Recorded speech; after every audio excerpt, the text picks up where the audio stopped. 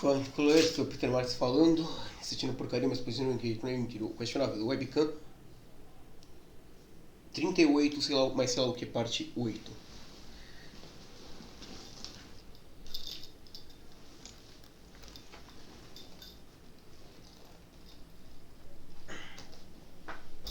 Quanto jaqueta vai ficar aí?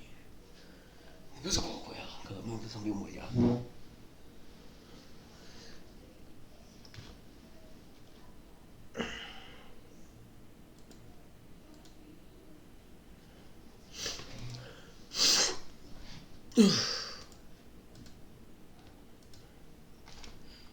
What they do serves to alienate and demonize people with autism. In fact, their original mission statement framed autism as a disease to be cured.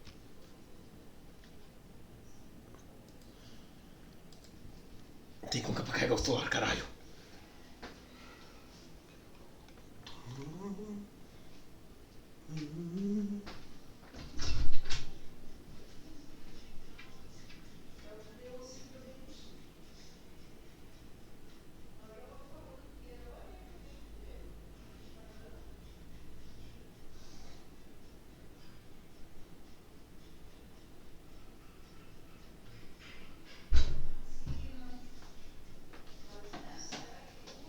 Oi, Isis.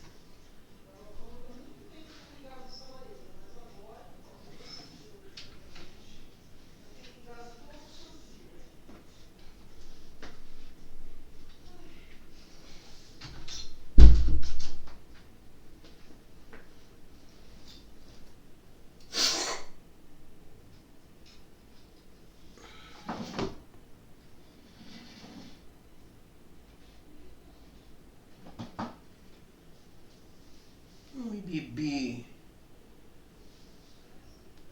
Zizi. Você não fica no sofá lá? Nossa.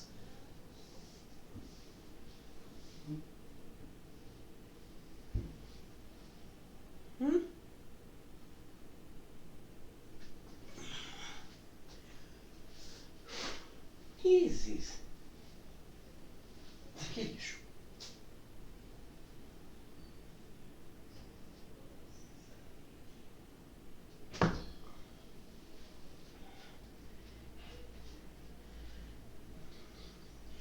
Miau, miau, miau.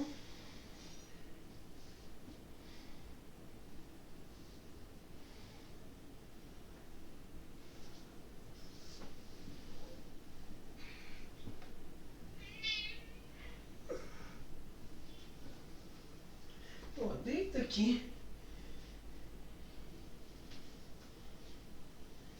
Ah, não, ela viu a festinha.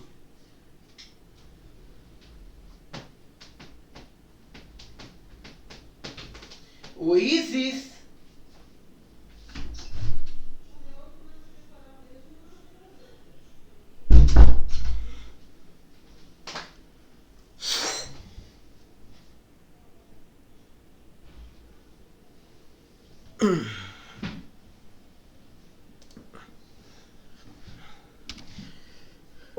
Yikes. I would, of course, want to give Ariel the benefit of the doubt that she just didn't know this. I didn't even know this until a couple of years ago. But her response to people trying to educate her was incredibly hateful and ignorant. Are you offended by puzzle pieces? No. Okay. Why would you be offended by puzzle pieces? Because people make stupid shit up on the internet. Really? I know. So sensitive. So anytime I pick autism, they say you need to ask permission from them. No, that's dumb. I'm sure they'll educate us in the comment section. Ah yes, the sensitive leftist snowflakes frothing at the mouth over a puzzle piece. Did you not throw a hissy fit because people made fun of your sausage-fingered stolen tattoos? It is also so gross that she dragged a client into this. The client doesn't know that her artist has ulterior motives and is dragging her into a very sensitive ethics debate. She just suddenly has a very bizarre question thrown at her on camera so Ariel can feel vindicated for tattooing the logo of an ableist organization permanently on someone's arm. The tattoo is also absolutely atrocious atrocious. There's already blowout on the tail, and the highlights don't make any sense. Like, where is the light source supposed to be? The autism mouse gets a 0 out of 10 for me. What are the 3 subjects that you chose? Animals, trippy, and watercolor. My work is easy because I use ClickUp. Here's how I keep track of all my tasks. I start by brain dumping everything I need to get done. Oh my god! This has to be the worst one. Why would you post this? Where do I even begin? Did she get confused and put the blindfold on herself this time? Did she find inspiration for this piece on a suburban mom's fridge? The 2 blue drips represent the tears of that client when they finally get in their car and realize that Susian nightmare is on them forever. This looks like an elementary school art project, and if I was the teacher, this wouldn't even get a C. What is so laughable is that even though Ariel can't stop making these basic apprentice level mistakes, she still accepts clients for one of the most difficult tattoos to do: cover-ups. So the thing with cover-up tattoos is a little bit complicated, but just bear with me.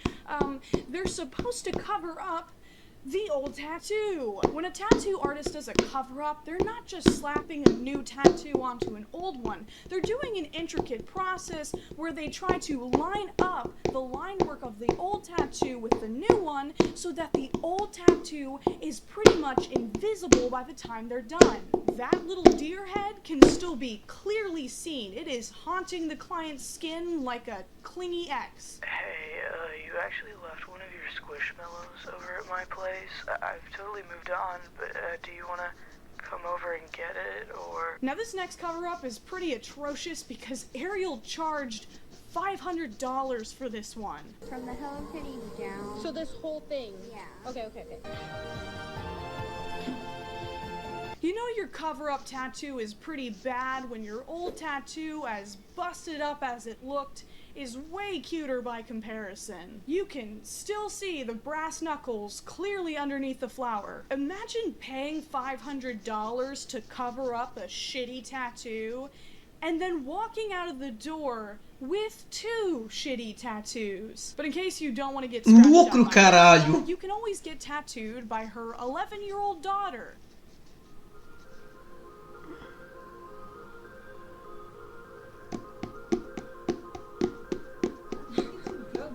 That rose is so horribly blown out. It is going to be a scarred blob in like 2 years. The kid's 11. She can barely hold the tattoo gun steady, so all of her lines are wiggly and uneven because, once again, she's 11.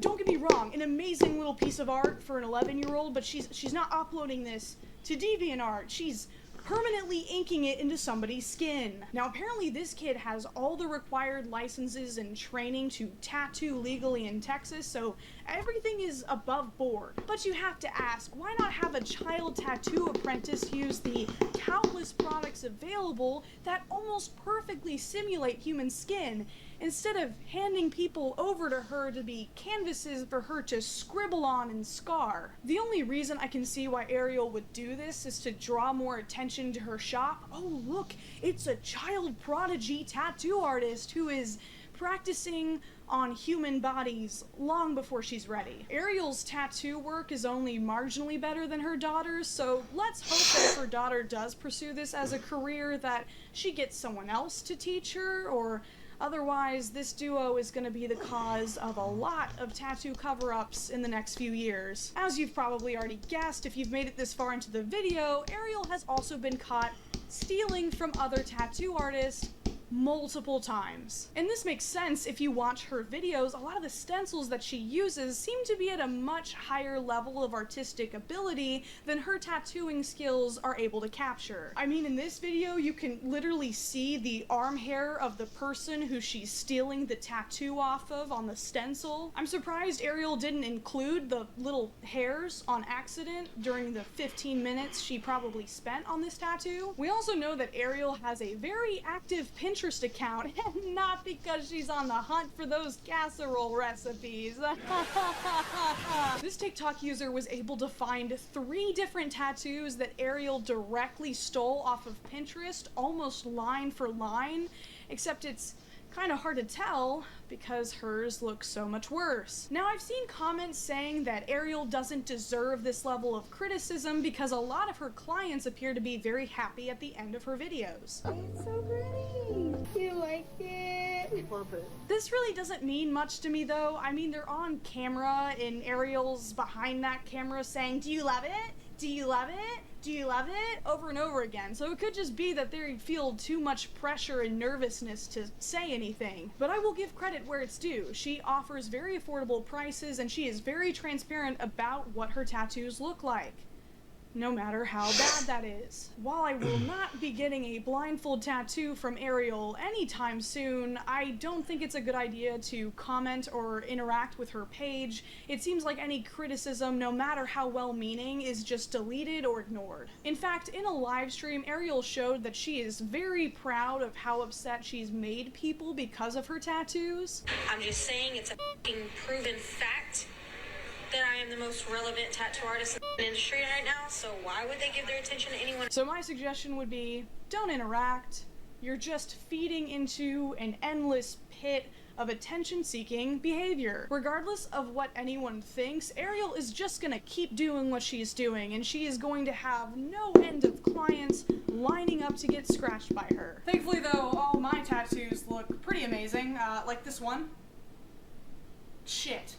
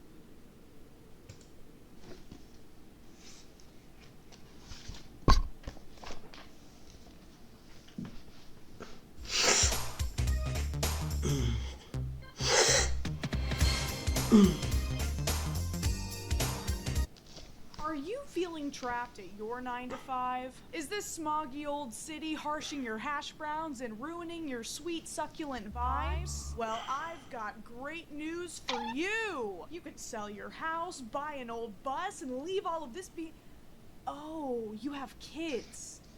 That doesn't matter. Uproot them from their barely established social circles and destabilize the entire structure of their education and shove those little shits into a shelving unit so you can go on your magical journey of self-discovery.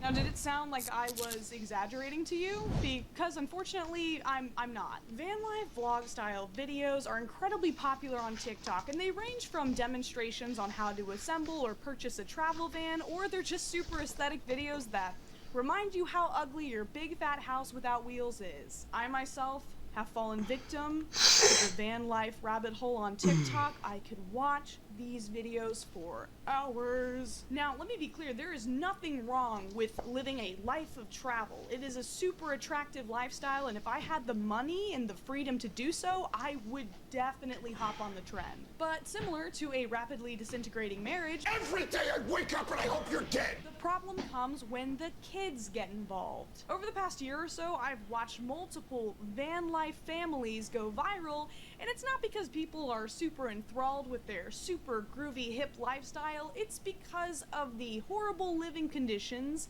of their children. Back here, we ended up doing triple bunks for the boys, which I'm so glad we did. They're super awesome. This folds down to make it easy for them to climb in. Just to clear up any confusion, no, those are not super comfy body lockers at a morgue. Those are beds for living, breathing children. Clearly, the parents are also a little cramped. Oh, that is a big old comfy bed. Almost every single comment on this family's van tour is, hey, what crime did your children commit to deserve this? But from what I can tell, the parents have not responded to any of these concerns. How we sleep in the trailer. This is where the little girls sleep. It used to be a table, but it converts into a bed. Here's the couch, and Noah's sleeping on it. Here's where Enoch sleeps. Here's Elijah. He has the top bunk. Down here are Pearl and Naomi. Here's where Josiah sleeps. This is where Mommy and Daddy sleep. Once again, the only people sleeping in an actual bed are the parents because, as we all know, children are pretty durable. They don't get like back pain or anything. Their bones are made out of rubber or something. Now, this situation is especially concerning, and I could probably make a whole video just on this family alone, because all of these children are trained in classical instruments and have been seen busking in New York City for cash. Which, I mean, is just ridiculous. If mom and dad really wanted to exploit child labor, they would move to Iowa. The children yearn for the mines. Come check out the kids' bunk room. We finally finished, and they got curtains. Ah yes, nothing says privacy like a sheet of fabric that can block neither light nor sound. At least these kids will be ready for the army barracks. The only difference will be the Minecraft blanket. Hi, this is my bunk bed. I love sleeping in it. I even have all my stuffed animals fitting in it. Yes, that is how children talk. Mom's just standing behind the camera like, say the line. Say the line! With conviction! You like your bedroom? Do you like sleeping in your bedroom with your siblings? I hate that she keeps calling it a room. It's not a room.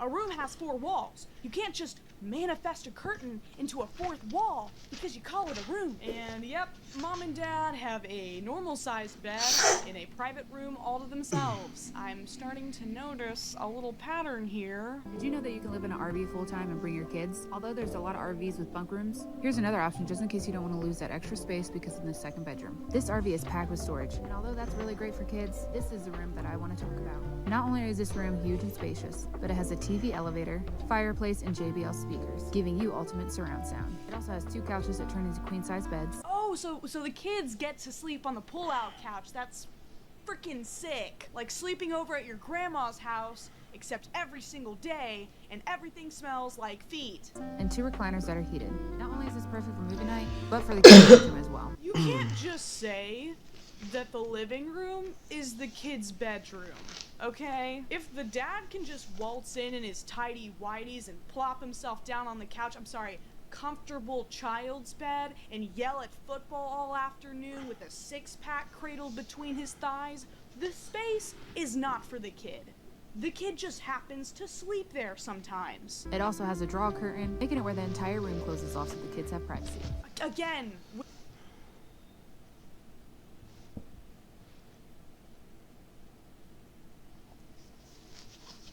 with the privacy curtains. If I can hear my kid watching anime on his iPad and experimenting with his body for the first time from the front door, there is no privacy going on. And gorgeous living room. I understand this layout isn't for everyone. And boom, massive comfy space for the parents. Why am I not surprised? What sucks is this person is just touring a potential layout. There is no need for them to advertise this RV as a good choice for people with children. But they're being a little greedy, and they're trying to expand their consumer base by convincing the viewer that this is still a good option, even if you have to squeeze in a couple of your Valentine's Day science projects in there. Hi, we're a family of 6, and we travel full-time in this 42-foot Fleetwood Discovery motorhome. You know, you'd think that your bed being 7.5 inches away from the pillow of your firstborn child would prevent you from creating more siblings for them, but all of these van life families just can't stop popping out kids. In 2020, we decided to sell our home and most of our things so that we could travel the country and reconnect as a family. In our master bedroom, we have a stackable washer and dryer and a king-size bed that has full storage underneath. Our bunkhouse has 2 beds where 2 of our kids sleep, and then we have a queen pull-out sofa bed where the other 2 sleep. It's like these parents are actively trying to ensure that they are going to die alone in a nursing home one day. Did y'all see that big-ass king-sized bed in that big-ass master bedroom, and there's still 2 little kids on the sofa plotting revenge every night, I can only assume. Now, before we move on, I want to make something very clear. If a family, due to poverty, is forced to resort to a living situation where the children have very limited space and privacy, that is totally understandable. Speaking for myself, there was a time when my family didn't have much money, and me and my 3 siblings all slept in one room on mattresses on the floor. That's just what reality was at that time. But in most, if not all of the situations I've shown you, the parents are choosing to live this way. In fact, often, transitioning to this type of lifestyle requires a lot of money up front, so there's a good chance some of these families are better off than the average person. Now, when it comes to van life content, there is no better example than @Red, White, and Bethune on TikTok, or as they're known on YouTube, your hype couple. Yes, they call themselves your hype couple. Their big selling point is they've been living with their 3 children and 4 dogs. Yep, 3 children and 4 dogs in a 40-foot remodeled bus for 3 years. One of the cool things we did in the bus is each of the kids have their own bunk, and we built this small rock wall for them to have access into the bunk. Instead of a ladder, we thought this would be a more awesome way to get in and out. Yeah, we thought we'd make it more fun for the kids when they get in their coffin beds. Do you think these parents let their kids watch the Harry Potter movies? Would they get jealous watching the Sorcerer's Stone? If little 11-year-old Harry Potter is looking at your shelf bed setup like, damn, bro, you live like this, your parents might just be abusing you. Then J.K. Rowling's trans character, woman with a penis, walks in like, are you children experiencing gender dysphoria? Well, you better not be! Molly's going to demonstrate getting in the bunk and show you just how easy it is. They use this piece here. It's made out of 3/4 inch plywood, plenty strong enough for them to climb and use, and voila, she's in the bunk. Getting into the bunk is super easy. Meanwhile, little Molly is just clinging for dear life. Imagine going to sleep comes with a whole workout routine. Oh, are you tired, honey? Well, you better go scale that rock wall. Sleep is something that has to be earned. This is the day in the life of a 35-year-old bus life mom. Ah, see? Big ass bed. Also, once again, with the privacy thing. With a lot of the vans that we've seen, at least the master bedroom has usually had a proper door. This family has been living on this bus for 3 years, and there is only a thin curtain between mom and dad's room and the children's docking area. There is absolutely no way these kids have not heard their parents doing the horizontal tango night after night with high-res surround sound audio quality. You'll also see that the bathroom does not have a door, just a curtain, so I guess anytime someone blows out the toilet, they're forced to evacuate to escape the fumes. Ben likes to wake up, take your time on the couch, pet Eloise, then it's time to make the bed. There's no better way to start your day. Ben has a couple errands to run today, so she's gonna pick out an outfit and head out into the town. Ooh, she's looking fresh. Okay, I'm gonna try to be polite, but with that outfit, the pieces are coming together. This woman looks like she sucks scum off the top of a pond with a straw to get her daily vitamins. Now, after thousands of comments called out these parents for making their children live in conditions worse than a maximum security prison, they finally upgraded the bus and gave their children a little bit more space. So yeah, this new setup is significantly less claustrophobic than the last one, but those still aren't rooms. Those are just slightly bigger shelves. A big aspect of this family's TikTok presence is not just about the van, but also their philosophy and way of life, especially how they raise their kids. And a lot of these videos are very upsetting. Last night, Molly chose not to do her chores. And if our kids don't do their chores, they have consequences. Molly can't have any of her technology today, and she's got to get them done before going outside and playing. With all of these wannabe influencer parents, we are gonna have a whole generation of children that are just gonna be severely psychologically f***ed up. Imagine you're a little kid and you just got in trouble for not doing your chores, and as you're washing the dishes, your mom comes in like, "Hey, hundreds of thousands of people on TikTok, little Molly forgot to do her chores last night, so she's in big trouble. Hey, keep scrubbing. Turn dramatically towards the window. We want good lighting, okay? Okay. Little Molly didn't do her chores last night." When I see parents publicly posting their discipline methods for their children, it fills me with absolute rage, because now the punishment is far more than the consequences that you assigned them. Now the punishment is you get to be humiliated in front of the eyes of thousands of strangers, which, especially for something as small as forgetting to wash the dishes, is incredibly cruel. Obviously, the couple got massive backlash for this video, and this is what the father had to say. Yes, our kids have consequences. Yes, if they don't do the chores, they're gonna have to pay. Just like if I don't pay my light bill, they come turn my damn power off. If you believe that children shouldn't have consequences and shouldn't have responsibilities, we're really freaking doomed as a society. Get your shit together, man.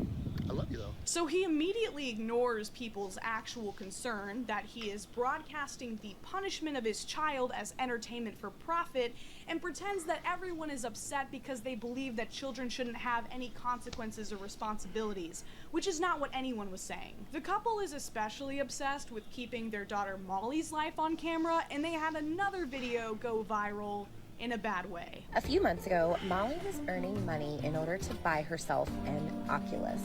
But we had a really big surprise because a good friend decided that they wanted to send their Oculus that they didn't use anymore to the kid. We wait until the sun goes down, and the kids take about 10 minutes each having their own turn playing the Oculus. So yeah, they made their child do manual labor to earn a very expensive gift, but when she got the gift, she was forced to share it, and she only got 10 minutes a day with it, which is about enough time to boot the sucker up and choose a game. The good news is she is now ready to be actively exploited by her future employer when she becomes the next little cog in the machine with the rest of us.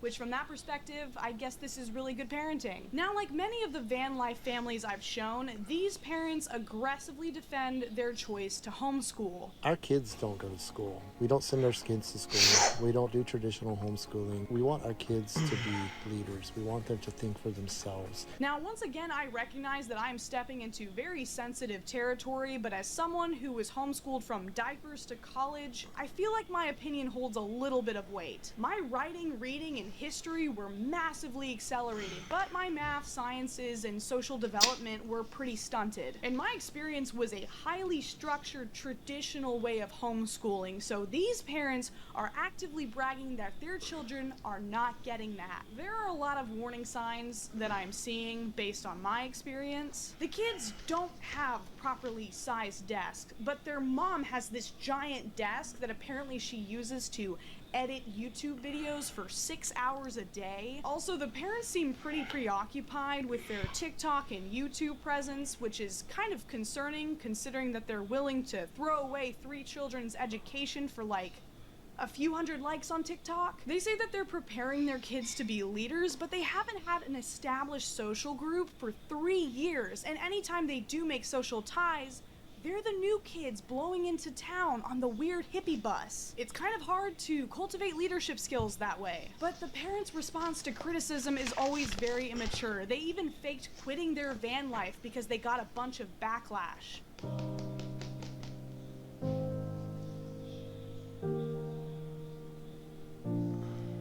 I'm back, bitches, and you're not gonna get rid of me again. Don't like my videos, that's fine. Just keep commenting and pushing them up in engagement.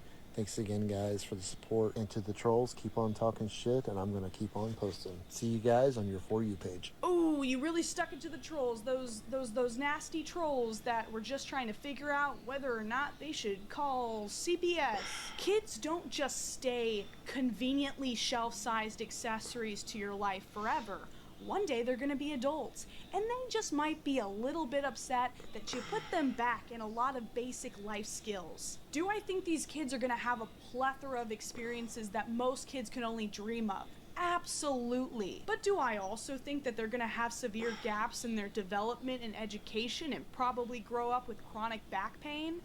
Yeah, the problem I see with these van life families is pretty much the same across the board. Mom and dad want to break away from the monotony of life and start a new chapter of adventure. But they don't make enough room, both literally and emotionally, for their kids to share that adventure with them. They just drag them along like luggage. The kids don't have any say in this dramatic, life-altering choice. They just get stuffed in their shelf beds and driven away from any friends or familiarity they've ever known. And at a certain point, there are just some families with too many children to ethically live in a van for more than a week's vacation. I'm sorry, that's just the truth. You made these little human beings, you gotta take care of them. Too often, people view children as if they're not a fully conscious and unique person until they're like 18 or older, and they don't consider the fact that their child has the same needs for space and privacy as they do. It just boils down to selfishness at the end of the day. All right, well, that was pretty much all I wanted to talk about. I think I'm gonna go take a nap.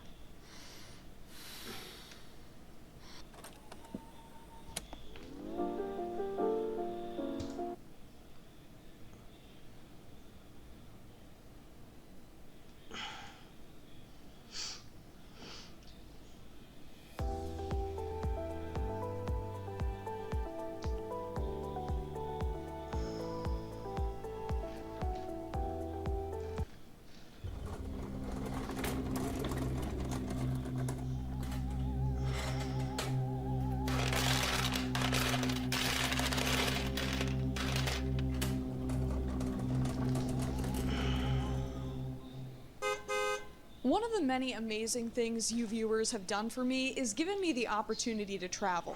I've visited parts of the world that aren't flat and full of cows, and I've been able to see beaches besides, as Charles Barkley puts it, that dirty-ass Galveston water. We're not even gonna send it to Cancun. We're gonna send it to Galveston where that dirty-ass water be washing up on the shore. You people think they're in the beach. And I've loved it. If I could take the sound of waves crashing against a pebbled shore as a supplement, or bottle crisp cold air whistling through rocky mountain pines and hit that like a vape pen, I'd probably get away with seeing my therapist a lot less. Which is to say, I completely understand the appeal of van life. To be able to hoist your metaphorical anchor and go wherever your non-metaphorical wheels can take you without leaving home behind. But the popularization of van life content over the past few years has raised some really interesting ethical questions. For instance, how many people is too many living in one van? A dink and their foster dog? Sounds pretty cozy. But what if we add another person? Another? How about a few more?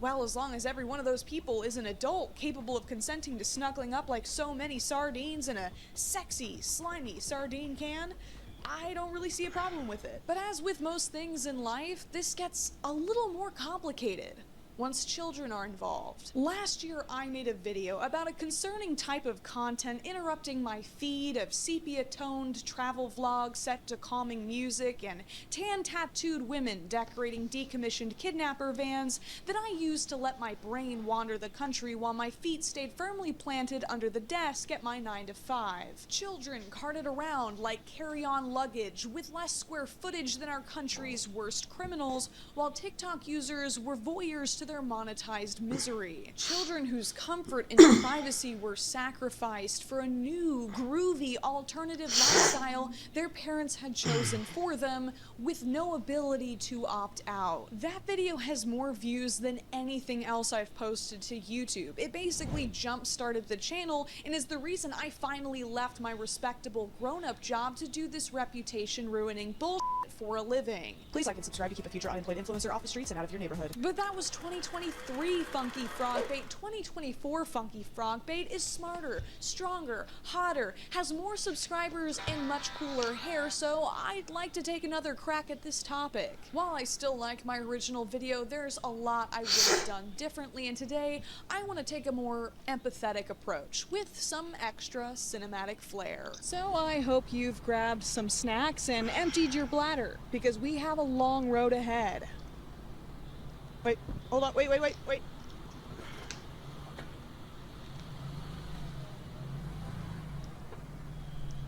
But first, a quick pit stop for today's sponsor, Pi.org. Look, everyone hates ads. I can see your finger hovering over the screen to skip ahead right now. But what if I told you Pi is a free extension that not only blocks ads, but also gives you the option to be paid for the ones you do see? If you opt in to view a limited number of approved ads, you can receive cash back and automatically applies coupons at over 10,000 online stores. A perfect way to save on last-minute Christmas shopping. If you want to block ads and get paid, go to pi.org/funkyfrogbait or click the link in the description to start using Pi for free today. Oh my god.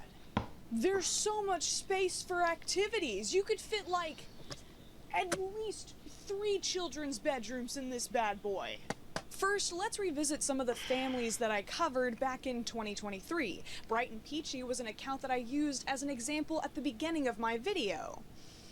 Because I'm an idiot. That's right, guys. I f***ed up, like, right out of the gate. At the time I was gathering clips, this TikTok had been re-uploaded all over the internet without context and used by multiple content creators as evidence of child abuse even after the family had deleted it. Instead of confirming this for myself, I blindly believed that the family lived in the van full time and didn't realize I was wrong until several months later. But apparently a lot of people missed it, that this is our camper van that we use for obviously camping, road trips, traveling. So the kids' bunk beds do look a little bit smaller from the outside because we had to put railings on them because our kids are little toddlers and they will roll out of bed if not. This is a great time to introduce the following handy acronym.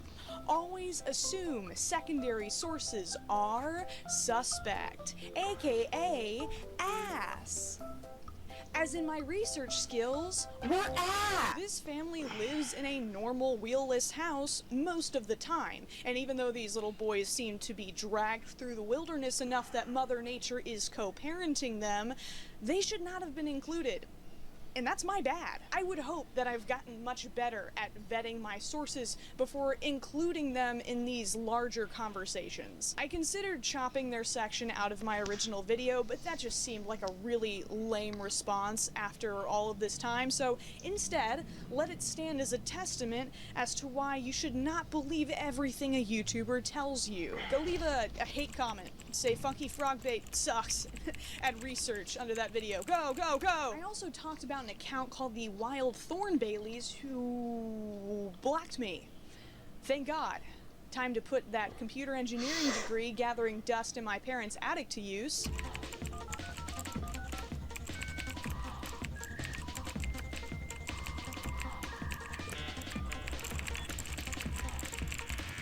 Yeah, blocking is more of a symbolic gesture more than anything else. This family actually upgraded their living situation not long after my post. Wow, that looks fancy.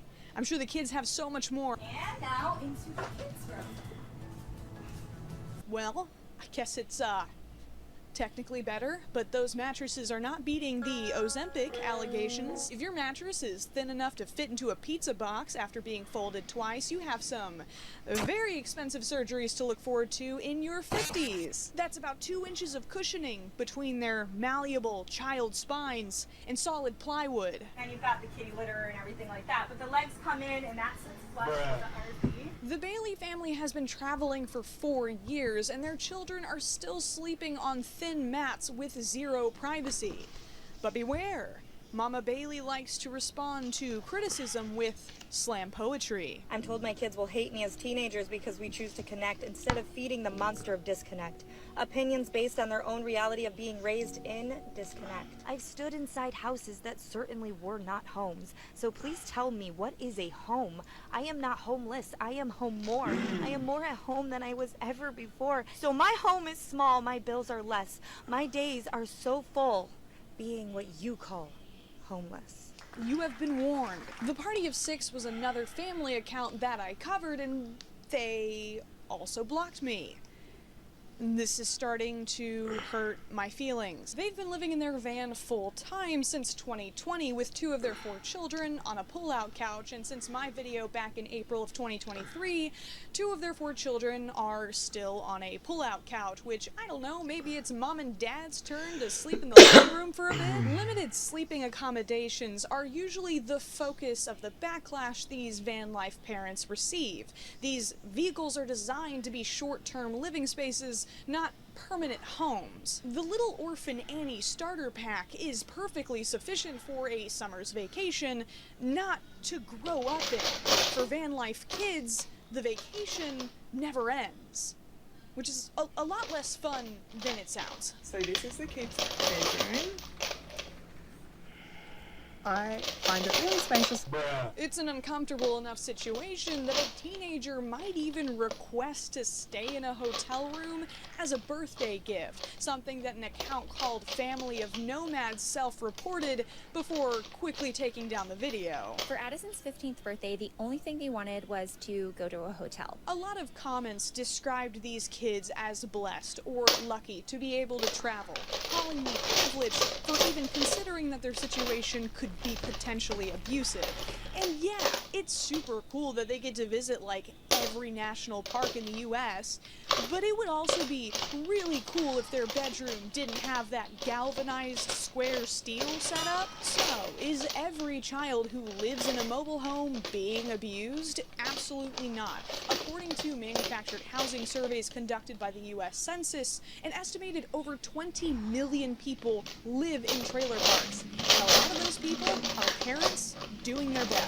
I personally know people who have had to give up housing to move into trailers due to financial hardship, and they didn't whip out their vlogging equipment to celebrate. In contrast, many of these full-time van life TikTok parents gleefully describe how they left their jobs, sold their homes to uproot their families, bragging about the comfort and stability they sacrificed when it's their children's future being thrown under the bus. Or the van. Hi there, we're the Jones family, and we sold everything to focus on what really matters to us. They glamorize and promote a living situation that so many families have been forced to accept. And I guess that just riles up the redneck in me. I focus the majority of my original video on the Bethune family, a family with 2 parents, 3 children, and for some f***ing reason, 4 dogs, all living in a small bus, and sometimes an even smaller van. So essentially we're going to show you how we fit 5 humans and 4 dogs in that little van right there. It is human Tetris. It's quite an engineering marvel, if I do say so myself. We had found a new property. Tenants were refusing. We're still very active active on their YouTube channel after leaving TikTok, with the mother recording every single moment of their lives on a much nicer camera than I have.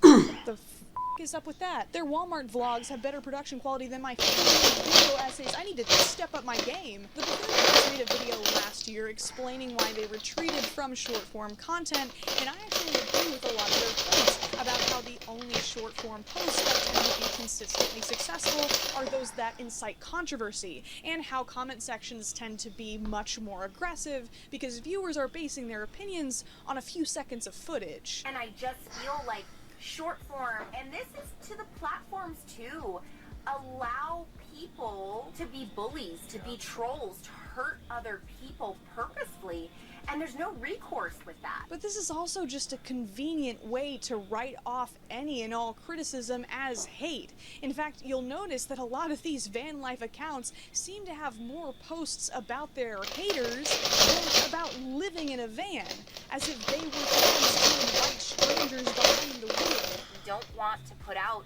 triggering content, especially ones that we had to use our kids to gain views. One person even remarked sexually about Molly, our daughter. They admit to purposely feeding the algorithm more content of their children to their viewers and bait engagement. They admit to exposing their children to predators, but instead of pumping the brakes when they started getting critical comments, they just switched gears. Using your children for content is not unique to van life families, but what I think makes these situations so uniquely sinister is that these kids are isolated in a tiny living space with nowhere to escape the camera, not even a door to dramatically slam so they can relieve a little.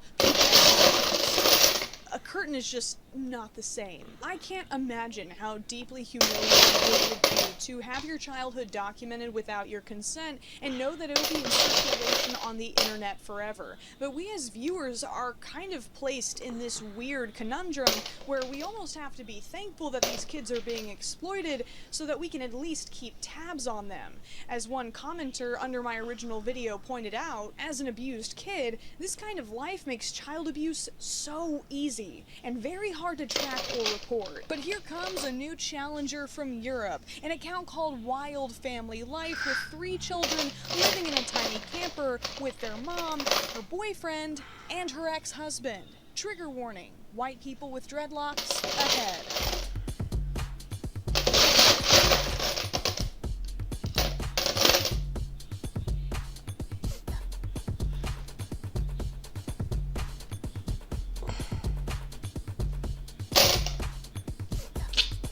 Have you ever watched a video that you can just smell? It's like a whole scroll and sniff experience. This is usually where I'd make a cup chair joke, but there doesn't appear to be enough room for one.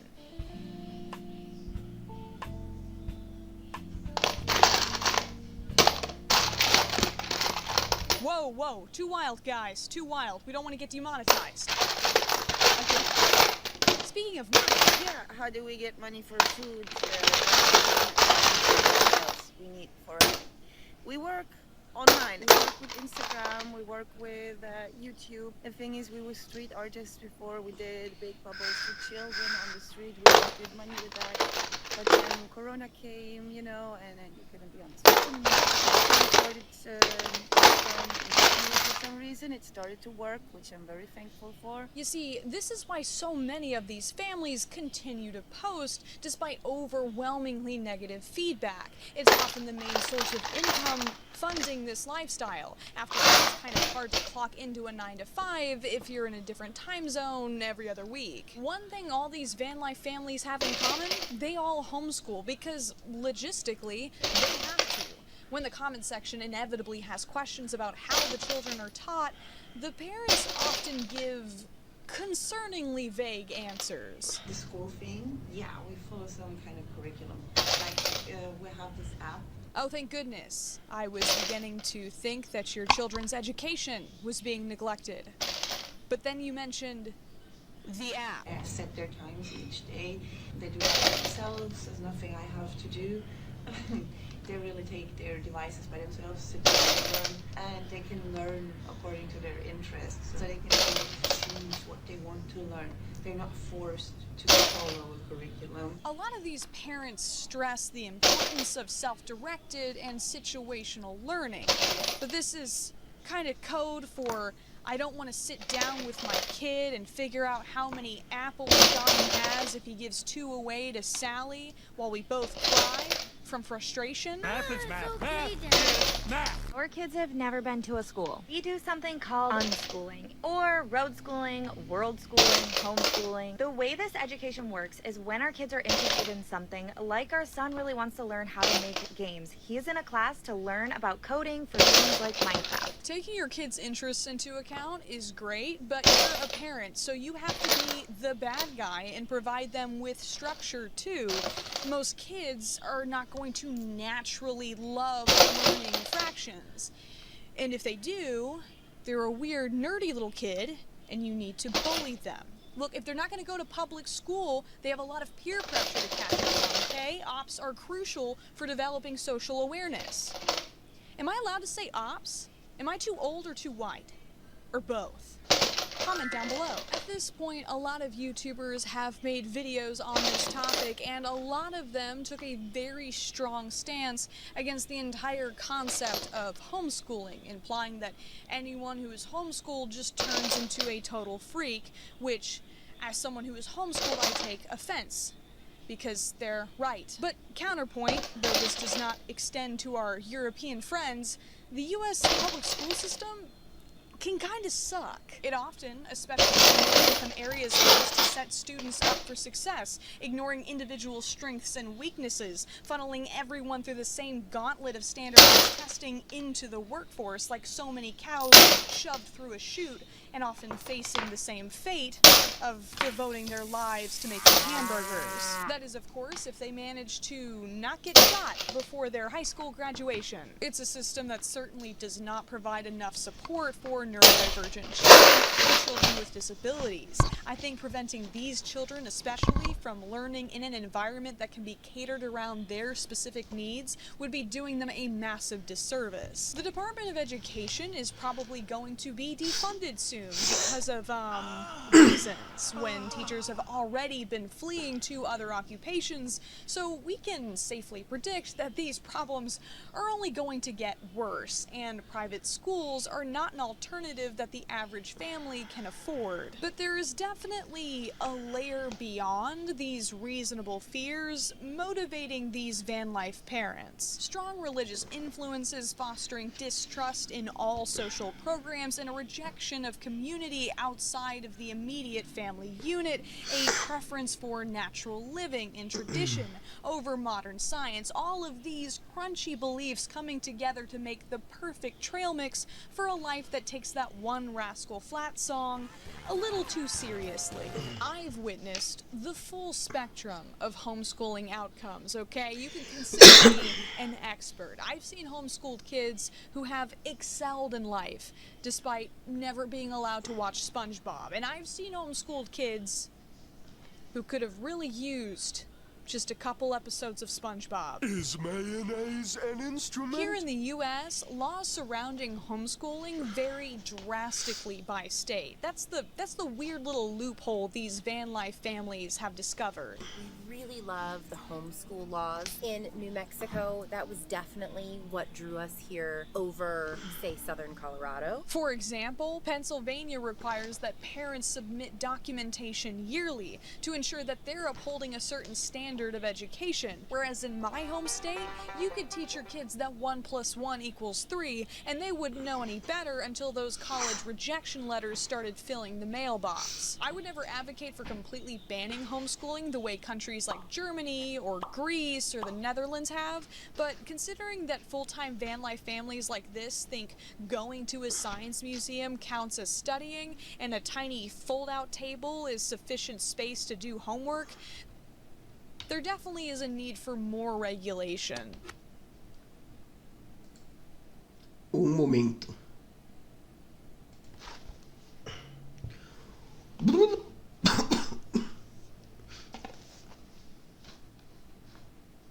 O mundo era uma bosta. O mundo era jovem verde a montanha, sem mancha a lua cuja luz nos banha.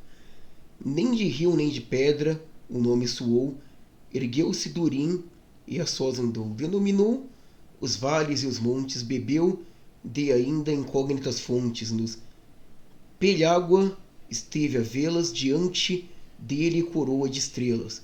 De gemas num fio de prata a miragem, da sua cabeça sobre a imagem. O mundo era belo, a montanha era alta, nos dias antigos antes da falta. E Nargothrond dos reis e também, em Gondolin, que agora além. Passaram do mar, oeste profundo, nos dias de Durim, belo era o mundo. Foi o rei entronado de longa data, em salões de pedra com colunata, com telhado de ouro de prata o chão e mágicas runas no seu portão, a luz solar lunar astral em lâmpadas feitas de cristal, sem sombra noturna ou nuvem que vela, brilhava sempre clara e bela. Lá estava o martelo a soar na bigorna, lá se entalhava na letra que orna, forjavam espadas, atavam bainhas, abriam túneis por retas linhas, berilo, pérola, opala em chama, metal trabalhando como escama, broquel e couraça, machado e espada, e lança no arsenal guardada. A gente de Dorion não se cansava, e sob as montanhas canções entoava. As harpas tocando cantar menestréis, suando o portão as trombetas fiéis. Cinzento o mundo, as montanhas são velhas, as forjas têm cinza sobre as grelhas. Calaram martelos da harpa e a canção, reside a treva em seus amplos salões. Calavam martelos, harpas, canções, reside a treva em seus amplos salões. Seu túmulo já sem brilho nenhum, em Moria, em casa Dum. Inda estrela submersa se vem o momento, no espelhágua atro sem vento. Nas águas profundas já a coroa, até que de Durim o sono se escoa.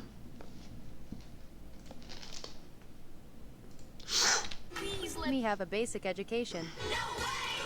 One of the most extreme cases that I covered was the Happy Caravan, a family of 12 living in a 30-foot trailer with so little space, some of the children had to sleep on the floor. This situation thankfully only lasted for 2 months while the family was transitioning from San Diego to San Francisco. But if I had been forced to sleep like Saddam Hussein hiding foot to face with my siblings for 2 months, the weakest ones would not have survived the journey. The Happy Caravan is now a family of 13. Yep, they spawned in another one, living in New York, where 2 of their children attend Juilliard and 1 of them attends the Manhattan School of Music. This seems to be the brand-friendly, predetermined route that the parents have chosen for their kids, with their quest markers set at birth to stringed instruments and prestigious performing arts colleges. I mean, come on. You're telling me not one of these kids wanted to pick up the bassoon or something? You might be thinking to yourself, how can children in such a large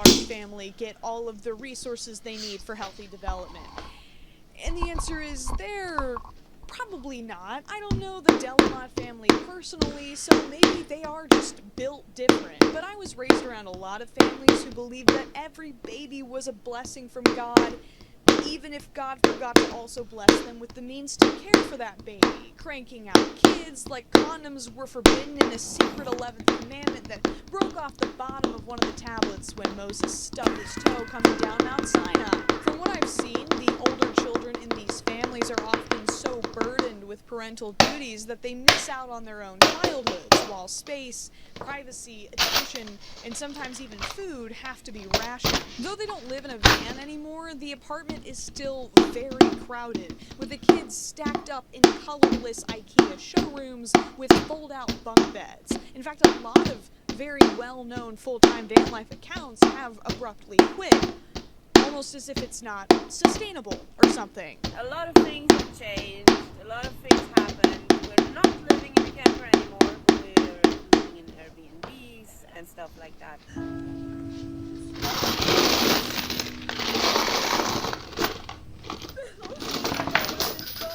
But as these accounts slowly run out of gas, concern has started to shift. Couples proudly posting their parenting failures to TikTok is a widespread.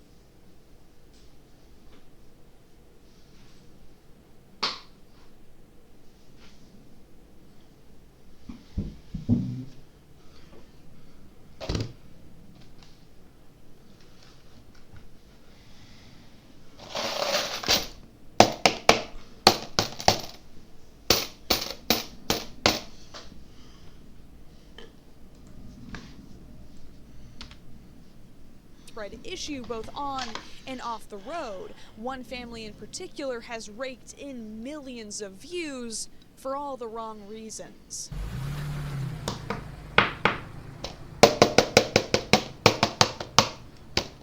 An account under the username Resilient Jenkins features a family of 6 going on 7 in a 1-bedroom apartment. After multiple posts begging her viewers to make her videos go viral so that her husband could, quote, hump away to give her more babies, Stephanie Jenkins got her wish. But in the way a mean-spirited genie might grant it. The account did go viral after TikTok users realized that while the 4 children were sleeping on mattresses in the living room with a blanket nailed over the front window, the parents were enjoying the privacy of the only bedroom, comfortably furnished, with a PS5 and flat-screen TV for dad. Viewers were even more outraged when they realized that the husband, Andrew Jenkins, had another child he'd abandoned from a previous relationship. Let's adjust the child support thing. Child support.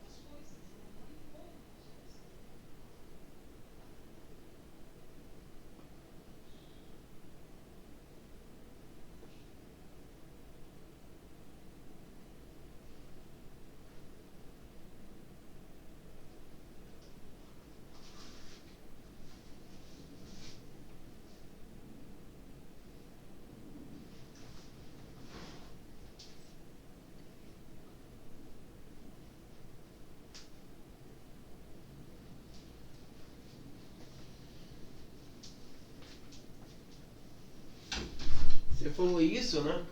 Da pra Isis, mas eu vejo com muito menos frequência o preconceito no mundo, né?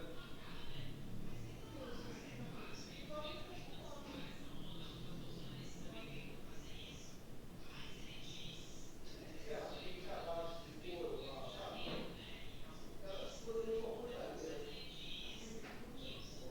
né? Sei lá, cadastro de sapato. Como dá pra ver que os filhos colocam coisa errado, né? Tá muito errado aí, né?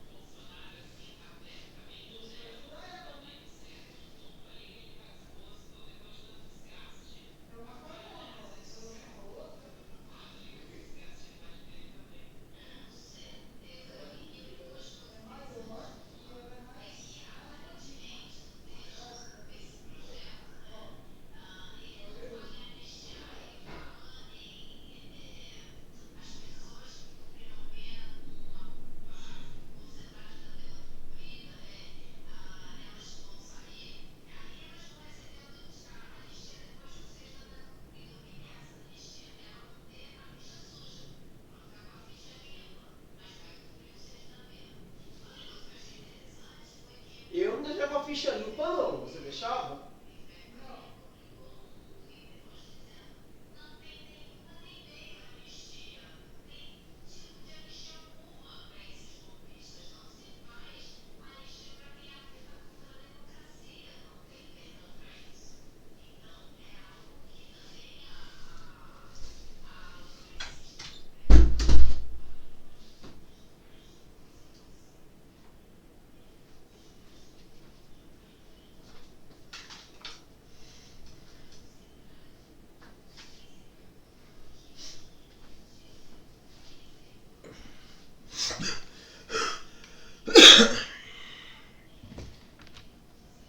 Okay. The child support and child. I have the one other child, Anthony.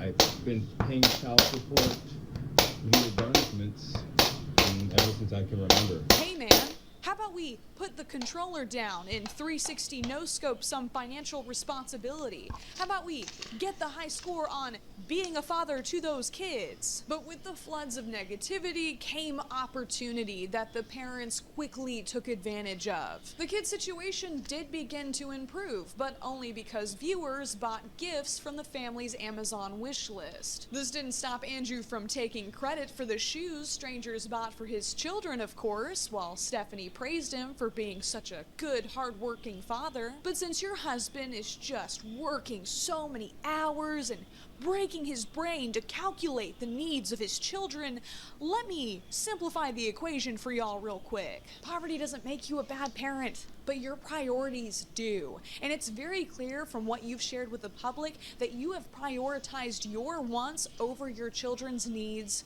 over and over and over and over again. Getting pregnant when you can't even take care of the children you already have, bouncing between side hustles instead of getting a stable job, buying pets when your children are sleeping on the floor. Every day those cats are in that cramped apartment is a day that you've actively chosen to compromise your children's well-being by giving up space, money, and cleanliness to animals that you're not even properly taking care of. Resilient is the best word to describe what your children will have to be after the way you have failed them. But countless comments later, the Jenkins have responded to criticism the same way every single family we've covered has, by refusing to take any accountability and accusing viewers of being hashtag haters. I never took nobody's viral moment to try to get my own, especially not slandering their name. But go ahead, keep on posting your updates about my family and building your content and all your basically your followers off of my back. Go ahead. Now low-key try to put a snake between me and my man, but we step on nothing's head together. I saw some shish about my family in previous videos, but we have our ups and downs like any family do. But when it comes down to it, I know they have my back. I think she cycled through, what, 3 different accents in that clip? Is there also a dialect coach on your Amazon wish list? But as Stephanie continues to milk money from TikTok Shop, viewership has already started to dwindle. You see, I'm way behind everyone else. They've all done their TikTok stitches and video essays already. They've moved on to the newest parental pariah, Nurse Hannah, who became the center of controversy after she filmed the 17 dirty diapers left around her house. Let's pick up all the dirty diapers I have lying around my house right now. So I'm counting just 4 diapers right here on the coffee table. Found another one on the couch. Oh, found 2 more. Okay, so right away I'm seeing 1, 2, 3 diapers. Right, 8, 9, 10. We got 1, 2, 3, 4, 5, 6, 7. I think if I counted right, that's 17 diapers lying around my house.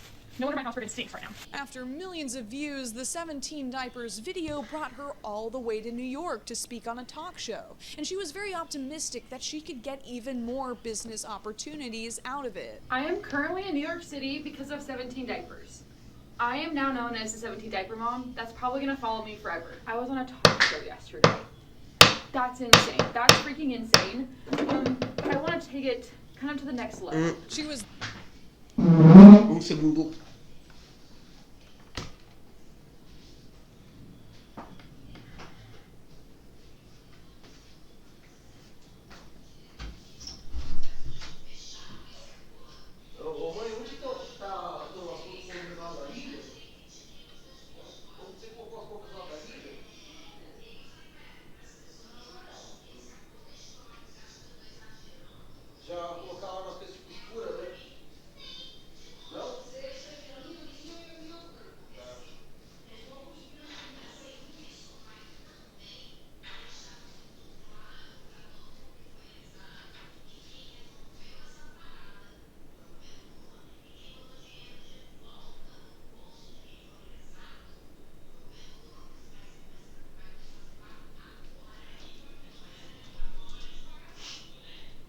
Essa, pior que nessas aí, como aparece os falsos.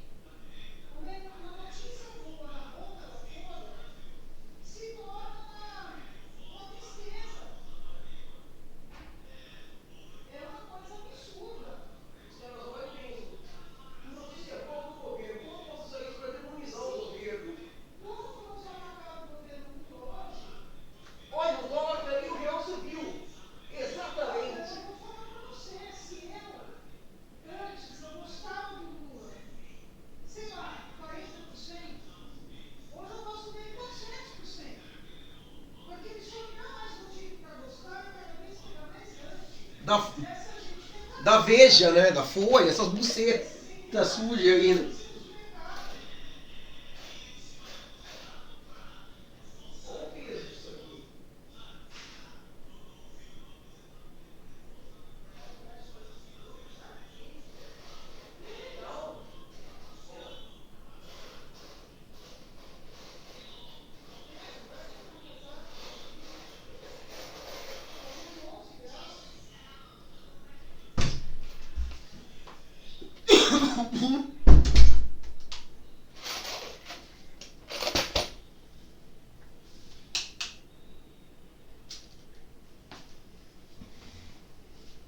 The realistic mom rep that so many women wanted. But as Hannah shared more about her family, it quickly became clear that she was not quite as relatable as her audience thought. Feels like 8 degrees. And we're venturing out of the house with 2 kids. It turned winter in like 0.2 days, and this kid doesn't have a big jacket, so I need to find him a big jacket. I'm sorry, but I can't spend $35 on a toddler jacket. I don't spend $20 on clothes for myself. Why would I spend $20 on? I'm not changing my kid's diaper when they pee. I've never done that. Do you know how expensive diapers are? If you bite, I'm gonna bite you.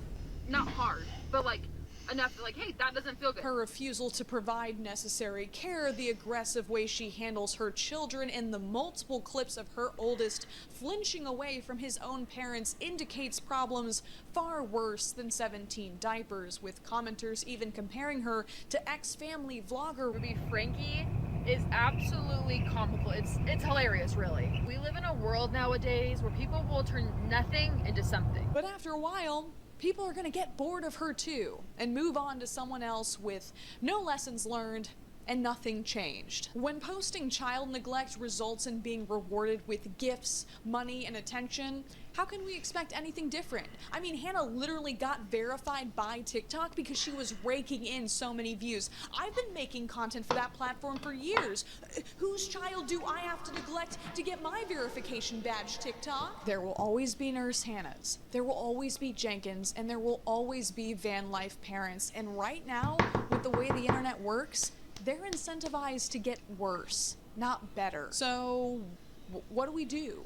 Do we keep responding to this type of content, knowing that the parents profit from it? Do we ignore and keep scrolling, leaving these kids to their fate? Do we appeal to available government services, despite the fact that they so often mishandle these cases and might put the children in a worse situation? It's fun to call out wannabe influencer parents, to make jokes about how selfish and delusional they are. I felt like a real hero after I put out my first video, as if I'd somehow saved these kids by writing snarky jokes in my bedroom. It's a lot less fun to acknowledge that countless children who live in your neighborhood, who go to your school, who you see every day are mistreated in vans, apartments, and houses all over the world, who don't have enough space, who don't have enough food, who don't have enough love in their lives. It's a lot harder to make jokes about that. You can't fix that by leaving a comment under a TikTok you don't like. You can't fix that by making a video essay. I've been working on this video on and off for the past year, and I'm still not happy with it because I don't have an answer, and I definitely don't feel like a hero. I just feel really frustrated and helpless. But what I can do right now is put some resources in the description that I've been looking into, and all I can ask is that we just keep an eye out for the kids around us that might not be having a very good Christmas this year.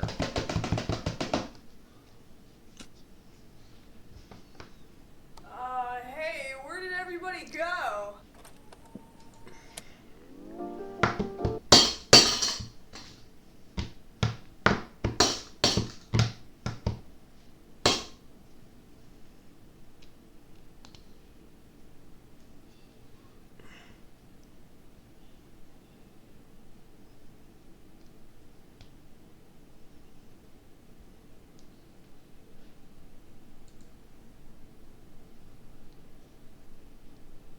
Wix te dá o poder da inteligência artificial para criar um site com todas as funcionalidades Landfills are drowning in unnecessary, mindless purchases that Amazon fuels on a day-to-day basis. TikTok's Amazon must-haves are essentially made up of absolute gunge humanity would be so much better off without. But it seems that people just cannot get enough of this sludging gruel. You don't need it. You don't need it. You need to throw the phone into the Bermuda Triangle, Vivian. Stop suckling the teat of Amazon! Paranoia and delusion can be bought for a small price of only $129.95, a device that supposedly can disinfect a glass of water gotten at a restaurant with UVC light. If you're out here buying a buzz-off bacteria little device that you can stick to the back of the nastiest, dirtiest thing that you could possibly own, I think that you could stomach Mas eu encarar isso aqui, ó. Já vou. E antes de você vir, você vai dar uma olhada na Isis e na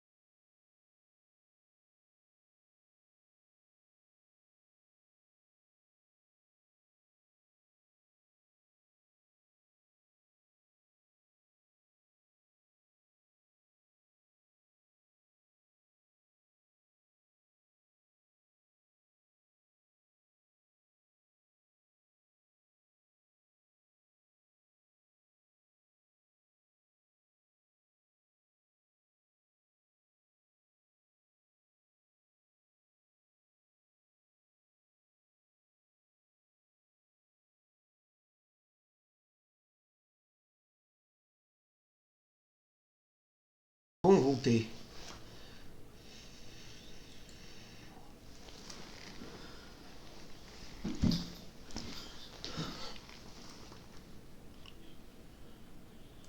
Já tem otário pra banir do chat, ó.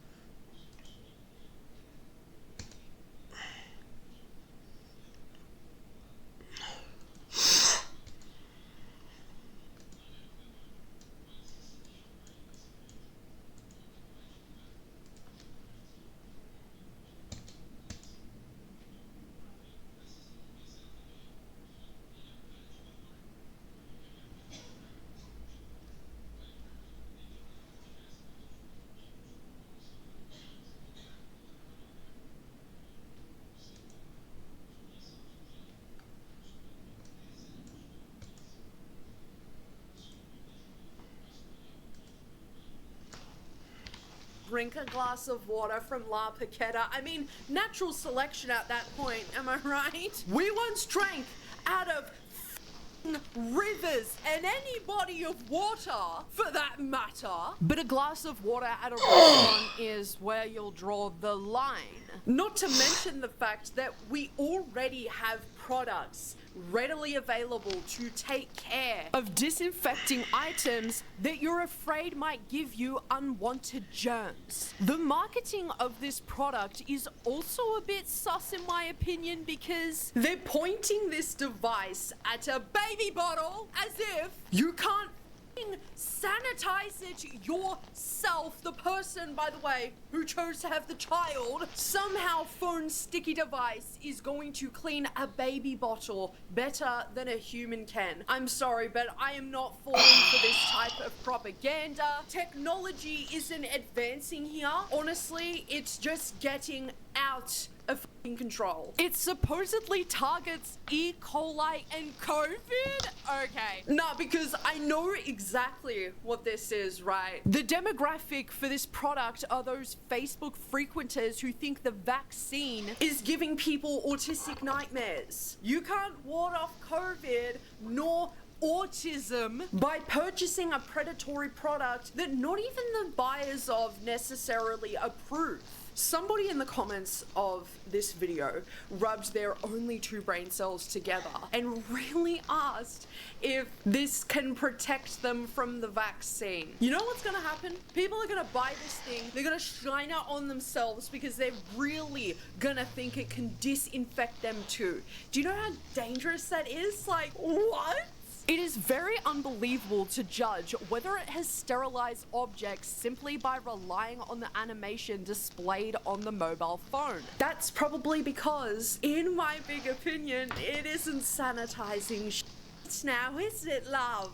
I don't think a mini solar panel you attach to your iPhone is doing much besides making it uncomfortable to hold. My family and I have this running bit where whenever we step foot inside a restaurant and we're like, you know what, we're going to be a little frugal today, we're gonna ask for some water, you know, no fizzy, no Sprite, and whenever we get the water, we see how many bits are inside the water, because you know that whenever you go out to eat, you're not getting top-notch dishwashing.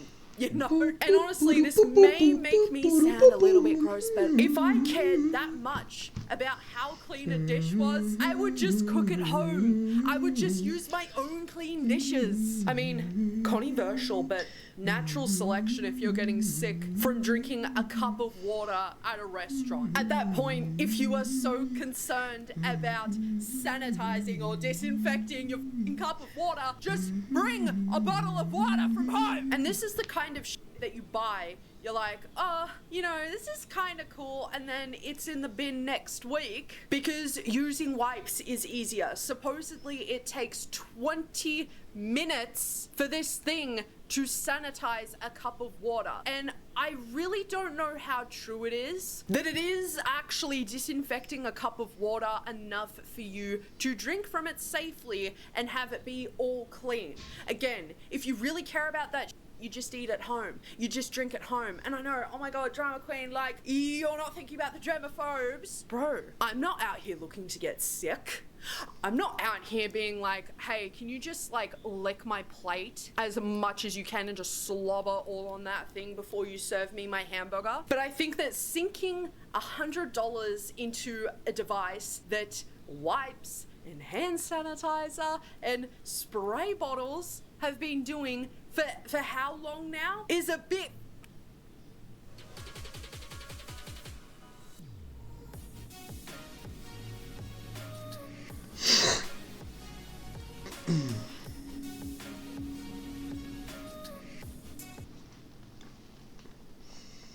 Silly, isn't it? Kills viruses, bacteria, mold, and fungus. Yeah, sorry, I don't believe that. I'll trust a kitchen spray before I trust an iPhone attachable bing bong ding dong. Environmentally friendly. Oh, fuck off. Come off it, cunt. This thing isn't even biodegradable. How the fuck is this little bit of technology environmentally friendly? I hate when companies try to shill their shit to people by making other people feel like they're being eco-friendly and hashtag green and sustainable, when it's like the thing that it's attaching to isn't environmentally friendly. So what do you care that's environmentally friendly to begin with? In what environment is this thing friendly? Because it definitely isn't in this one. Safe for use on food. Huh, wait. What do you mean, safe on food? Don't tell me there are people out there who are afraid of getting sick. Okay, that's one thing. But lasering your fucking cheeseburger as if the cheese isn't gonna make you shit your guts out because it's fake. And we shouldn't even be eating dairy at that either, not because of anything other than the fact that it doesn't really agree with our bodies. Like, I'm lactose intolerant, but I truly believe, like, nobody should be drinking milk, period. Disgusting. Ew. Half the people who... Vem me ajudar, tem rato lá no banheiro. Tá bom. Não faz assim, você vai estragar minha cama. Rato, certo? Rato. Já vou.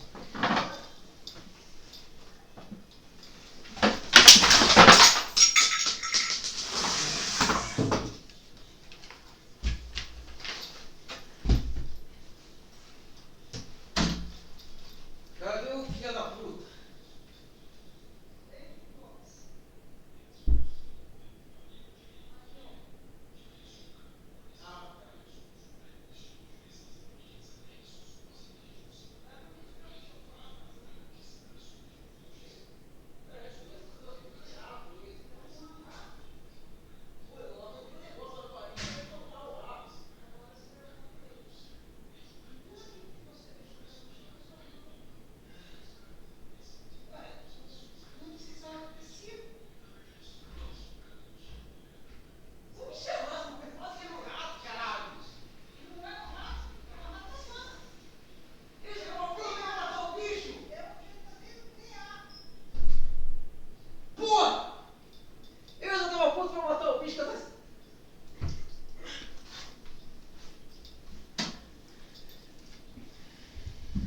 Pô, eu tava pronto pra matar o rato! É só um pouco de cabelo que tava na parede do box. Eu tava pronto! Tava pronto pra matar o rato, pra esmagar o bicho com isso aqui, ó. Assim.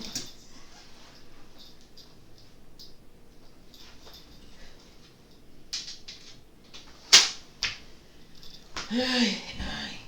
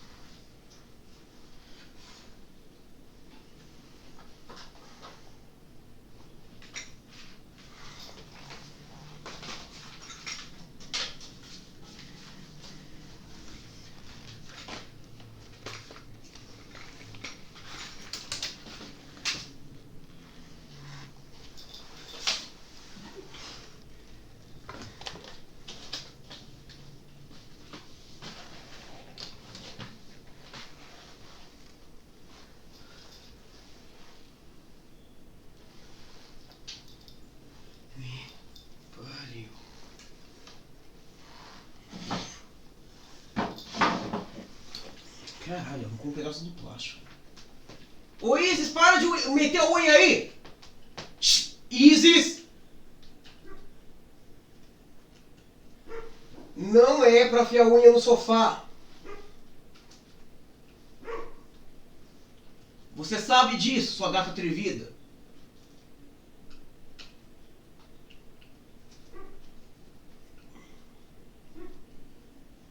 E homens, para de latir.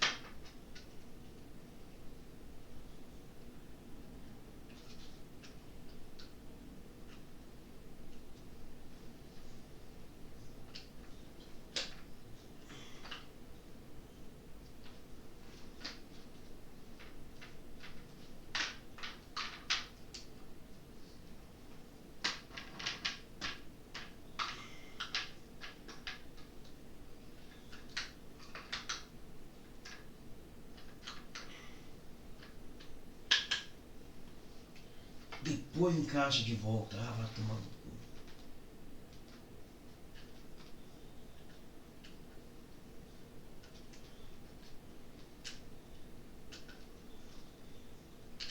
Isso aqui não vai ficar.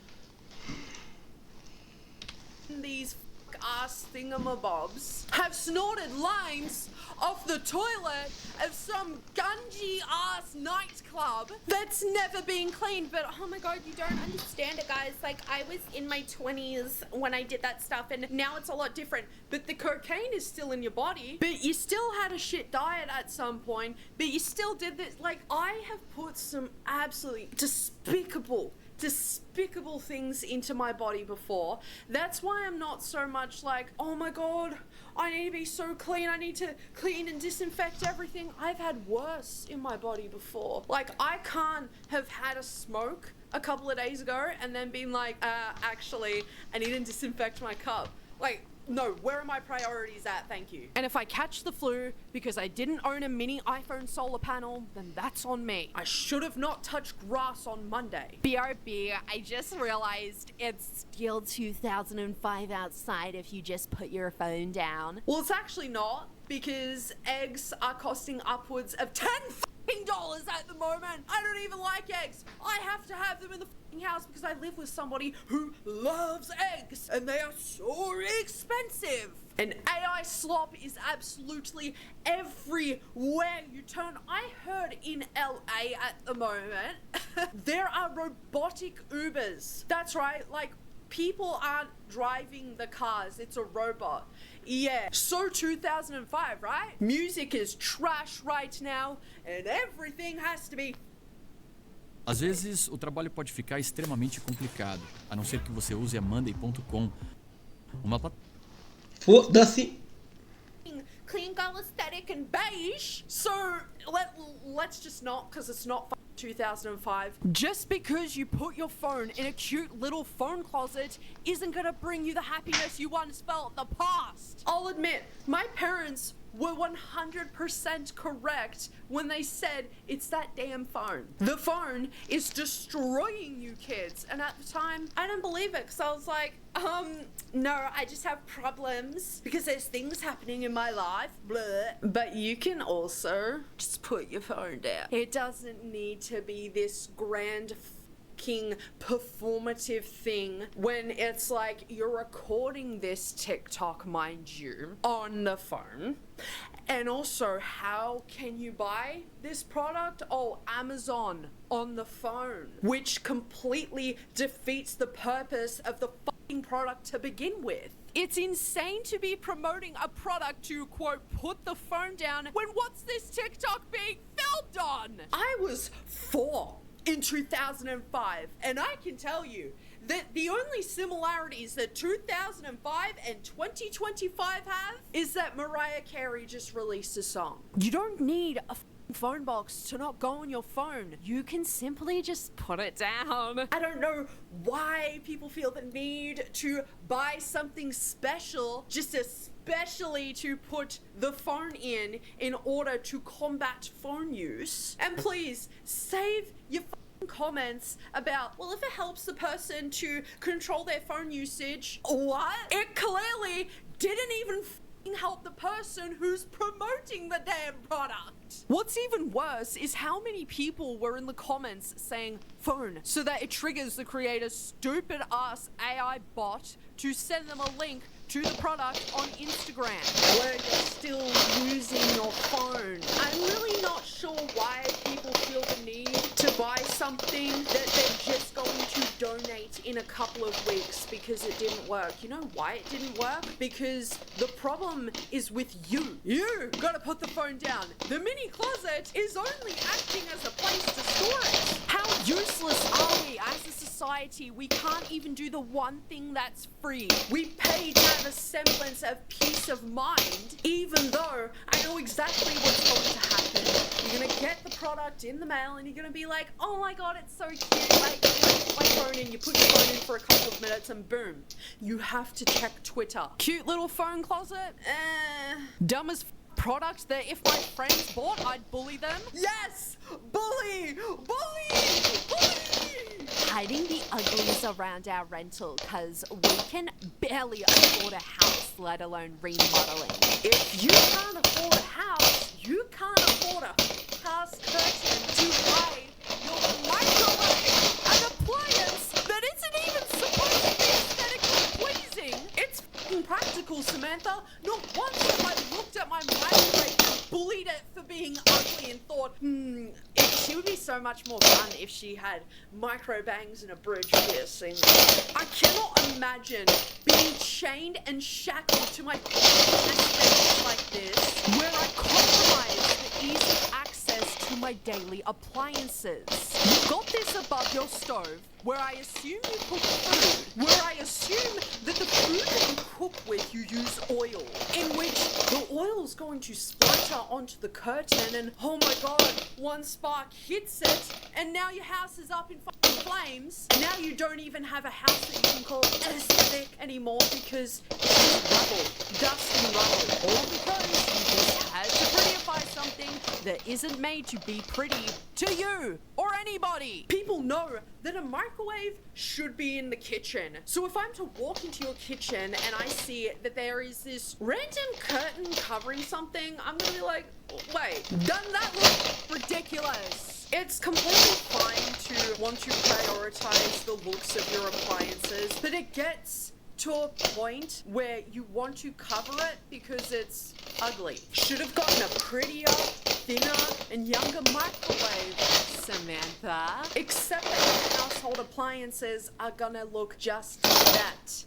Like household appliances. And what's practical and useful isn't always gonna be pretty. To the girl who said silicone face taping is the new budget Botox, I owe you. I really hate to be a bitch, but the tape isn't gonna do shit because you have human skin that stretches and human skin that wrinkles. And as you age, your skin is going to look different. Regardless of how many special creams you buy, no matter the Botox you get, no matter the tape you buy, your face is going to wrinkle and it's gonna age. You know, and so many people will be like, oh my god, but you're scaring me, Caitlin, you're scaring me, drama queen. It's gonna happen to me too. I can't run away from it. Seeing as this TikToker is 22 makes this so much worse because people in the comments really think that the younger you start training your skin to not stretch, not move, not wrinkle, the less wrinkles you'll apparently develop. But here's the thing, none of you anti-aging idiots can escape the inevitable and the very human experience at that. Aging. Amazon face tape isn't budget Botox. It's essentially buying duct tape from Bunnings and putting it on your face and convincing yourself that it's really going to do something. That in 40 years, your skin isn't going to look so damaged and wrinkled. Just take care of yourself. Don't smoke, don't drink, don't eat shit food. They're all things that I tend to do, so probably I'll wrinkle faster than you. Do I give a fuck? No! Because I'm Sometimes it's not the words, it's the silence between them. 11 labs. Foda-se! I'm a human being! Maybe this TikToker needs that dumb-ass motherfucking phone closet to lock her phone into, shackles and chains, weights attached to it, thrown into the Bermuda Triangle, and never to be touched again. No social media, nothing. It's gone too far. No, because at this point, I have to assume that anyone who buys this bullshit needs their toast also cut up into little triangles. Grow up, bro!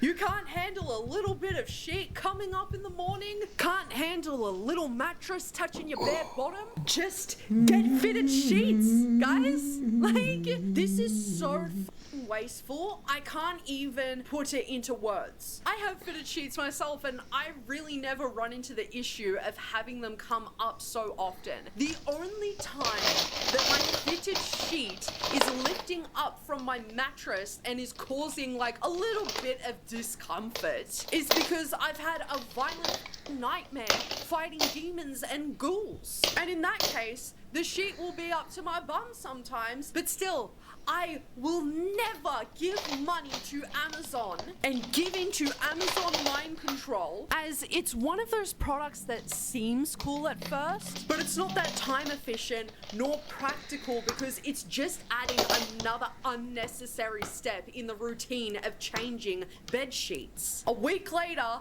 and suddenly they're being put onto the donations pile because, you know what, I shouldn't have gotten that. It's just, you know, I may as well just use the hands that I have and just put it under the fucking bed sheet. So with all of that being said, everybody, if you have seen a silly Amazon product, let me know. Send it to my emails at dramaqueensubmissions@gmail.com and I'll have a little gander, have a little look. Thank you for your stay at Yappersville today, everybody. I really enjoy having you here. Take care of yourselves and most of all, love your fucking selves.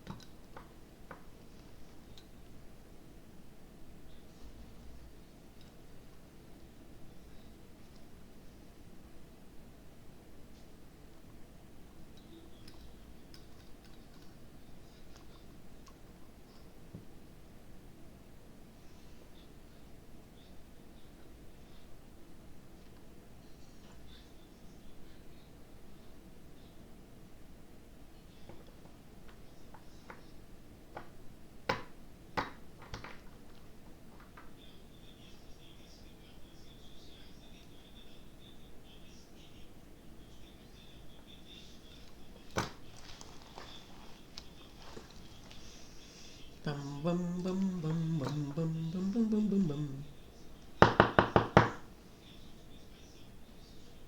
work is easy because I use ClickUp. Here's how I keep track of all my tasks. I start by brain dumping everything I need to get done. Hey all, Scott here. I'm leaving the door open now. Good streak lately. Nice. Here, jump the shark. I have it all now. Scoliosis, mitosis, bed bugs, bed bats. Oh, the guys time to deal as I heal up. I might be able to actually play some of these games here. Or shapes.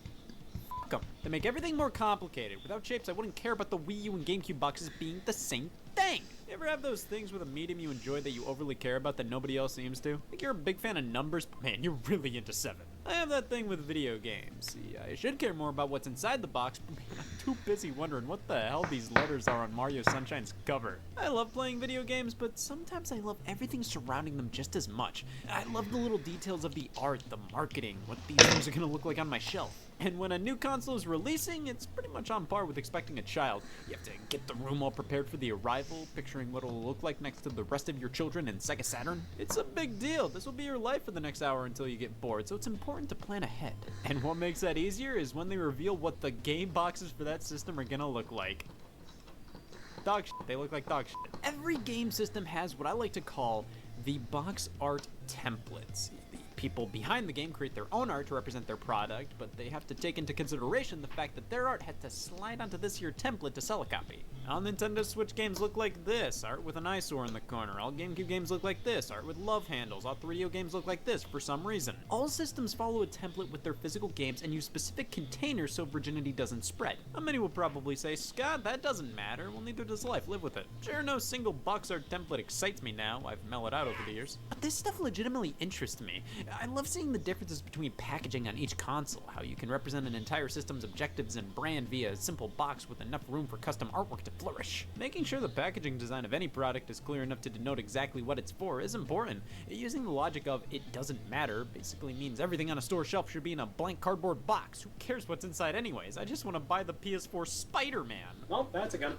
So let's take a look at all the major consoles throughout history and rate their packaging templates, starting with the Magnavox Odyssey. I do like 7. Being the first game console ever, the Odyssey was a true revolution, offering different games by plugging in different cartridges with an asterisk after every word there. This means nothing to me. Let's move over to the Atari 2600, where they had a variety of different box art designs.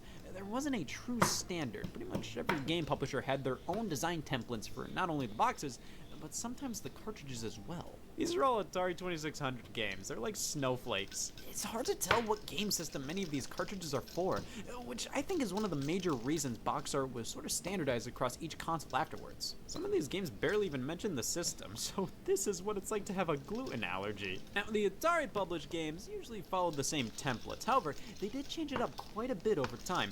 Colored borders with big art, colored borders with small art, silver borders with big art, silver borders with small art, and the cartridges themselves range from the same damn thing as the boxes to a thesis statement. The lack of consistency across not only Atari 2600 boxes, but pretty much most game consoles around this time definitely added to some confusion consumers faced when it came to video games. The fact that all of these games are for different consoles and you can barely tell was a problem. But the lack of consistency across the board wasn't really an issue when you got it in your home.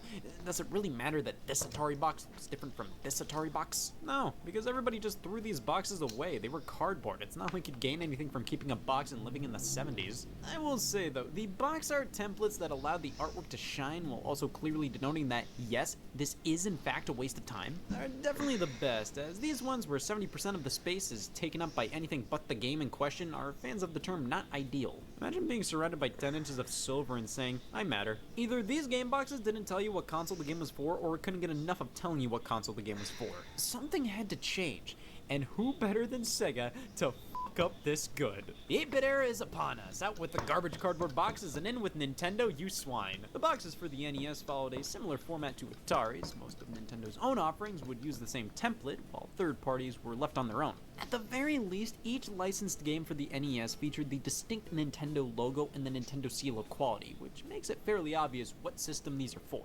But Nintendo did follow a few templates themselves with their box art, most notably the black box games. See, there was a problem with a lot of Atari titles. You'd see this box and end up getting catfished. Nintendo had no shame with showing consumers exactly what the game was going to look like on the box itself, so many of their early titles for the console followed the black box template. Space-looking background, angled title, taken sprites from the game and crammed them all together, genre. I mean, yeah, this is what a graphic in pinball looks like, but seeing this on its own does not make me think pinball. Some of these games just do not lend themselves well to the black box template.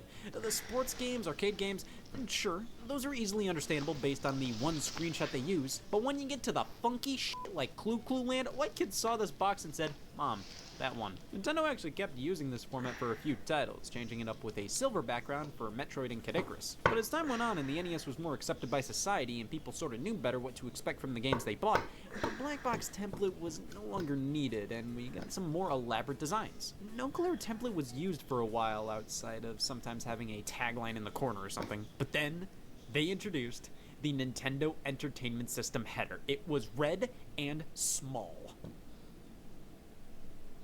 Like ants, they finally got around to standardizing the look of NES games and boxes with this simple header. It only took them until people stopped giving a shit.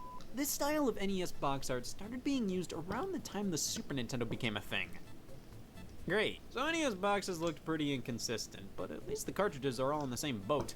I love the designs of these things. You have the little indent making it easy to pull off the shelf. They stand up well in multiple ways, making them a dream to store and not play. The labels are the perfect size, extending to the side, showing off the title, with many of the logos being big enough to be easy to read, but not too easy, thank God. These cartridge designs are fantastic. The boxes could have been a bit more standardized, but at the very least, it made way for some amazing art. And hey, if we want something that has the exact opposite strengths and weaknesses, let's check out this Sega Master System, my best nightmare. So, this is innovative, a plastic case. The cardboard boxes may have been more cost effective, but everybody just checked those in the trash once they plucked the game out.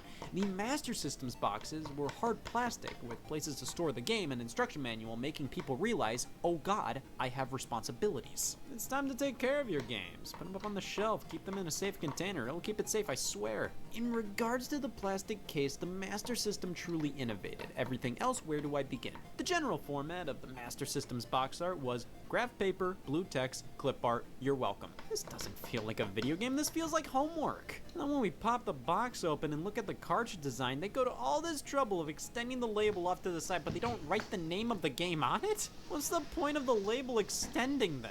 As time went on, many Master System games had more elaborate box art while still maintaining the general aesthetic, though in other regions the box art template would sometimes vary. That's the thing. Based on where you are in the world, they'd oftentimes have different templates for the game cases. I mean, over in Japan, the Japanese equivalent to the NES, the Famicom, was just a giant color and shape mystery show in terms of what the boxes and cartridges looked like. But with the introduction of the Game Boy, things were finally starting to become standardized. This is a Game Boy game box in North America and Europe, featuring a fat sidebar denoting Game Boy. The sides of the cardboard box were generally just the game in question's logo. The Game Boy boxes may have been pretty basic, but they got the job done and were incredibly effective. Eyes up here.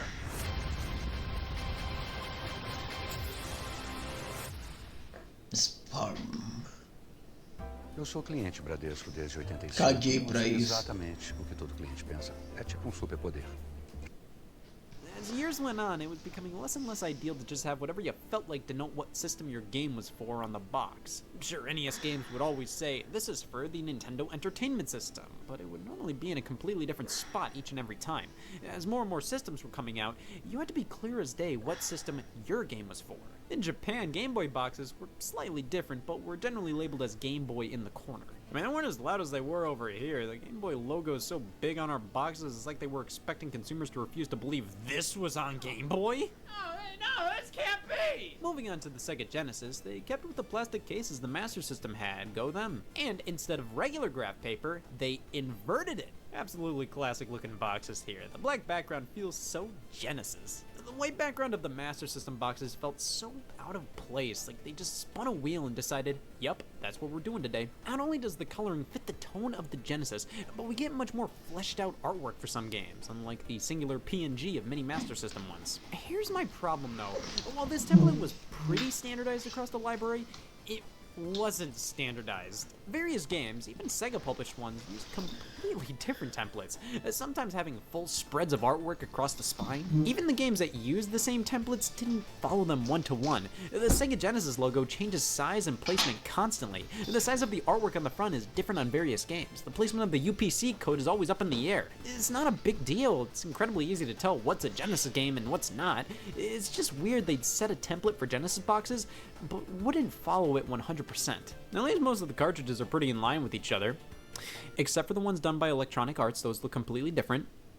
And balls. It's a long story as to why some companies made different looking Genesis cartridges even when they were officially endorsed by Sega themselves. To sum it up, basically, some companies, specifically EA, wanted a better licensing agreement when it came to releasing their games on the Sega Genesis. Sega basically told them, what are you gonna do, reverse engineer the Genesis and find a way to make your own game cartridges so you can release as many Genesis games as you want without our involvement? Guess what happened? Sega didn't want to lose out on the profits with these companies and reluctantly gave them their seal of approval, and that's why some Genesis games have a tart yellow mole. After a while, Sega introduced a new style of Genesis packaging, this one taking cues from the Game Boy boxes, featuring a large banner on the side denoting, guess who? This new style was red all over and I do quite like it. While the black boxes are far more endearingly retro, these simply look really nice. Like ants. The tone of red color and stripes change a bit between boxes alongside the Genesis logos, but these look really cool next to each other until they cheaped out. Later in the Genesis's life, Sega opted out of the plastic cases and went with cardboard. Are you kidding me? While they feature the same red template, this is an obvious downgrade in every way. Nintendo save me, you son of a bitch. The Super Nintendo game boxes were horizontal. Good. All SNES games had this large border around the box with just a ton of shapes that make sense. Here's a triangle, here's some squares, 16 dots. Sure, that's a cute reference to the Super Nintendo being 16 bits, but why this way? We also have the Super Nintendo logo that was barely used over here. It's supposed to represent the 4 face buttons, but this thing was so much more prominent in Europe and Japan. The SNES box template is iconic, but actually critically looking at it, man, this is odd. You have this giant slab of square covering up part of the artwork just to give some BS tagline. I like the look of it overall, like you know this is a Super Nintendo game, but it feels a lot more abstract than something like the Game Boy or Genesis's offerings. It feels like so much real estate is being taken up by just pure black and no artwork when they could have just had the Super Nintendo logo and that's it. Not to mention, they're still cardboard, which made them prime candidates to be trash. Now over in Europe, the boxes were far simpler, except they needed to make 100% sure Europeans knew this was the PAL version of the Super Nintendo games. Do you think they know where they live? And over in Japan, the Super Famicom boxes were, oddly enough, in a vertical orientation and had far more space to let the art flourish. Just a logo or two denoting it's a Super Famicom game. No where racing becomes an adventure anywhere in sight. But taking a look at the cartridges, these are terrible. European and Japanese games for the Super Nintendo and Super Famicom had no end labels, so putting them on a shelf, only God knows what these are. Thankfully, North American cartridges have end labels, and I've gone half a sentence without bitching, and that won't do. I am not a fan of how small these labels are and the colors they chose for them. Nearly all Super Nintendo games have black labels with dark colored fonts. Couple that with how small these things are, and it's honestly really hard to read these things from only a small length away. Compare that to the NES games. All these labels are incredibly easy to read, and they're the perfect size. I will gladly take the most likely to be the first person to bitch about the SNES End Labels award, thank you. Game Gear. Well, you got this map.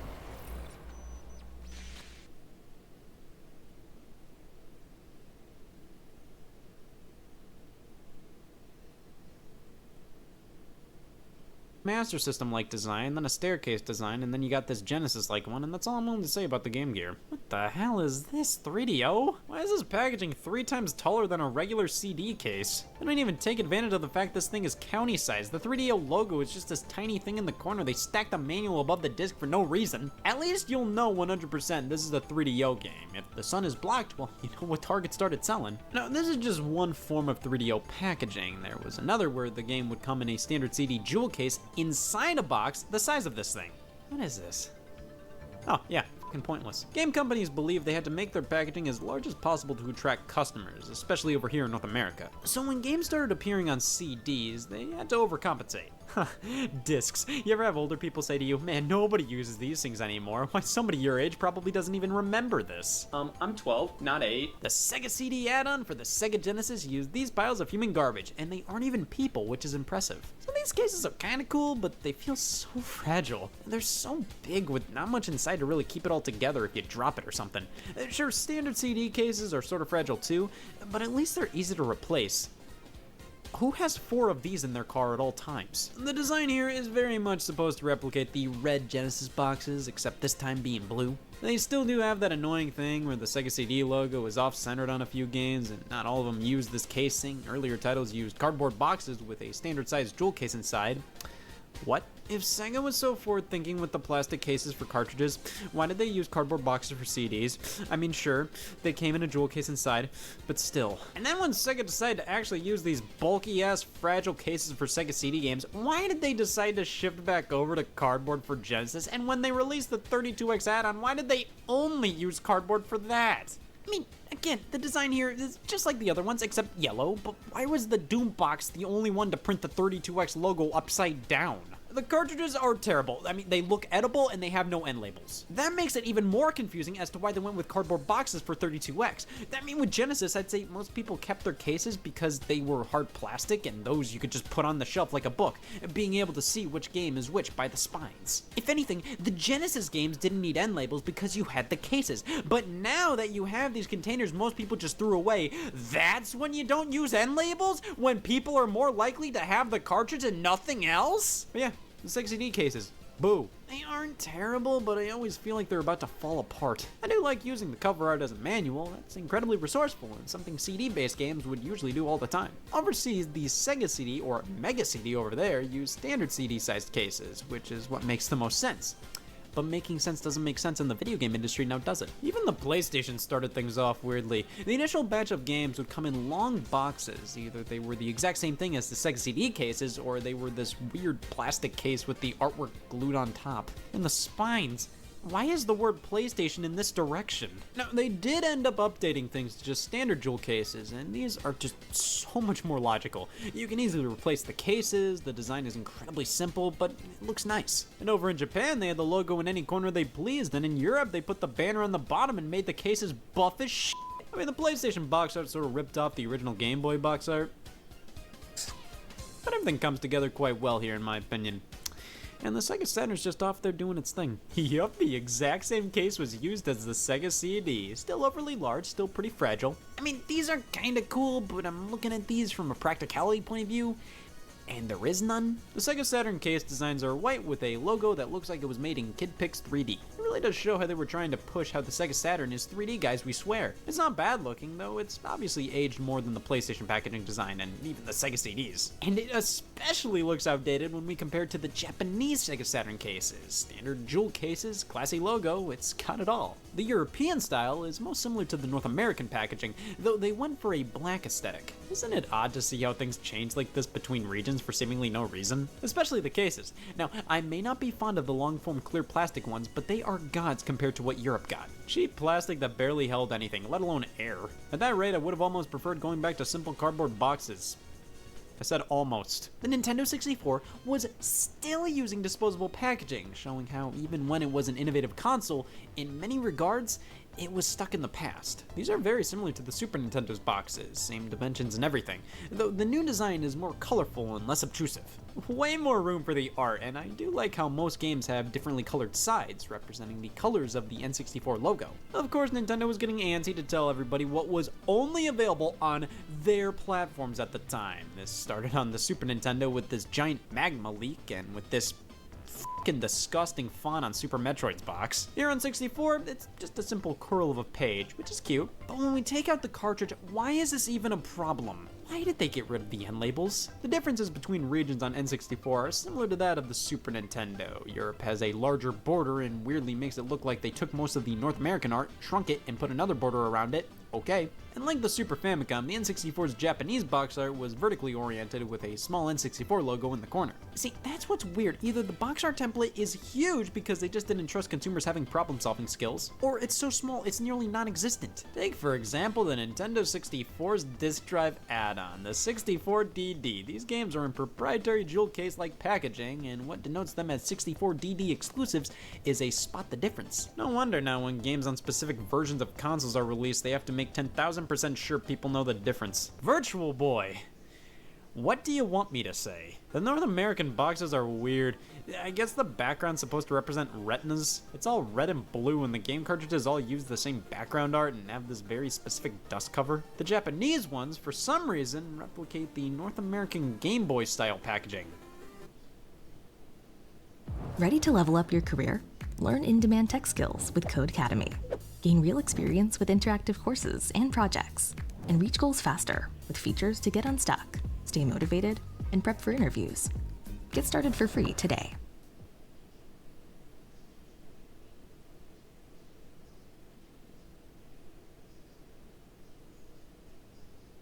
Was not expecting that. Let's retaliate by not discussing any further. The Game Boy Color packaging was pretty much a repeat of the original Game Boys, except this time doing the whole Sega Saturn thing of using kid pics. Other than that, they're the same thing, except of course in Japan where they ripped off the PlayStation 1 box art. See, it's all coming full circle. The Dreamcast was an odd one. Of course, standard CD cases, but the design of the boxes, we have some with a white curve and a triangle representing the look of the Dreamcast console itself, with the Sega Dreamcast logo as far as humanly left as it could be. Then we have these black ones, no triangle, smaller curve, and these ones have the Dreamcast logo on the curve itself. I believe the black cases came to be the standard later in the system's life. I initially thought a black game represented that this game is for far more mature audiences, and then I saw Chicken Run had it and reacted accordingly.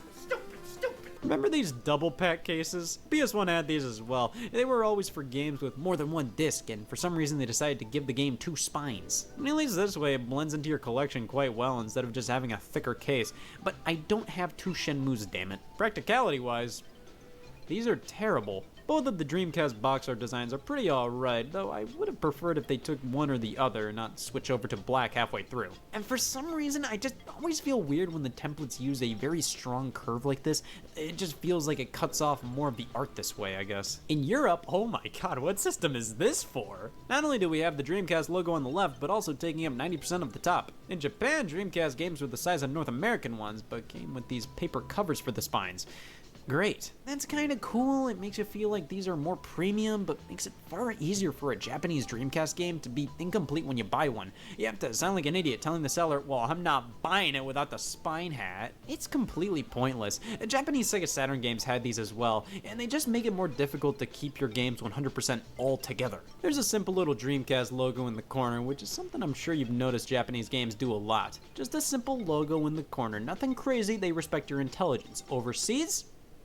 Do you think they get it? PlayStation 2 games. I never really cared for how these looked. Now, functionally, they're fine. They get the job done perfectly. I just always felt they looked really cheap. I don't really care for how the spines look. That white box for the PlayStation logo looks like they went on Google Images, thought the image was transparent, and went, whoops, fuck it. They basically took the standard PlayStation box, turned it into a DVD case, brought the logo to the top, called it a day. They do have a spot for the memory cards, which is nice. I never use this. Outside of that holster, these are pretty much just standard DVD cases. Makes it really easy to replace these things, while also making them feel sort of cheap and generic. Well, at least Europe has our back.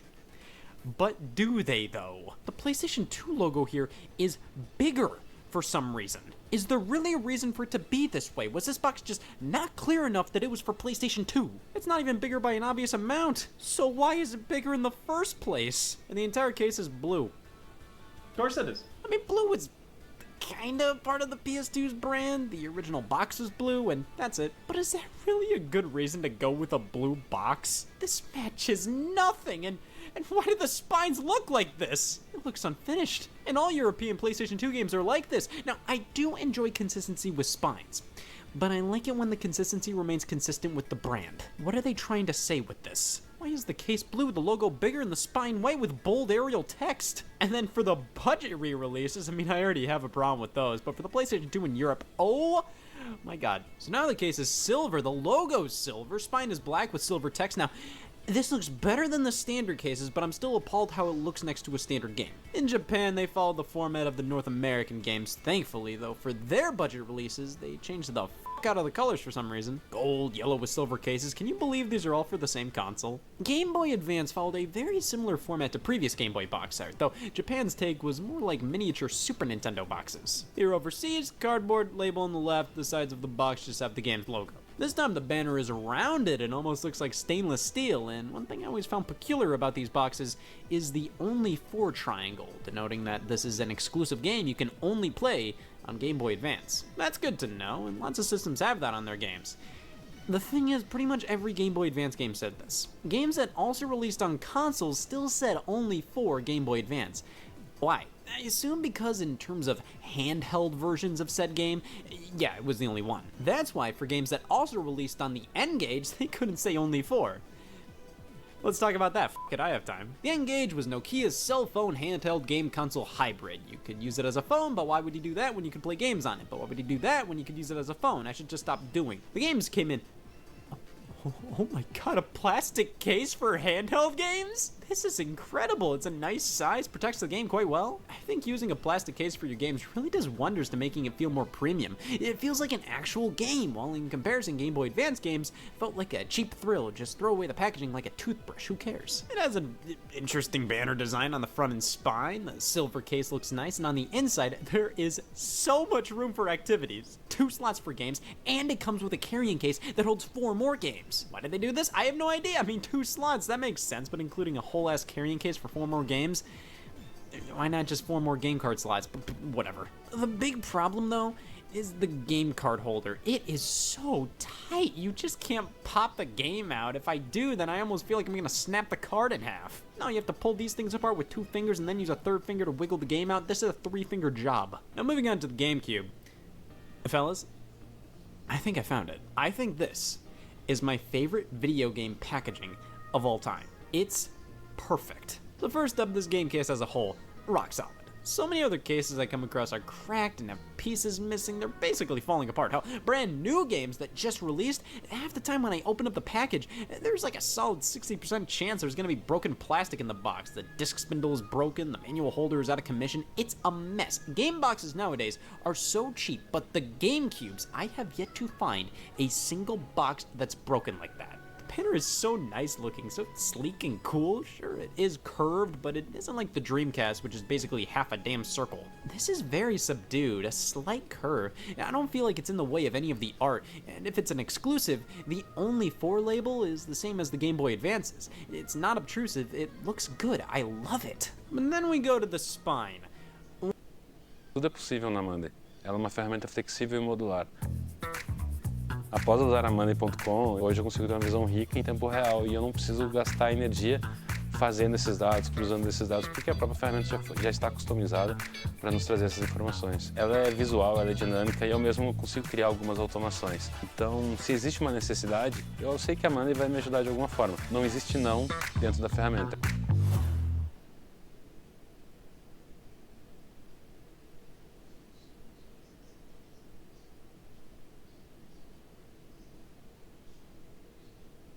Why is the GameCube logo on the bottom? An interesting choice for sure. I mean, pretty much every game box I know of has the console's logo on the top, but I'm okay with this change. It's probably because I grew up with the GameCube and I'm used to it, but it doesn't look out of place and is kind of a cool change of pace. But hey, if you prefer your console's logo on the top of the spine, just move to Europe. this looks wrong to me. But then if we look at the Japanese GameCube boxes, man, they were living a completely different life from us. These boxes are tiny. They just have a simple GameCube logo in the corner. There's this slip cover over a translucent case. I mean, no matter what, these things, at the very least, are neat. And hey, we got a taste of them over here. The Game Boy player adapter needed a disc to boot up, and that disc came in a Japanese GameCube box, no matter what region you were in. These things are cool, but they're just not as functional as the boxes overseas. The slipcover is the only way you're getting the full cover art, both front and back covers, as well as spines telling you what the hell you're playing. Without the slipcover, the manual is here to represent the cover art, but it's behind this super foggy plastic. And then obviously this cardboard sleeve is gonna be more susceptible to wear and tear over the years and is more easily losable. While this is neat, I do feel like there were more efficient ways to go about this smaller packaging. That's right, Scott bitched about the Japanese GameCube boxes. Nothing's off limit. The original Xbox, just pure Mountain Dew green cases. It's pretty loud, but it fits with the image of Xbox. It's not like a blue case with a large banner and a white spine. I have been furious for the past 20 years. I think the Xbox boxes are what I would have preferred the PS2 boxes to look like. It has personality without being too loud and obnoxious, while being functional as all hell. Though I find it odd that on the spine, if the game has Xbox Live Online support, they felt the need to label it as such on the spine. On the front cover, sure, I get that, but why the spine? Thankfully, when the Nintendo DS hit the scene, Nintendo wised up and gave us plastic cases for their handheld games, and this was a big deal to me. This made the DS feel like a home console on the go. Not only did it launch with Super Mario 64, but the games came in DVD-like cases, just like home consoles. And not only that, it had a power button, not some power switch. It had a button just like home consoles. That was honestly a really cool thing to me back then. Take it. Cheers. These boxes are great, though. It's interesting Nintendo basically reused the exact same format from the Game Boy Advance boxes, except this time making it white. There's also this ridge thing, so there you have it. Regardless, the DS library was consistent as consistency throughout the years. You put every DS game next to each other and they all look so in line, so perfect. Unless you bought some European games. Japan's boxes were the exact same as ours. Europe fills an entire room. Look at this, why are these so big? The front template's the exact same, the contents inside are the exact same. Why are these boxes 1.5 times bigger than the rest of them? I mean, the translucent style is cool. The side is entirely white with this little triangle at the bottom, which apparently indicates which PAL region this is from exactly. These aren't bad boxes on their own.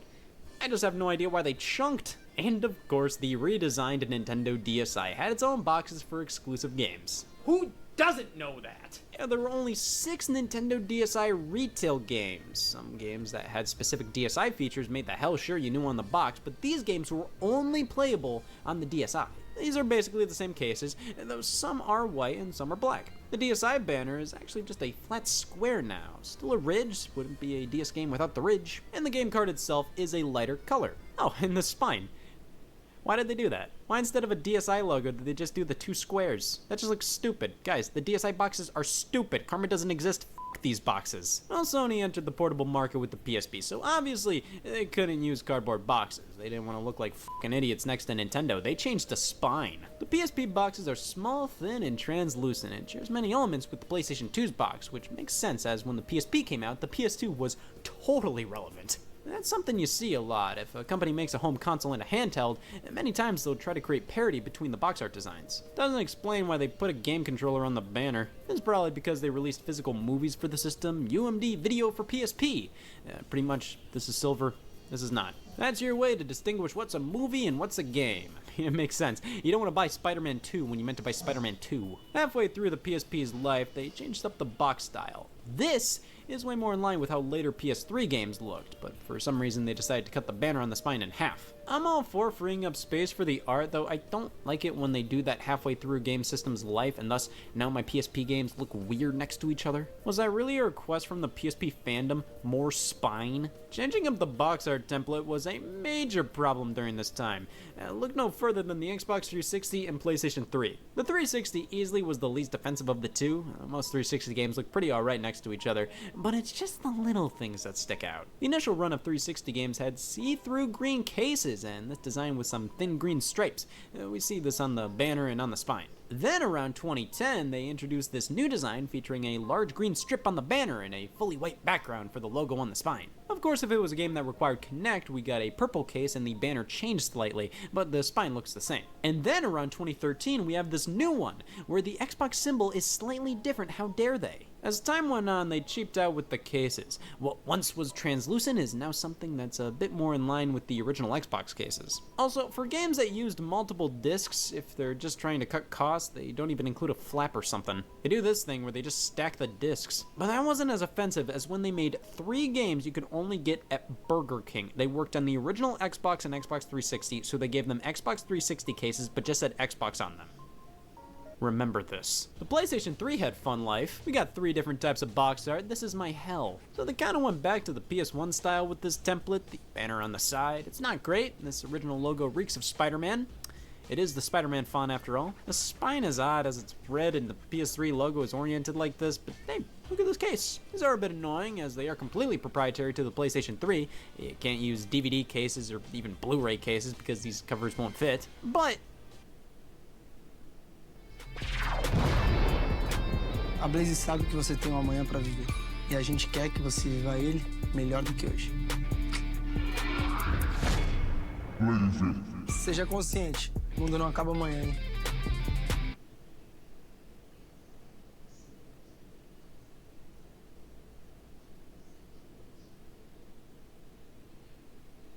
The cases do look cool, and the revised PS3 art later on, I think, looks far better. It makes the PS3 games look classy and sophisticated. The Xbox 360 games look like a drink flavor at Taco Bell. Nothing wrong with that, but these just look more premium. But then for some reason they decide to update it again after the PS4 came out. Why? This one has a slightly smaller banner and it's all this bluish color. Okay, I get parity between handhelds and home consoles, but why would you want to make your last generation system look more similar to your current generation one? Don't you want to make it crystal clear which games are for what system? Why would you want to make it more similar like this? This obviously didn't work out, as only a few PS3 games featured this style. They did go back to the second revision. God, my year is saved. But there was one more style of PS3 game that was pretty eye-grittingly annoying. PlayStation Move titles. If a game had PlayStation Move support in some way, not even requiring it, just if it had it as an option, there's this giant PlayStation Move bubble on the front and on the spine. This just looks dumb, again, just like the original Xbox stuff. I get it being on the front, albeit it's very large, but why the spine? Now the Wii. The Wii. How I love this system's box art style. The fully white design, white case, and the white spine. The banner is so unique, but it works. I love this template. Why did some companies f it up? I mean, when it's a cute big event like New Super Mario Bros. Wii, that was neat to have this fully red box. It sticks out, but kind of in a fun way. When pretty much all of LucasArts titles have a yellow spine for no reason, that's when I've had enough. There are a few games that like to make their spines different for whatever reason. NBA Jam, Twilight Scene, the 2 Horsemen of the Apocalypse. But for the vast majority of the Wii library, this looks nice. And then Resident Evil Darkside Chronicles forgot the Wii logo on its spine, but just don't buy it and you won't have that issue. Also, there were the console pack-in games that came bundled in with Wii systems. These were annoyingly in cardboard sleeves. Thankfully, most got full-blown releases in plastic cases, but Link's crossbow training was f***ed from day one. Other regions were pretty much the same, but in Japan they started giving games aimed towards older players black boxes because sure. The 3DS had very similar style boxes, fully white with a white spine. They differentiated these from DS boxes by, get this, moving the logo to the right. It's not rounded anymore either. These are completely different, are they not? The boxes are also a bit thinner than normal DS boxes, especially if they're from Europe. You could fit a boat in this. I really do like these ones, though the spines, well, they're fine. I don't like how Nintendo constantly flip-flopped between generic fonts and actual logos. It's just weird how some games have just words and others have the actual logos. Now later on, Nintendo released the new 3DS, being slightly more powerful. Some games were exclusive to this model, so they needed their own packaging. I have been waiting for this day for years. It's time to bitch about the new 3DS box art. So, Basically, Nintendo's idea of not confusing consumers is to cover a new side of a square they haven't been to yet. We got left, right? Let's go for the top. These boxes look so awkward. Like, the banner is a bit bigger on an already small box, so the artwork looks claustrophobic. And you know, with how much video game companies love effing with the spines of their boxes for no reason, it surprises me how similar new 3DS games look to regular ones. And most 3DS games have this little disclaimer on the box, plays in 2D and 3D, some games only play in 2D. Weirdly enough, not all boxes have this disclaimer. And it's not even random third-party games that don't have it. Some Nintendo-published stuff doesn't have it either. The spines of these boxes have this cute little icon, which I like. Pop the game in the system, and that's the icon on the menu. Oh, that's a dumb attention to detail I enjoy. Now, I'm not a fan of when the icon is just the game's actual logo with its title. It just seems kind of redundant when the title and logo is already on the spine. These may not be perfect boxes, I do have some quarrels with them, but they're pretty good. Until 2017. Oh, boy, okay, so 2017 was when the Nintendo Switch launched, and Nintendo changed up their branding. They changed to a white Nintendo logo on a red background. A little weird that this is the official logo officially. They decided to change how their published games look on 3DS around then, and every Nintendo published game on 3DS after the Nintendo Switch launched had the Mark of the Beast. What the hell is this? Who thought this looked good? Not only does this clash with the all-white spines, but it looks weird next to any other 3DS game, especially old Nintendo-published ones. Nintendo would always put their logo down here horizontally. Now it's vertical and covered in red. And they made a lot of 3DS games that looked like this. My 3DS library looked pretty great up until when Nintendo started to do this, and my entire life was fine until Nintendo started to do this. The Wii U library. Okay. This is my bread and butter. This is a fun one. Wii U games combine the Wii, GameCube, 3DS, and whatever other shapes were in Nintendo's mind at the time. So the front, okay, thanks. This is the same as the GameCube template. It's the exact same. I love the GameCube art, but not because it's blue and yellow. Because it's not. I remember cheap fan-made Wii U box art renders that were literally just the Wii template but flipped around. I think the official Darksiders 2 Amazon page used that for a second even. But then this was revealed when Assassin's Creed 3 blew its load and updated its store page with this box art, and man, I've never been the same since.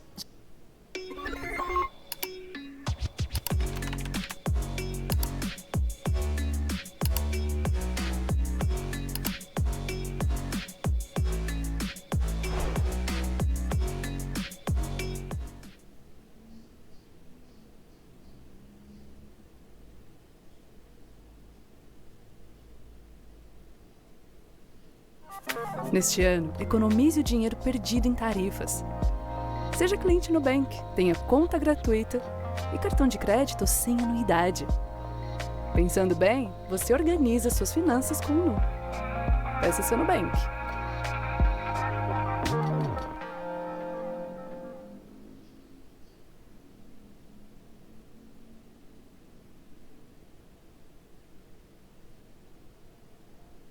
So I'm fine with the blue and white look, but why a yellow trim? Why not make that trim white or make the header white and make the trim blue? Why this? The Wii U disc art has a header that looks like this. Why doesn't the box do this too? And why mimic the GameCube's box art design? Bless the GameCube's heart, but it was one of Nintendo's worst performing consoles at the time. So what do? You replicate its box art?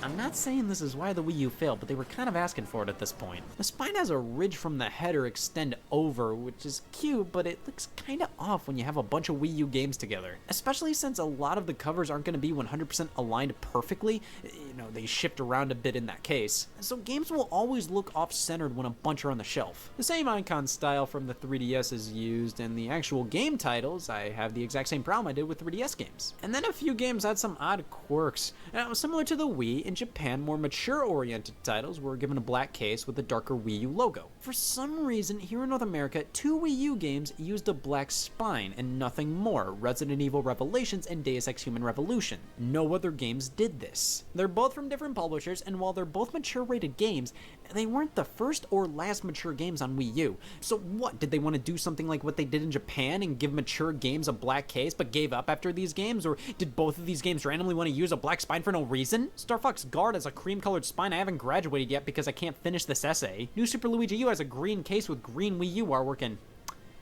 much like New Super Mario Bros. Wii, I'm cool with this. It's more of a fun little event than an annoyance. But then Wii Sports Club forgot the blue ridge at the top. That is the definition of not a fun little event. European Wii U games had a blue spine, but it was white where the Wii U logo is. I may have found my least favorite thing. The PS Vita cases. These are adorable. They're so small I question if these things should even exist. I love when we get custom-sized boxes like this. Seriously, you don't see plastic cases the size of this for anything else. It's great. We have a blue-styled banner and spine. Very basic, but effective. And this was what would eventually be the standard for the PlayStation 4. These are pretty good-looking boxes, I'm not gonna lie. Very basic, but they didn't change it up too much. It just looks good when a bunch of PS4 games are together. There is this big-ass PlayStation VR logo on the spine if the game supports PSVR. It not even requires it, much like PlayStation Move games on PS3. Why does this need to be on the spine? And why do some games that even heavily use the PSVR not have this sometimes? The initial releases of Resident Evil 7 didn't have this on the spine, but it did on the cover. Also, another complaint, PS4 game cases are disappointingly fragile. I've seen so many with chunks taken out of the sides, it's really lame. But you know what isn't really lame? The Xbox One cases. I have officially lied once today. So the concept of these are pretty neat. Let's make the banner a part of the actual case. Much like the PS3 cases, this makes it much harder to just buy cheap replacement cases, but they do look kinda cool. My problem with them though, the fact the logo is painted on means it's more likely the banner is gonna look slightly off. It may not be colored properly, the paint may chip off. It's a cool idea to have the banner not be a part of the artwork, but it doesn't really affect things much, especially when they end up putting an Xbox One banner on the bottom of some games anyway, so I don't really understand the reason for either one of these things at this point. The spine is fully gray with a logo, sure. And why is the disc on the left side of the packaging? How have we never gotten answers for this? Microsoft's done tons of different things with the Xbox One cases, mainly different styles of telling people why they should buy an Xbox One, but also re-releasing Xbox 360 games that are backwards compatible with the Xbox One. So many 360 games got re-released in Xbox One-like cases, but these aren't specifically Xbox One cases, they're Xbox cases, like from Burger King. These are simply 360 games. They aren't remastered versions on an Xbox One disc. They'll still work on a normal 360, but also play on an Xbox One because they are literally the Xbox 360 discs. They have two logos on the banner, and on the side they just say Xbox. Sometimes the disc says Xbox One and Xbox 360, and other times it's just the original Xbox 360 disc. My thing with these is, where do I put them? Do I put them with the Xbox One games or do I put them with the 360 games? They're literally just 360 games. They just reprinted them with modern Xbox branding. But they initially didn't put all of them in Xbox One cases. Here's Fallout 3, My Eyes. So you're gonna use a 360 sized case but design the packaging to look like an Xbox One's. This fits nothing. You put this with your 360 games, this looks stupid. You put this with your Xbox One games, this looks stupid. I actually re-released this game in the normal Xbox One packaging, which looks way better, and I'll be 100% honest here. These are cool little oddities. Like, these may not be remastered Xbox 360 games for the Xbox One, but it's still cool to see them in an Xbox One style case. But I feel this packaging may be a bit misleading, and many may assume these are remastered Xbox One versions of 360 games. I mean, look here, Rayman Legends released for Xbox One, but it also came out on 360, so they decided to re-release Rayman Legends for 360 in an Xbox One case. The 360 version runs on Xbox One, but it's officially not the Xbox One version. Confused? These are different versions. I like some of the ideas with the Xbox One cases, but overall, this is a mess. Well, we've officially trudged over to the Nintendo Switch. These boxes are so neat. They're like the PSP boxes, but thinner and beet red. It seems that Nintendo has finally taken the Japanese template style of a simple logo in the corner and standardized it across all regions. It may not be the most exciting, but it's easy to identify. It fits the rest of the Switch branding, and it leaves more room for the art to stretch its legs. The spines are completely red, with a small Switch logo, standardized font, and the name of the publisher. I like these. However, everything being red and having the same font makes it harder to identify certain games from far away. Like with the PS4, it's pretty easy from this distance to see which games are which. The Switch, you almost need to be right next to them. I can appreciate the consistency, but being too consistent does make things harder to distinguish. As cool as a bunch of Switch games look together, I still prefer the PS4 style personally. Also, that standardized font apparently isn't a requirement. A small handful of publishers use their own logo or font, and my god is it putrid. Come on guys, just use the standard Switch font. Why does Super Bomberman R and Binding of Isaac need to use their own dumb font? Why did Battle for Bikini Bottom use a different font? Spin your passion into a business with Shopify and break sales records with the world's best converting checkout. Your customers can check out everywhere.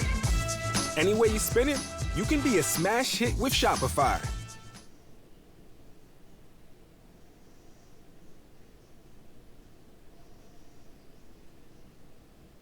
font. It's not even SpongeBob related. They just used a different font to use a different font. That takes more work. If you're gonna do this, at least go out with a bang like the other ones I showed. This is just a generic font. Why not just use the regular Switch font? Nintendo Labo games have black spines, which I'm fine with. There's such unique titles in the library. I think it's cool to separate them like this. And European games are pretty much the same, but the title on the spine is centered and uses a different font, because Europe wouldn't be the same without that. Now the PlayStation 5 packaging is stupid. I've become more accepting of it over time, but it feels weak. It's the same as the PS4's, but with a white banner instead. It uses a blue case, which I get why. The PS5 is white with a blue light, but I think it would have looked better to make it a fully white case, or a black case, or a clear plastic case, and then represent the blue by making that the color of the line at the bottom of the banner. It works, but using a blue case feels like they're just using old PS4 game case stock, and the overall design, I'm just not crazy about it. And the Xbox cases look the damn same. They just say Xbox now, woo. Oh! I finally shut off my hospital gown. I'm cured! And all it took was doing dear god anything but playing video games. The box art template and game packaging as a whole is just flat out interesting to me. And while I went on and even on about how consistency is key here, it's almost beautiful how consistently inconsistent these things are. It keeps things interesting, and if everything was perfect, well, I don't know what I would have done for the past 45 minutes. But spending your time wisely is important, and apparently doing this was all for the better of society. Karma does exist, and it cured me by talking about game packaging. So apparently, it loves when you talk about game packaging. As long as you don't talk shit on the DSi boxes.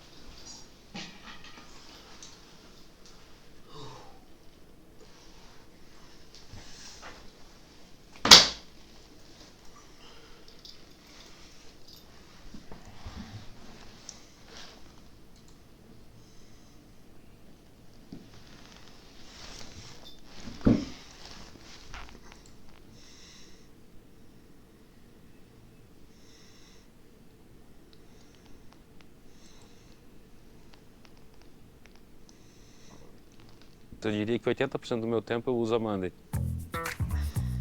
Desde que a Monday entrou, isso tô falando 5.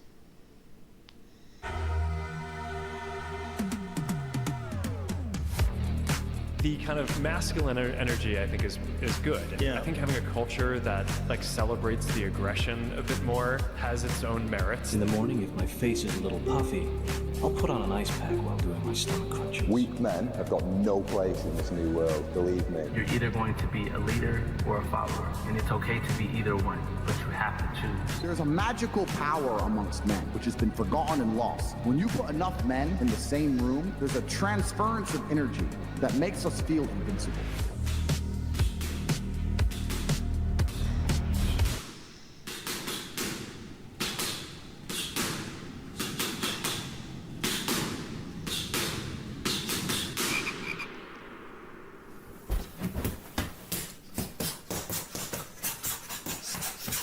Sorry, I had to assert my dominance real quick. What time do you wake up in the morning?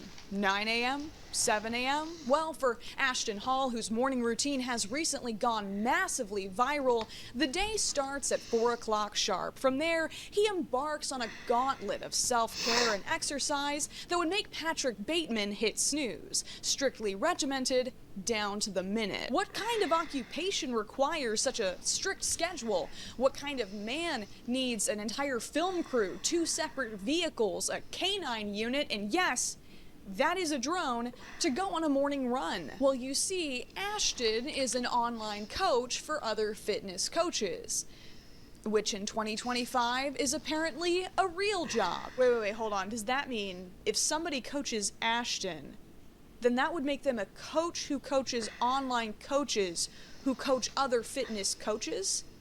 And then, if somebody coaches that guy, Ashton lives a life padded with luxury, surrounded by attractive women and loyal assistants, biceps bulging from his tank top, angling himself so that you can see the logo on the headrest behind him, face freshly bananaed.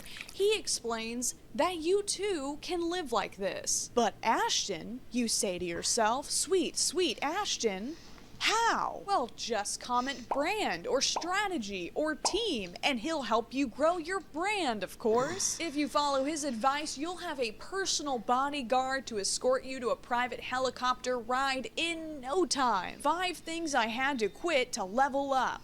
College. Apparently, according to Ashton, that's only for doctors, nurses, and lawyers.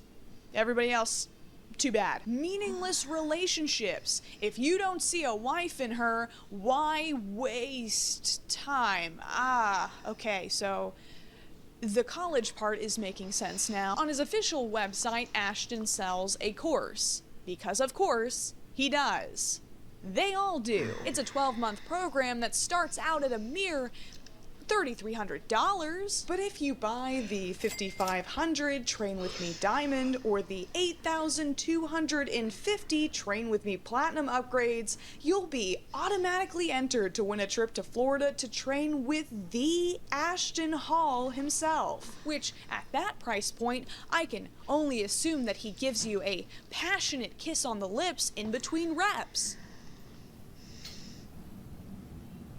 Ashton currently has 12 million, 13 million, 14 million, 15 million followers on Instagram. I've had to edit this part of the script multiple times. He can barely pour his Saratoga spring water ice baths fast enough to celebrate crossing these milestones. To give you an idea of just how quickly his following has grown, he celebrated 12 million followers on April 7th, and by April 10th, only 3 days later, had already gained another million. He's also racked up a sizable following on other platforms like TikTok as well. In fact, he's been so successful that Jimmy Dollarson himself, with the hunger of a cartoon character stalking a vulnerable viral pie on a windowsill, immediately latched on to his muscled teats to drain any amount of entertainment value, as usual, like a vibe vampire for his child audience. But internet fame has pros and cons. Something weird that happened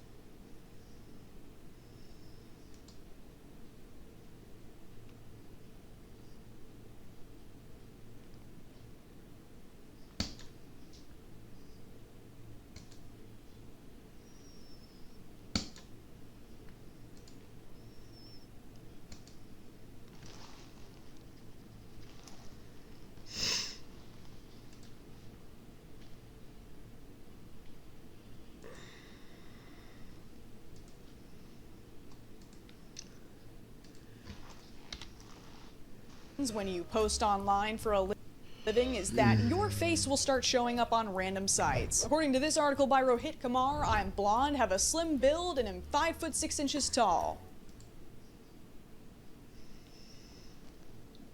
My work is easy because I use ClickUp. Here's how I keep track of all my tasks. I start by brain dumping everything I need to get done in a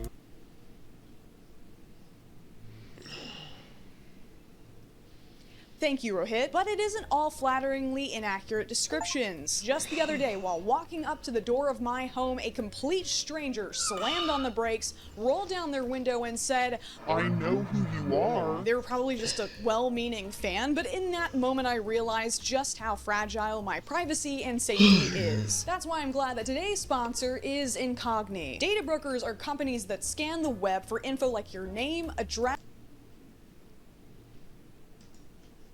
especially when Ashton himself plays into the meme enough to satisfy the post-Adult Swim, chronically meta mind of the average internet user.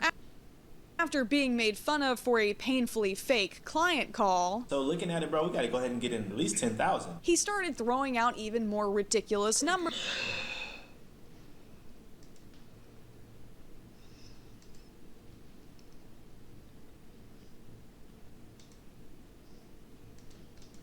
And referencing it in his captions. You've made your first 10,000. Congratulations. We got to do at least 20, bro. He's going to do at least 10 billion, bro. After one of the timestamps for his routine seemed to indicate that he defied gravity without a broom for 4 minutes mid-dive, this became a bit for a future video. I kid you not, bro. I was really in the air for 4 minutes. I'll be there in 4 minutes. But it would be a mistake to say that Ashton is just in it for the lulz. He clearly takes his content very seriously, as you can tell from his response to the many, many, many parodies of his routine. I came here to address the nonsense. So many videos are being sent to me, duplicates of my videos. This is for the creators that are sick and tired of their work being copied. Listen to me well. You're either going to be a leader or a follower, and it's okay to be either one, but you have to choose. Well, it would just be a shame to waste all this footage. The evidence is 3:52 a.m. Let's get it started. Oh shoot, I forgot, I gotta have a chain on. Now we gotta brush our teeth. You can't use tap water because it'll make you gay. So we gotta use, of course, our very fancy, with my great masculine strength, I open the bottle, pour it into our personal prized possession, the Minion Princess mug. Really epic up-close shot. I'm so tired, alright? Bon appetit. To assert our dominance over the neighbors, we have to do push-ups outside. So, follow me. We gotta be quiet. Dude, he does push-ups till from 4:04 to 4:17. Does that mean I have to do push-ups for 13 minutes straight? Oh, okay. Ladies, try not to swoon. I think we're good on push-ups now. Always gotta be center attention. You're interrupting Bible study, bro. Do you even love Jesus? What the hell, bro? You see, this is when all the Ninja Turtles had the same color bandana. Hex, you're not paying attention. Hex, you're not listening to me. I gotta censor his butthole. He's violent. He's committing acts of violence. Alright, I gotta meditate on that for a second. Gotta write something profound here. It's art. These nuts. Got him. This is a good one. Now it is the moment that you have all been waiting for. The ice face bath. Yeah, that's the shot. Quentin Tarantino. Dude, this is cold as hell. It hurt my fingies. That is so cold. Wow. Do you feel any richer yet? I'm dripping all over the place. What do we do now, Mr. Hall? Oh, this is when he gets dressed. I'm already dressed. I get in trouble otherwise. Patreon exclusive. Here I go. Oh, hell yeah. Why did you just try to parkour off of me? Are you having fun? Good. Get a load of those big steppers. This video's about me, not him. No! No! Stop it. Ashton does not have drip like I do. Rainbow ring, the star ring, the piece de la resistance. That's a little frog. They're just not doing it like me. We got a Packer fanny pack. Like this cat. This Santa stress ball. A scratched lottery ticket that's been on the counter for, I can only assume, months. Is that a Dave & Buster's gift card? Oh shit! I don't have an elevator. Beep boop, beep boop. Adios. Of course, the one day when I need to film is the day that the treadmill is broken. The treadmill is not interested in doing anything above a gentle walking pace today. Now we gotta do it the old-fashioned way. Alright, here we are. I can't dive, it's too shallow. I would be so mad if you're not recording. It's so cold. You wanna play mermaids?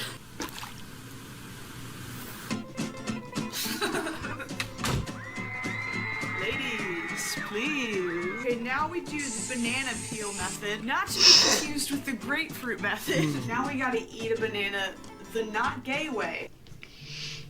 It takes longer than I expected to eat a banana. Just sitting here in the silence. You ate that banana pretty fast. What are you trying to say? It just kind of feels slimy. Oh, yeah.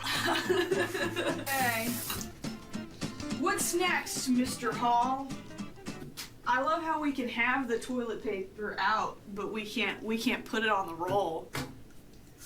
We can have it. You took the toilet paper that was in here readily available. Now we gotta put on a suit. Okay, now that I am in the proper attire, we actually have to do another ice bath. One was not enough. We have to do another one. Another one. Is this on the Zoom call? Another one. Chop chop, ice bath boy. Ah, towel. Fuck you. My understanding is you will be cooking me a sumptuous breakfast while I work very hard doing business things.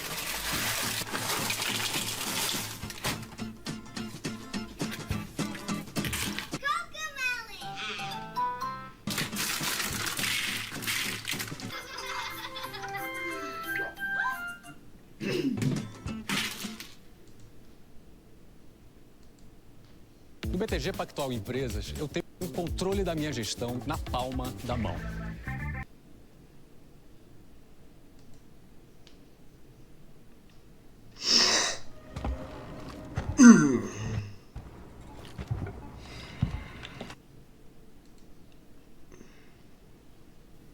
What the fuck is this? Ashton seems to have mastered reels like a pro fisherman, and if you go back through his catalog, you can watch him tune his content into its current algorithmically optimized form. The visuals are perfectly lit, and there's an almost ASMR quality to the audio. It's hypnotizing.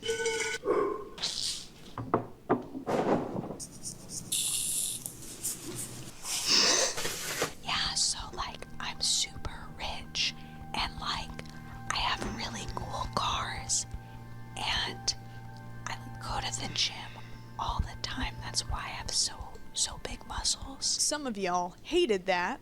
Some of you liked it a little too much. His commitment to using Saratoga branded water for everything drew attention, so he escalated to buying entire pallets stacked to the ceiling. Smashing a bottle of this overpriced water led to a flood of comments, so he set up a camera to capture the exact spot that he would accidentally drop bottles again and again and again. Even his choice of when to wear and not wear socks is tailored to bait countless comments like, why does bro not wear socks with his shoes? Bro, you gotta cop some socks. Are we not gonna talk about how he's not wearing socks? We talk about it under every single video, actually.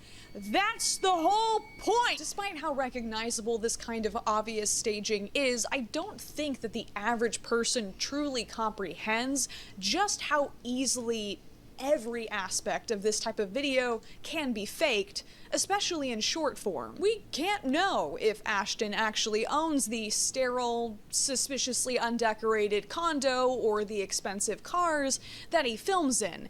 We can't know if any of this is real. In influencer-infested cities like New York City, Miami, or LA, you could accidentally stumble into 3 different private jet sets on your way to get a scooped gluten-free bagel and a facelift. Even his physical results can't be trusted when the average gymfluencer is shooting up more than a, well, this is America. You can probably fill in that joke for yourself. Primals, I'm making this video to apologize because I'm embarrassed and ashamed. Because I lied. Remember that earlier clip of me jumping into a pool at 7:36 a.m.? Well, it actually wasn't 7:36 a.m. because the pool didn't open until 9, and my local gym didn't open until even later. I lied to you, and you fell for it. Because why wouldn't you? You only see what you're supposed to see. If you ever find yourself feeling a little too jealous of one of these lifestyle content creators, just imagine how awkward it is for them to set up a tripod in public, and then they gotta, attach the camera, and then, maybe they mess up a take. And then they gotta readjust the camera and start all over again. Or maybe they have someone filming for them, and then if that person messes up, they have to completely break out of character to argue with them. Why aren't you filming in landscape mode, idiot? But even if the videos are fake, that doesn't mean that they can't have real-world effects. Ashton Hall has clearly captured the attention of a lot of young men, and I think his popularity indicates a really interesting shift in the content targeting male audiences. For instance, that the average man's man of decades past, after witnessing this level of pampering, might be tempted to drop a word archaically used to refer to a bundle of sticks. Or that the British call cigarettes still for some reason. That's really confusing. Either way, I'm gonna be pissed. Secondhand smoke is only slightly more bearable than homophobia. When I was a teenager, a guy admitting that his shampoo and conditioner were in 2 separate bottles might as well have come out, but Ashton showcases an almost obsessive preoccupation with skincare and personal grooming, baptizing his face multiple times a day. But beyond that, there is this inherent contradiction to Ashton Hall's world of racing in Lululemon tactical gear with captions like, "Lions hunt, get off the couch. As men, we are here to hunt. We protect and provide." Before being served a toddler's breakfast of pre-sliced bananas. Also, have you considered that this couch is incredibly comfortable? He is explicitly presenting himself as a standard for masculinity and physical prowess. But everything is done for him. Meals cooked for him, cars driven for him, baths drawn for him. Having others perform these mundane tasks is obviously supposed to communicate power. Look at all these people, I can afford to do random bullshit for me. But it also communicates a kind of helplessness. Like, seriously? You're telling me you can't pour dressing over your own damn salad? One of the few times we see him drive himself, he can't even park between the lines. This is supposed to be the life of a rich, accomplished, powerful man, but it's also the life of a child. And even then, mommy and daddy stop helping you get dressed at a certain point because you're a big boy now. Right? Another thing that confused me when I started looking into this account is Ashton's constant references to his faith. I realized that God has me here to lead, not to follow anyone, so that's what I'm gonna do. People follow Jesus. Why? Because he was great. Grandes ideias podem surgir em qualquer lugar. Com o Wix, você descobre até onde elas podem chegar. Coloque suas ideias em prática com a IA e veja elas se transformarem em um site incrível. Explore quantos layouts e designs quiser. E ajuste cada detalhe. Dê um toque pessoal com seu estilo.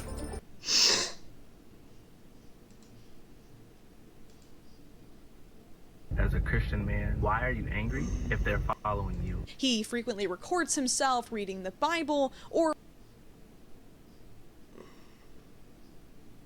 watching snippets of sermons. His 8 p.m. bedtime is partially based on a philosophy that he often repeats under his videos: sin lives at night, because apparently sin abides by vampire rules, which, if that's the case, I probably eat enough garlic to clean me out both physically and spiritually. In his bio, it says "for his glory" with a capital H and the high five emoji, but this just adds another layer of contradiction to his doctrines of douchery, because everything I'm seeing is for Ashton's glory.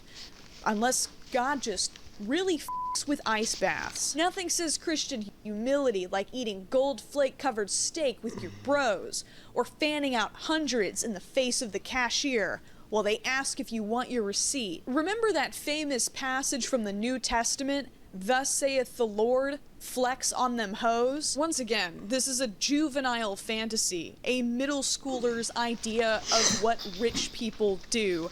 And I wonder if a certain communist hippie wearing open-toed shoes 2,000 years ago would approve. I'm sure when he said, "It is easier for a camel to go through the eye of a needle than for a rich person to enter into the kingdom of God," he was just Joshua-ing. But maybe I shouldn't be so confused by this. After all, appealing to religious tradition has been a thoroughly thumbed page in the Alpha Male Handbook, a favorite talking point of the loudest contributors to what has been bitcoined the manosphere. What I think a lot of people fail to notice through the lack of socks and inexplicable Saratoga brand loyalty is that Ashton Hall is also a part of this ecosystem. Comparing the soft-spoken Ashton to the maulding men of the podcast sphere may seem harsh, but if you look closer, you'll find that his messaging is not all that different,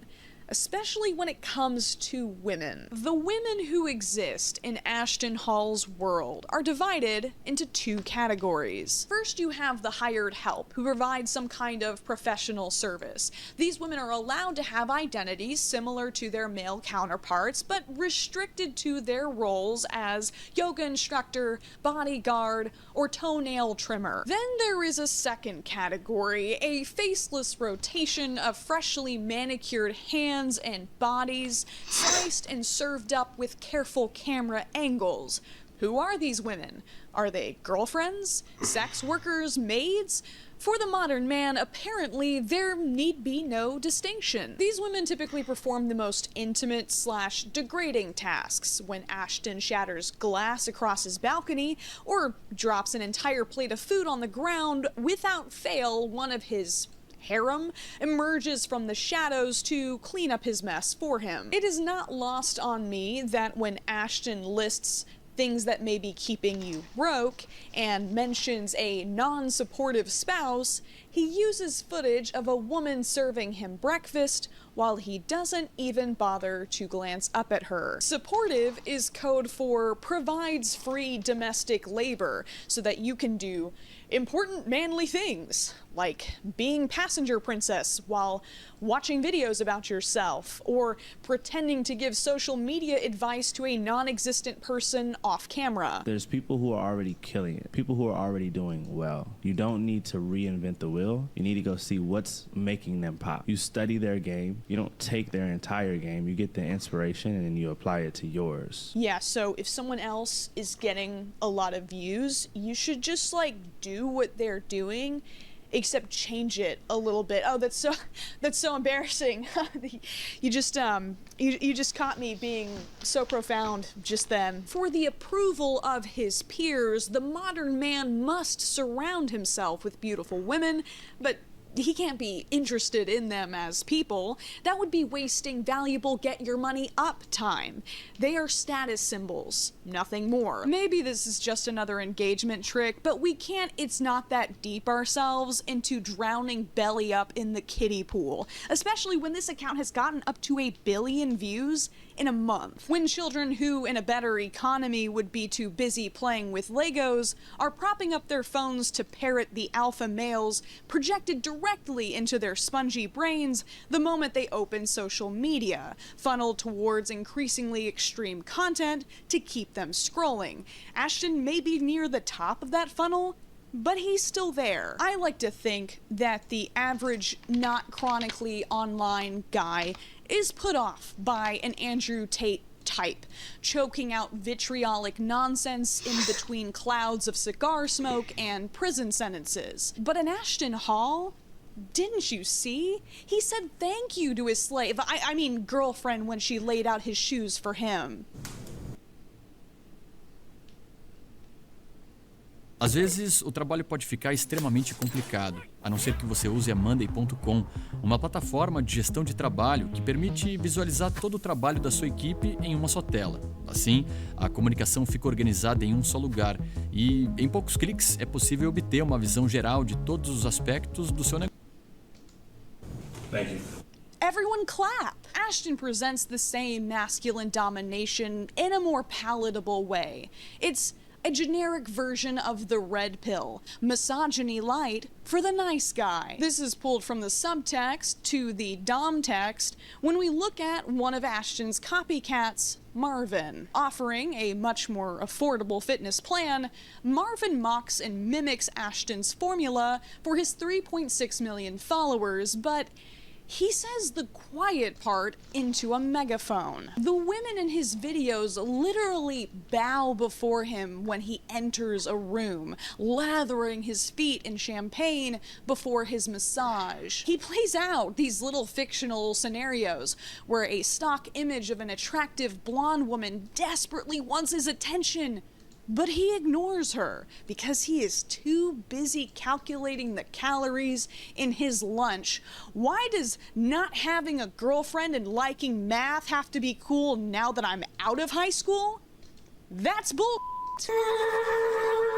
Ashton is just another iteration of the same get riches, get bitches scam that we've seen over and over again. He's just better at promoting it. Though I do think there is something alarming about this move from your typical creepy dating coach advising on how to pursue women to this disinterested, passive collection of them. That's not to say that there's nothing positive to be taken from this, that waking up early, eating balanced meals, and exercising aren't worthwhile goals. I started boxing this past year and really taking my health seriously for the first time. Mentally, physically, I can really feel the difference. And I've made new connections with people who, while they may literally beat me down, emotionally lift me up to be a better version of myself every day. And that's awesome. But Ashton and men like him can't just offer common sense advice like, hey, working out and eating well will probably make you feel better, or hey, developing good habits will probably help you stay on top of your responsibilities easier, or hey, maybe you should make some friends. Isn't that right? I should really make some friends. They have to present something so demanding as to almost be unattainable without their guidance.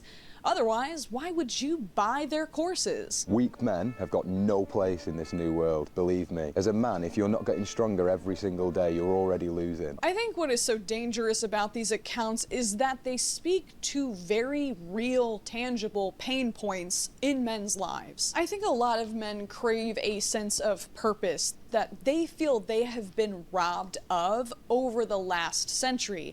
They're convinced that by acquiring massive amounts of money, subjugating women, and returning to tradition, they will finally get their turn. Coming back from an exhausting day at the office to your rosy-cheeked wife and children, waiting at the door of a house that you paid for with a couple $1,000s and a firm handshake. Toiling in a field during a blistering summer, the sweat of your brow watering the only food your household will have to survive the winter. Bleeding out in a faraway land, knowing with your last gurgling breaths that you did everything you could to protect your family. There is a masculine martyrdom that alpha males either subtly or not so subtly promote.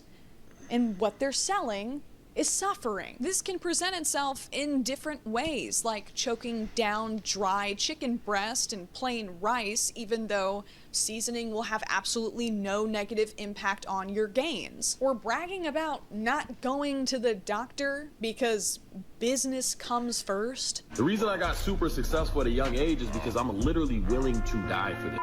Like, I've had times where I've had literal health scares where the next smartest thing for me to do would be to go to the doctor.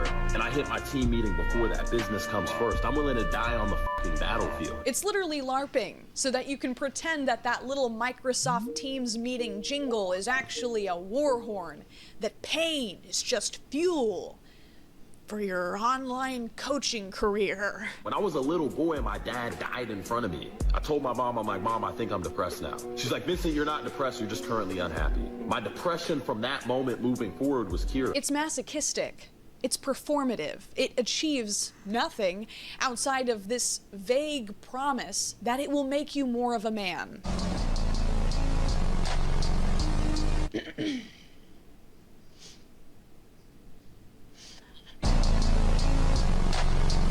Like, what are we doing?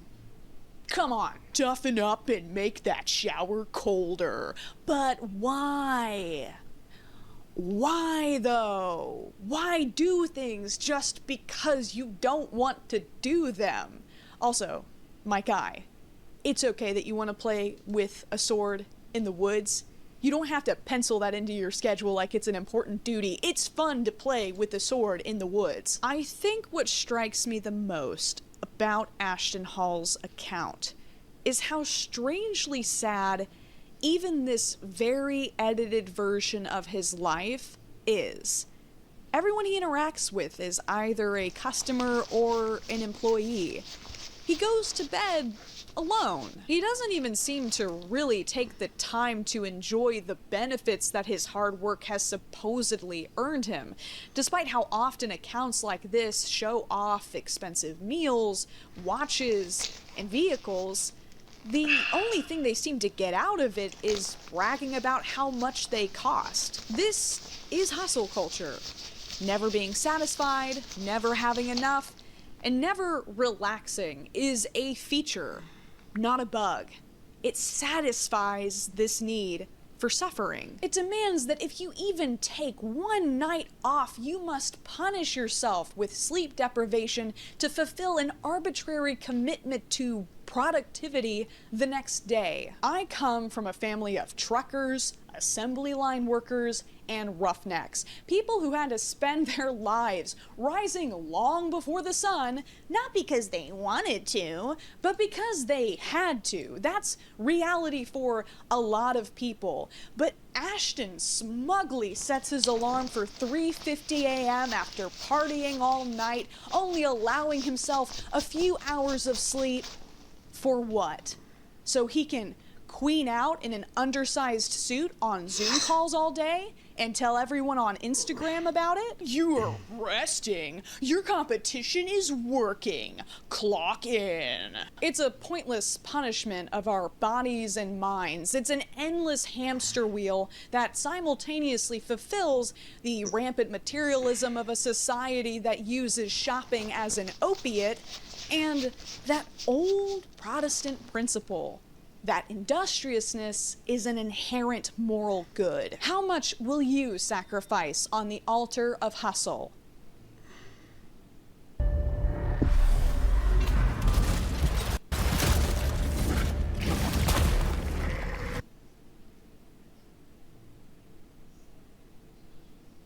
How much is too much? Wow. Is it when basic activities have to be outsourced to other people so that you can make every single aspect of your life as efficient as possible? I order Uber Eats, I'm cleaning the house, cleaning the lady, walking the dog, I have a dog walker. Is it when in desperation to stand out, to prove that you're working harder than everyone else, you say something insane like walking is for broke people while shoving past a family with children on the sidewalk? Walking is for people who are broke. People don't respect their time, which is why they walk as slowly as this, and then you, as a business owner, you have to take over. It's gonna waste a lot of your time. Rich people take damn personal drivers. If you're gonna walk through the premium version of walking, which is on a freaking treadmill, making money, follow for more advice. Is it when you literally have to convince yourself that you can transform one day into multiple days just to satisfy that incessant demand for constant output? My day is 6 a.m. to noon, and I'm not crazy. You're crazy for thinking it takes 24 hours, just like some dude in a cave did 300 years ago. My second day starts at noon and goes till 6 p.m.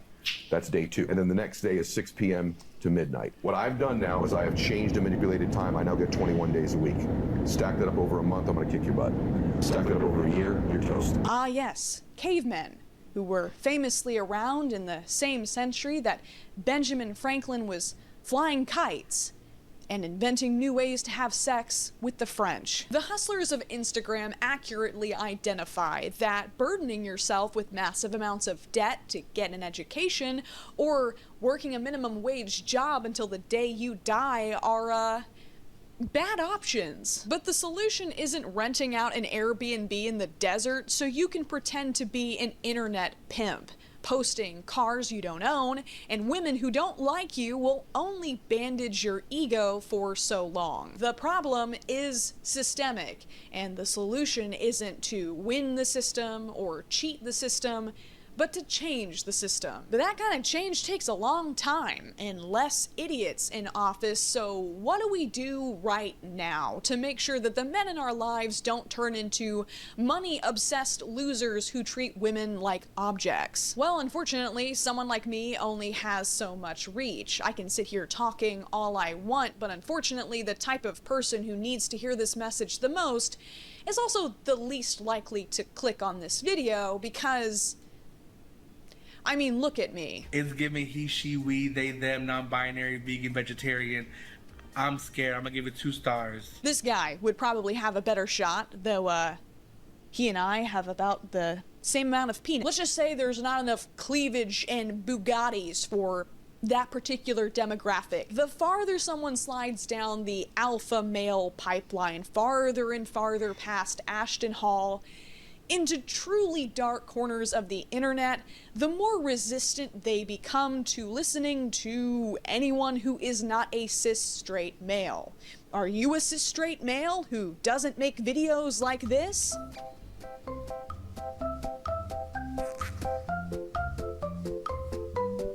Congratulations, you're hired! The sheer de-radicalizing power of a kind of funny, average guy on the internet over the young male mind cannot be underestimated. Not some savvy political commentator or some academic expert, but you, some random dude casually joking about these scammers, has so much more influence than this entire video that I spent weeks working on. Aside from having an automatic foot in the door that I simply never will, you can do something that I think is the most important: providing an alternative role model. So often we tell boys and young men all of these things that they should not be. We do a much worse job of telling them what they should be. You can be that example of healthy masculinity that exhibits strength and success, that does not rely on the subservience of others. Ladies, no homework for you this time. Take a tight 5, but if you're a dude, I want you to go out and hug a dude today, alright? Tell him he's a special guy, and tell him that he does not need to start an online coaching business, alright? Can you do that for me? Here, how about this? I'll demonstrate, alright? Alright? Just like this. Just like, oh, hey man. Hey man. Oh, you're a special guy. You're my special guy. There. Alright. No homo, though.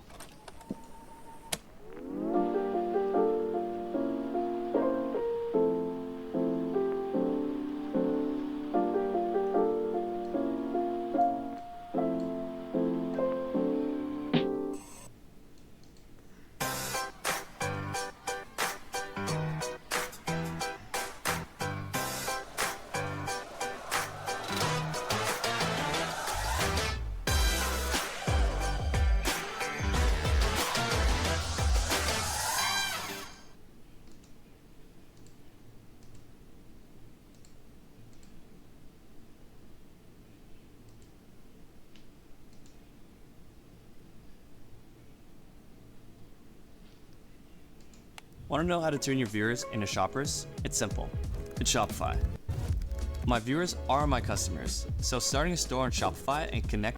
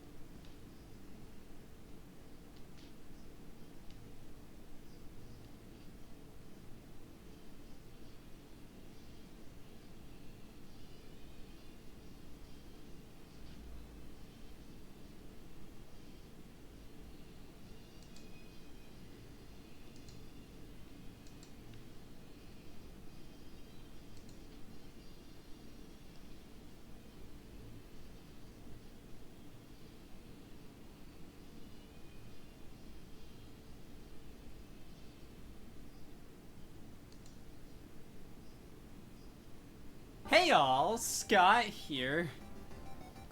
It's just not enough. I need more! I want people to look through my window and see a bunch of garbage and say, that looks like a fun house to break into. So I was shifting between two options. I was thinking my first accessory to nab would be a window, but this one had deal or no deal. This is the Nintendo DS. And this is the Nintendo DS now. Handheld gaming has always been Nintendo's sweet spot. Their home consoles, they simply don't believe in roofs. The Game Boy, Game Boy Advance, Nintendo 3DS, and Nintendo Switch, all incredible successes in their own special ways. But right in the middle was the Nintendo DS, releasing in 2004. This was one of Nintendo's most triumphant accomplishments, and it showed they didn't even need 3 screens to do it. Dual screens, microphone, touch base, Game Boy Advance compatible, it was everyone's dream. And the game library really struck a great balance between hardcore and casual titles, which was something that the Wii attempted. It was fruitless. With a full suite of buttons and the bottom touchscreen being incredibly useful in many cases, more hardcore titles didn't feel completely out of place here. On the Wii, the more hardcore titles, their entire gimmick was, I'm a hardcore title on the Wii. But the Wii was a phenomenon, selling over 100 million units. I personally always considered that to be the more popular system, or at least it felt like it at the time. No, you see, everybody owned a Wii. Everybody owned a DS, and 4 of them. 150 million plus sold. That is insane. One of the best-selling platforms of all time. Of course, being a portable unit with 4 revisions definitely helped that number. The whole family can share a Wii, but each member needs a DS for every finger. I personally owned a white Nintendo DS Lite and went out of my way to ensure I got the DSi. So, I can at the very least confirm, while the DS family sold 150 million plus, subtract 1 from the user count. The long and short of it is, the Nintendo DS was a monumental success. Even during the Wii's generation, where that felt like the big deal, the DS ended up being 50% more of a big deal. And if the Wii had all these accessories and plastic add-ons made for it,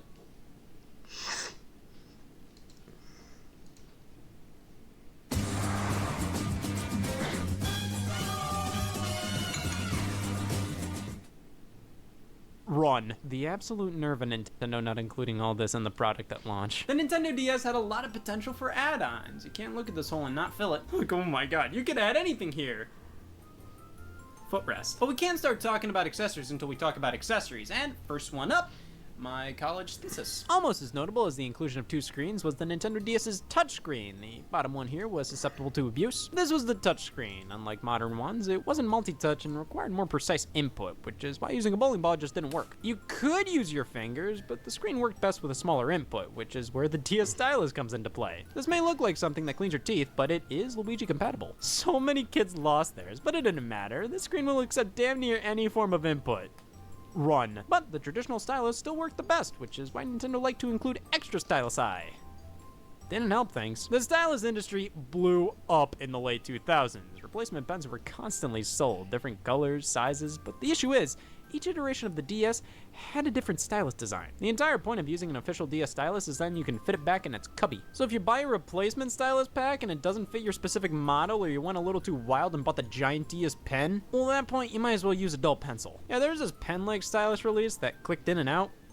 Why not always leave it clicked out? I must preserve the plastic. The final DS iteration, the Nintendo DSi XL, came bundled with a fountain pen stylus. The entire point of this model was to appeal to the elderly, and they love pens. This is obviously the most comfortable stylus as it's shaped and sized exactly like a real man's pen. Since the DSi XL was so big and aimed at Crosswords DS users, having a big extra pen here, it made sense as it wasn't intended as the most portable unit. This feels more at home just on a nightstand or something. I didn't realize until now how each DS had a different stylus design, but that's not nearly as egregious as the different chargers. I had to take a night class for this. Okay, so the original Nintendo DS has the same charger as the Game Boy Advance SP, which is a different charger from the Game Boy Micro, which came after the original DS for the DS Lite, where the DS Lite had a new charger specific only to it, then the DSi had its own charger that didn't work with the original DS or DS Lite, and this charger was used for the DSi XL, the 3DS, 3DS XL, 2DS, new 3DS, new 3DS XL, and new 2DS XL. So the DS Lite has a charger that no other being can accept. They made up for it with the Slot 2 pack. The original DS and DS Lite were compatible with Game Boy Advance cartridges. Not original Game Boy, they aren't God. The Nintendo DS Lite was supposed to be actually presentable though, so they included this little filler piece to make the design look more flush. While I didn't ever lose the stylus, I definitely lost this little piece as it was completely unnecessary. It didn't do anything except make you feel better about yourself. Like, what if people see me on the train? The main reason I pitched this was so then I could just plug whatever in the slot whenever I wanted. In which this is the place the most iconic DS accessories called home.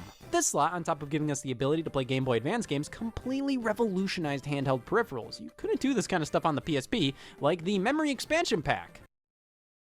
F you, Sony. This was bundled with the Nintendo DS browser, and what I have here is the DS Lite version. This one will work on the original DS model. For that, you had to go to Nintendo's online shop. Weirdly enough, though, the original DS model's expansion pack works on the DS Lite, but the... But we can't start talking about accessories until we talk about accessories, and first one up, my college thesis. Almost as notable as the inclusion of two screens was the Nintendo DS's touchscreen. The bottom one here was susceptible to abuse. This was the touchscreen. Unlike modern ones, it wasn't multi-touch and required more precise input, which is why using a bowling ball just didn't work. You could use your fingers, but the screen worked best with a smaller input, which is where the DS stylus comes into play. This may look like something that cleans your teeth, but it is Luigi compatible. So many kids lost theirs, but it didn't matter. This screen will accept damn near any form of input. Run. But the traditional stylus still worked the best, which is why Nintendo liked to include extra stylusi. Didn't help things. The stylus industry blew up in the late 2000s. Replacement pens were constantly sold, different colors, sizes, but the issue is, each iteration of the DS had a different stylus design. The entire point of using an official DS stylus is then you can fit it back in its cubby. So if you buy a replacement stylus pack and it doesn't fit your specific model, or you went a little too wild and bought the giant DS pen, well, at that point you might as well use a dull pencil. Yeah, there's this pen-like stylus release that clicked in and out. Why not always leave it clicked out? I must preserve the plastic. The final DS iteration, the Nintendo DSi XL, came bundled with a fountain pen stylus. The entire point of this model was to appeal to the elderly, and they love pens. This is obviously the most comfortable stylus as it's shaped and sized exactly like a real man's pen. Since the DSi XL was so big and aimed at Crosswords DS users, having a big extra pen here, it made sense as it wasn't intended as the most portable unit. This feels more at home just on a nightstand or something. I didn't realize until now how each DS had a different stylus design, but that's not nearly as egregious as the different chargers. I had to take a night class for this. Okay, so the original Nintendo DS has the same charger as the Game Boy Advance SP, which is a different charger from the Game Boy Micro, which came after the original DS but before the DS DS Lite. Where the DS Lite had a new charger specific only to it, then the DSi had its own charger that didn't work with the original DS or DS Lite. And this charger was used for the DSi XL, the 3DS, 3DS XL, 2DS, new 3DS, new 3DS XL, and new 2DS XL. So the DS Lite has a charger that no other being can accept. They made up for it with the Slot 2 pack. The original DS and DS Lite were compatible with Game Boy Advance cartridges. Not original Game Boy, they aren't God. The Nintendo DS Lite was supposed to be actually presentable though, so they included this little filler piece to make the design look more flush. While I didn't ever lose the stylus, I definitely lost this little piece as it was completely unnecessary. It didn't do anything except make you feel better about yourself. Like, what if people see me on the train? The main reason I pitched this was so then I could just plug whatever in the slot whenever I wanted. In which this is the place the most iconic DS accessories called home. This slot, on top of giving us the ability to play Game Boy Advance games, completely revolutionized handheld peripherals. You couldn't do this kind of stuff on the PSP, like the Memory Expansion Pack.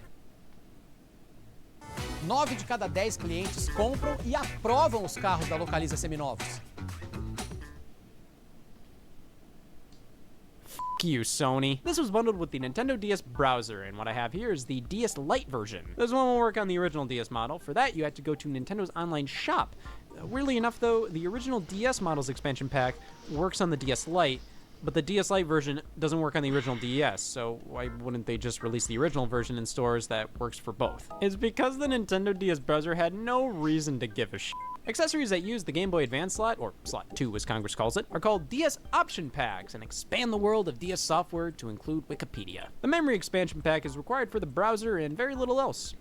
Zero can be little. Yeah, this was only used for this title specifically because the DS can't run a web browser all on its own. We ask too much of it. So why not tackle something a bit more useful? The Rumble Pack. This is a full-on throwback to the Nintendo 64, where it too had a Rumble Pack, allowing for supported games to feel the power of a seizure. Some Game Boy Color and Advance titles had built-in Rumble features, but of course that costs more to manufacture. You had to design a cartridge around that kind of thing. With the DS, having an optional separate accessory meant more games could theoretically support it, like Picross DS. It's like I'm really there! Roughly 50 games supported the Rumble Pack, and most of them were released from 2005 to 2007.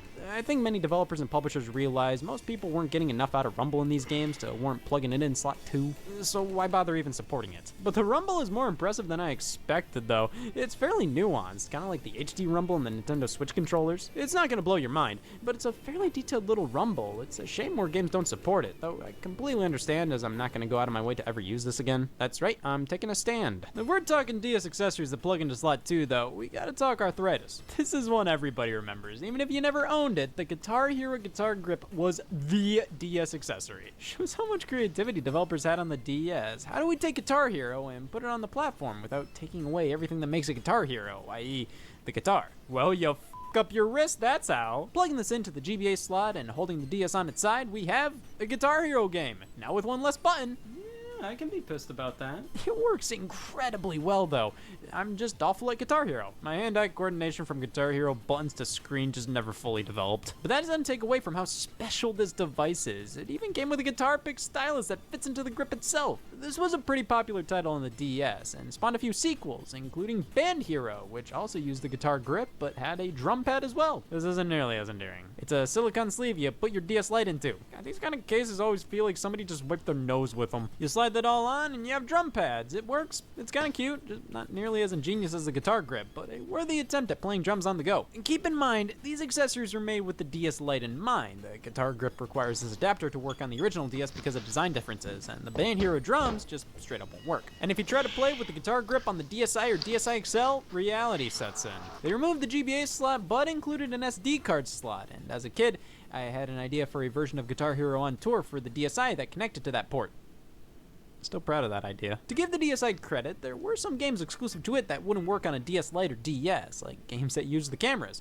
But two games found a way: Face Training and Face Training. This game focuses on strengthening your facial muscles, giving you a tight smile. And the only way for it to accurately insult you is with a camera. The Facing Scan camera was only released in Japan and came bundled with Face Training alongside a stand for the DS. You can pop it on here sideways and use this thing on a desk more easily, and it's pretty surreal to see camera footage on a DS or DS Lite. It works across both models, even the original DS. Since the device fits flush with the model, you have a jump scare option. Face Training was later released for the DSi in Europe with no need for the Facing Scan. Still came with a stand for the system though, but nothing will beat Finally, the magnetic stand, released only in Japan. This is primarily marketed alongside games like Personal Trainer Cooking due to the fact the magnets can turn any fridge into a smart fridge. The stand plugs into the GBA slot and holds the DS up that way. It's like somebody holding you up by your nostrils. But yeah, you can set it up for at a table by opening up the bottom and adjusting the angle a bit.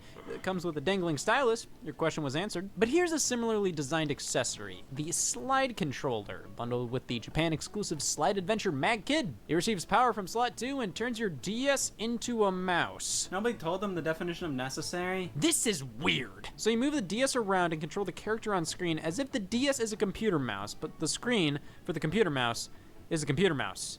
And it works. The slide controller is one of the most bizarre things Nintendo has pushed out, just because of how seemingly unneeded it is. But it makes for an experience that can't really be replicated elsewhere. I mean, a computer, sure, but just moving the entire device around like a mouse makes this wholly unique. Speaking of motion-based gimmicks, Activision released a motion pack for the DS. This was a third-party accessory giving the DS some motion capabilities, specifically for Tony Hawk's motion. I move the DS, I move Tony Hawk in the game. It works okay, but at the end of the day, it just makes you want a real voodoo doll. Sega released a card reader that plugged into the slot, only in Japan, supporting just 3 titles. This is pretty much the same deal as Nintendo's e-reader for the Game Boy Advance, but even more useless. I don't have any of the games or cards for it, but if it's anything like the e-reader, run. The Easy Piano was a third-party accessory that turned your DS into like 2/8 of a piano. Alright, here's the deal with this. This is a cute toy that is completely bundled and supported by the wrong game. Easy Piano is mostly a minigame collection just about music, and when it does use the piano, it's like mostly just a noisemaker. It's kind of cool to hear piano noises from the DS after hitting some keys, but that's like kind of all there is to do with this thing. Rock Band 3, that featured keyboards as playable instruments. It got a DS version that used no accessories. This would have been perfect for that game, but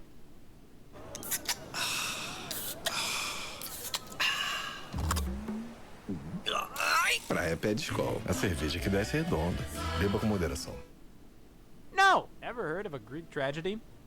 Well, now you have. Okay, that's fine. I mean, this is a dumb piano anyways. If you really want to learn piano, there are far better and more realistic options out there to do so with. So let's talk about a DS accessory with real-world applications. I am, of course, talking about diabetes. The Bayer Digit Blood Glucose Meter plugs into the GBA slot. Naturally, it is a glucose meter after all. Now, I couldn't get diabetes in time to discuss how this actually works, but I don't really need to. It reads your blood sugar levels and is designed to give kids with diabetes more incentive to read them more often. So alongside this device, you get a diabetes turn-based RPG, Knock 'em Down's World Fair. You get power-ups in the game for checking your blood sugar levels. The GBA slot deserves an award. There's so much it can do. Help with diabetes, put the DS on a fridge, with Tony Hawk. We can even turn our GBA slot-based devices into iPods with the Nintendo MP3 player. It's just a GBA cartridge, but it released during the DS's reign and mainly pushes them on the box. It's a cartridge with an SD card slot and headphone jack. You pop it in and you can play your media files this way. The name Nintendo MP3 player was a localization of the Play-Yan series of MP3 players Nintendo released for the Game Boy Advance only in Japan, with the Nintendo MP3 player only releasing in Europe. I would have killed for something like this back in the day. Just seeing video files play via games on the DS was mind-blowing. There were a handful more GBA slot-based accessories for the DS. Taito released a paddle controller, which is apparently incredible for games like Arkanoid, but I couldn't find one. I got the diabetes meter, leave me be. The last one I have here is the pedometer for My Weight Loss Coach. It really makes you think, why don't most pedometers have this plug? It's interesting My Weight Loss Coach comes with a pedometer, while My Stop Smoking Coach doesn't come with Nicorette. But it's just a pedometer. When you wear it, you have the audacity to flash the Ubisoft logo to everybody. So yeah, it's worth it. Ubisoft did a lot of these life help games during this era. I believe they stopped because they realized they weren't good at it. Developed with a professional nutritionist. Just one. But pedometers were a big deal on the Nintendo DS. It's probably why Nintendo built one into the Nintendo 3DS. They love health. Especially dog health. Personal Trainer Walking, part of the same series as Personal Trainer Cooking. You gotta burn it off somehow. This comes with the activity meter. Yes, you can track the dog's life rhythm. This game is pretty interesting because it actually includes its own meat creator from the Wii in the game, and the game cartridge itself is an infrared sensor. It actually concerned me when I saw it. I thought it was a bootleg since the cartridge is so much darker than usual. I never knew this is what the black market was like. Nah, it's darker because it's an IR sensor and it interacts with the activity meter this way. But did I mention you get 2 of them? 2 activity meters, 2 clips, 2 hard. Much like My Weight Loss Coach's pedometer, is a pedometer, though it is much slimmer and more discreet than Ubisoft's. Watch out, Fitbit. But the more well-known pedometer for the Nintendo DS was the Pokewalker. Bundled with Pokemon Heart Gold and Soul Silver, this was a pedometer that allowed you to take your Pokemon from the game for walks, which would open up in-game content based on how many steps you take. This is obviously a gimmick thrown in there to appease parents who were mortified at the fact that children weren't using their legs, so they put this out using the same IR technology as the activity meter. In the end, the Pokewalker ended up being one of the most accurate pedometers ever created at the time. See, Nintendo was at their best when they have no reason to be. The Pokewalker was later repurposed for Wii Fit U. They used the exact same shell and technology, but one thing the Pokewalker has in comparison is that it can be misread as Pokewalker. Keeping track here. Speaking of Pokemon, here we have Learn with Pokemon. No! Learn with Pokemon Typing Adventure is an educational game for the Nintendo DS, only released in Europe and Japan. This title implies that other Pokemon educational games were intended to follow this, but you don't need further education as long as you can type Chimchar. This came with the Nintendo Wireless Keyboard, a very broad name for an accessory that only worked with this one title. It's a Bluetooth keyboard, which does mean you can use it on other devices, but the DS doesn't have Bluetooth, so they injected Bluetooth into the game cartridge. Just the different things they're willing to do to make things work on the DS amazes me. The game also comes with a stand for the DS, which is nice, but you can just set it up like a laptop on a desk, and that works perfectly fine. It's just a typing game. Type the Pokemon names. I may not know how to type any other words, but now Chimchar I can do blindfolded. After learning, it's time to go recreational, or in other words,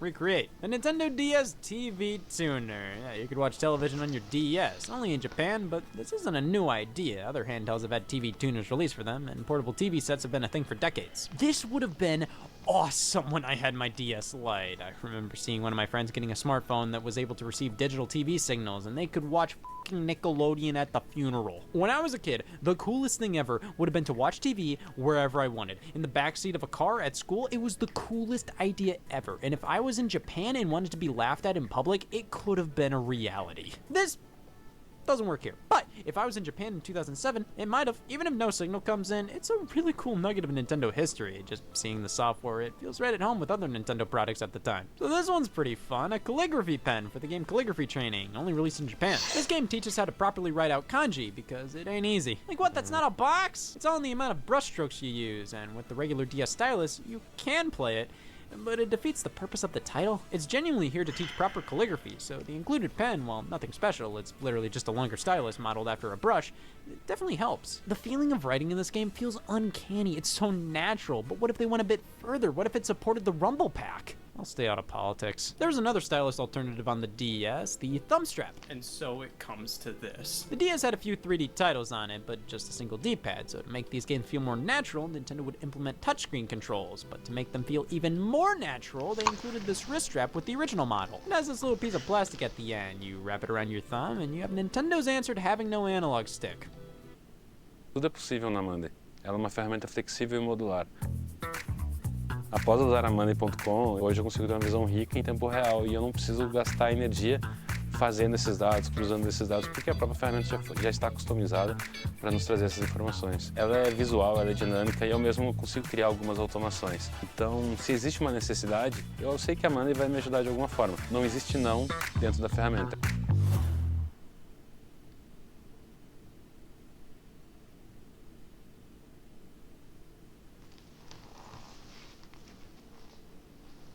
They could have just put in an analog stick. You go to all this trouble to make up for the lack of a stick, which just makes me ask, why didn't you just add a stick? I refuse to take baths, I instead bathe in body spray. Now there was a third-party stylus in the works called the Smart Stylus by PDP. I don't think this ever released, rather it was only shown to the press and was more so a tech demo. It would connect to an adapter plugged into the GBA slot and would allow for the stylus to rumble and light up and play sounds based on the game being played. It was supposed to be bundled with the game Squeeballs. And? I don't think it was. A game called Squeeballs Party was released, and there was a bundle containing a stylus, but it wasn't the Smart Stylus, which leads me to believe this never came out. There's the direction sensor card, which who the hell knows what this is? This was probably going to be a first-party peripheral or a variant of the Nintendo DS game card that could track motion. I believe it was used for this stargazing application, but that never released here in North America.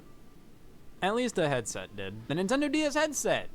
That's right. Nintendo basically refused to make a wireless headset for any game console except the DS. You could use this with Pokemon and Brain Age. You do math like a bitch. Yeah, so very few games actually use this for voice chat. Games like Pokemon Diamond and Pearl, Metroid Prime Hunters, Advance Wars Days of Ruin, but you could use it as just a regular microphone for games that simply use the microphone. I personally feel like this is a fairly pointless accessory. It's not like there were a ton of voice chat enabled games anyways, and even then, they pretty much all just use the built-in mic, which yeah, that's gonna be worse, but who the hell was expecting DS voice chat to be good in the first place? Here we have a cleaning kit. This helps us get dust and grime out of both cartridge slots. Me personally, I'm okay. I have a tub. Screen protectors, yep, you need those, especially for the bottom screen.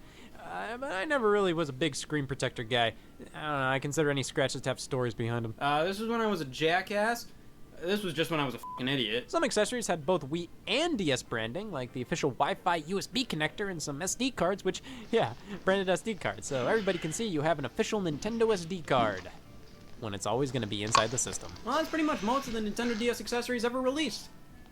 Or at least the first 10% of them. Starter packs, pretty much any combination of case, stylus, game card container, charger you can possibly think of. They were sold, and usually endorsed and licensed by Nintendo. Like the starter kit, or the starter kit, or the starter kit, or the essentials kit, or the essential kit. Character-based accessories for if the TV tuner wasn't enough for bullies. Game card storage units. These hold one each and will ensure you don't lose your game cards.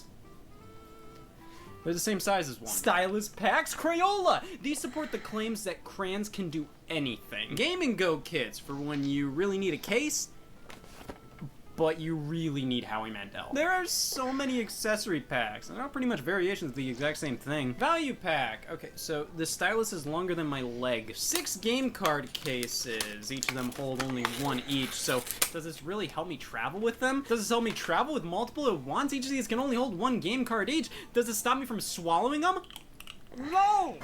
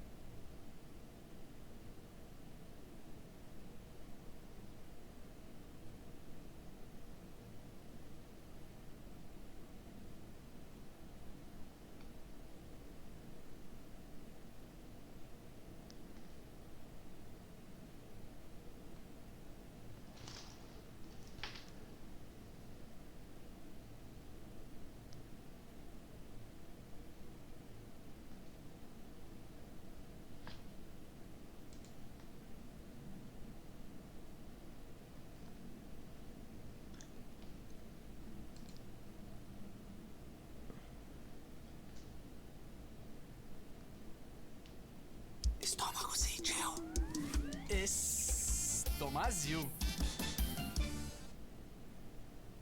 Hey y'all, Scott here. Online personality test. I have no idea who I am, so I'll just let Google tell me. You have to shout to make a point properly. Yeah. Did you eat anything today? Tylenol. Do you just want to plug and play games? Do I have a face? I won! So you have a video game console, right? Welcome to the club. And you have to plug it into the wall, then plug it into the TV, then plug in a controller, then play it. This isn't plug and play technology. Have you been keeping track of the plugs at play here? I just want to plug something in once, and I'm done, and it has a nose.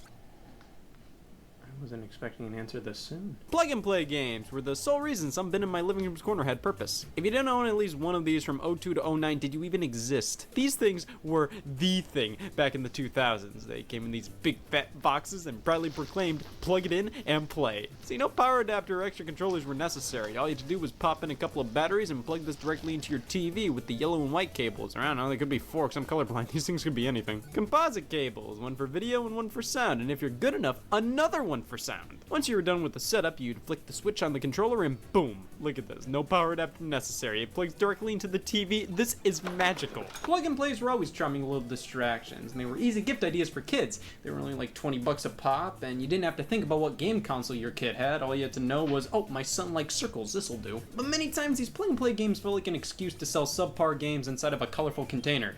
I don't want to play this, I want to eat it. The core plug and play brand I remember was by Jack's Pacific, but they weren't the first of their kind. The TV Boy from the 90s was the first plug and play many will point towards. It repurposed Atari 2600 games and included over 100 of them in an oval. Technology was evolving and fast. This was more of a bootleg console though.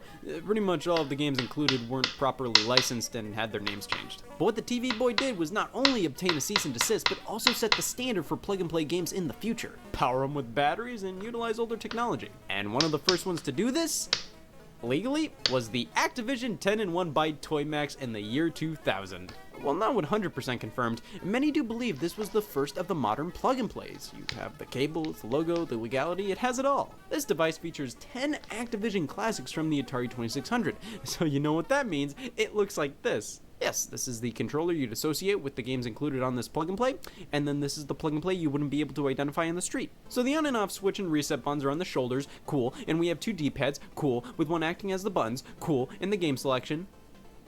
Cool, this one isn't too great. The design's not ideal, and surprisingly the games aren't much better. But you gotta give this plug-and-play credit where credit's due. It started a revolution. Jack's Pacific started up their line of plug-and-play consoles shortly afterwards and truly popularized this kind of stuff, and soon everybody was making them. These were the ones I owned back in the day. See, I may have had a GameCube and Game Boy Advance, but that didn't mean I wasn't interested in playing worse games. The Atari plug-and-play is modeled directly after the original Atari 2600 joystick, and quite well at that. Everything feels exactly how it should here, and that means it doesn't feel great. But they did a fantastic job recreating the experience of the Atari 2600, and it was my first and best experience with the console's catalog. Technically speaking, these are recreations of the games, not 100% the same as the original 2600 versions, though they were made to be as close as possible. I played a lot of Breakout and Pong and Centipede and tried to understand the context of Yar's Revenge as a kid. These games, while nothing crazy, were fun enough to warrant untangling this thing from time to time. This device may have been one of the first stepping stones to me liking games nobody gives a shit about anymore.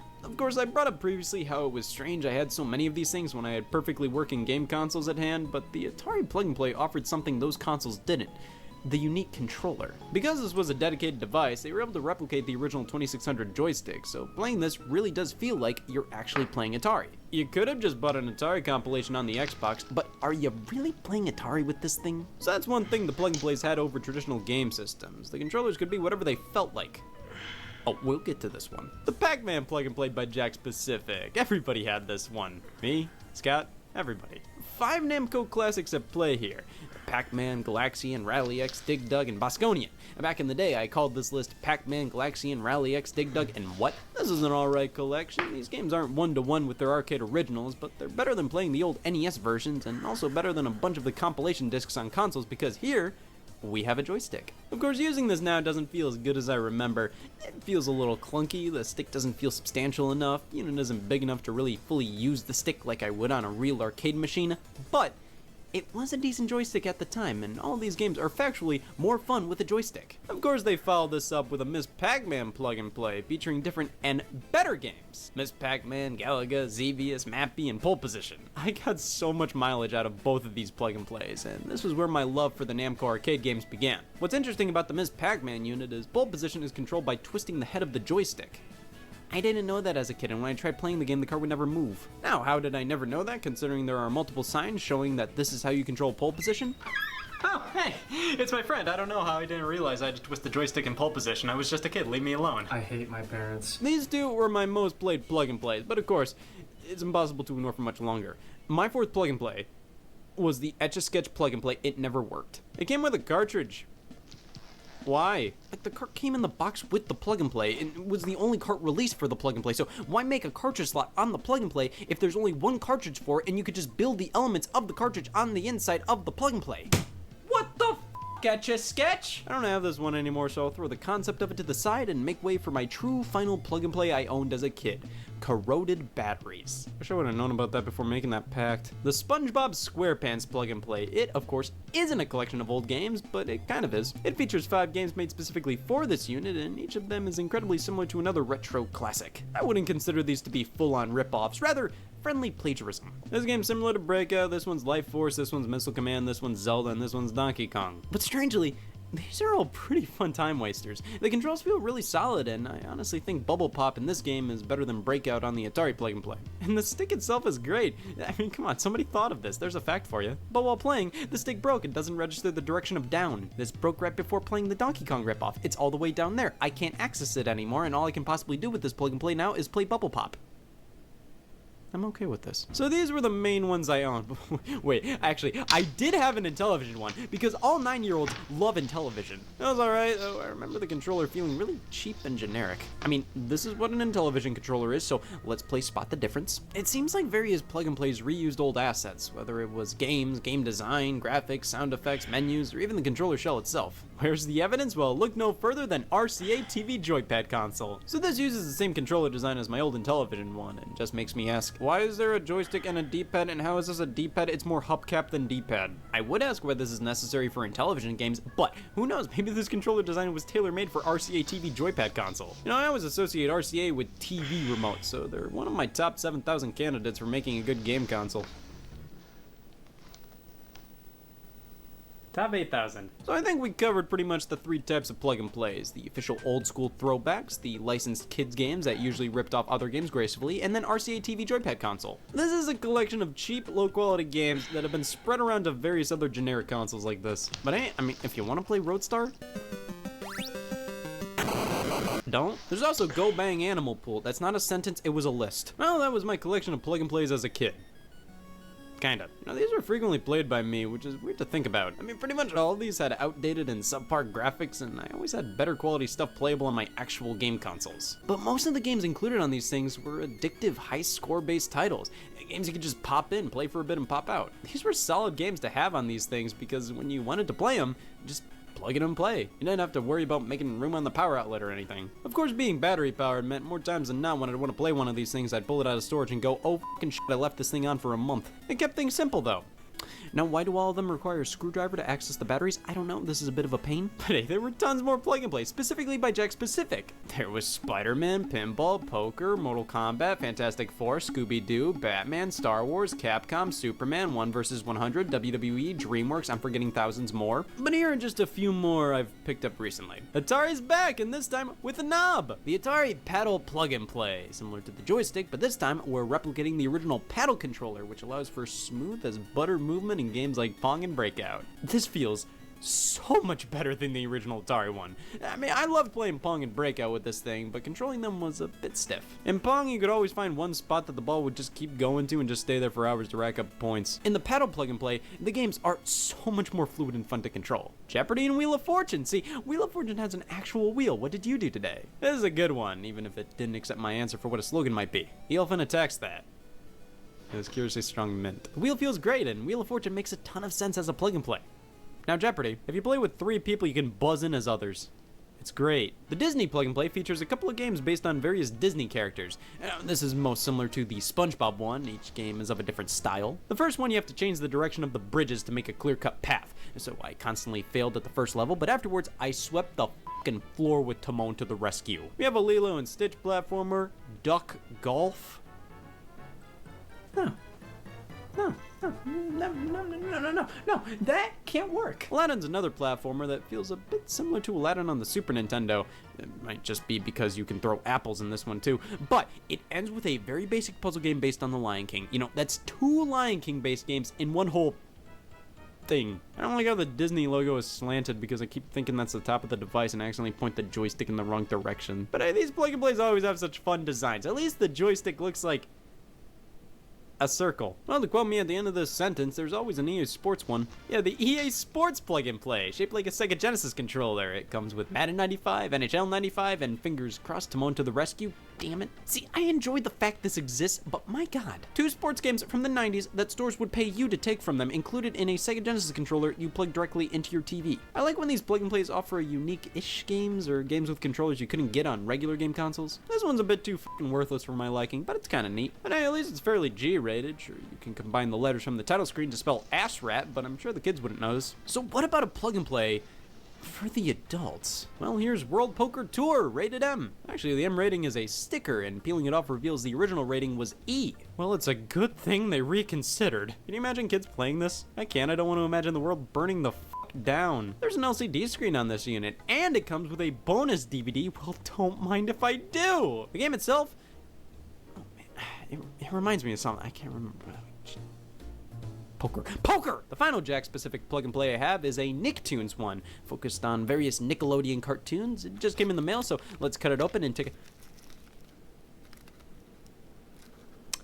Alright, they can't all be winners. For some reason, Jack shipped this unit with the wires pre-cut. That's unfortunate. This is lame because I actually had an accessory for this specific unit too. A game key. That should show you how popular these devices were. They actually got accessories like this released for them. Game keys were made for specific plug and plays that had cartridge slots. You could buy these and expand the game selection on these things. It's really weird because I thought the entire point of these things was that they were way simpler than game consoles. You didn't have to worry about what game system your kid had. You could just buy them a plug and play and know for a fact they will be able to play it. But then you start releasing game cartridges that work with specific plug and plays, and all this one says is that it works with Nickelodeon controllers. I wouldn't be surprised if some moms bought their kids a game key because they had a Nickelodeon plug and play that didn't have a game key slot. Here's a power adapter for Jack specific plug and plays. My god, with the game key and this is starting to become a lot more than just plug and play. Jack specific really rolled with the plug and play success for a while, which meant they made some really dumb stuff, but they weren't the only company to not give a shit. Various others made their own plug and plays. For example, Toymax. They were bought by Jack Pacific. RCA. They stunk. But here we have a Tetris plug and play by Radica. It's your basic Tetris. You have a few different modes, the traditional Tetris theme, solid visuals, 2 players right out of the box. You can just attach the second controller included. This is hell. This controller is abysmal. All they had to do was put a D-pad and a button, but no, they had to make it unique. So you move this block as a joystick to move your piece and twist it to rotate. Not only is this control scheme really lousy for Tetris, the control stick itself is wildly stiff. I don't know why they felt the need to make it like this when they could have easily saved money by using a traditional controller. Hell, even the RCA controller would have been better. How about Crayola electronic coloring book?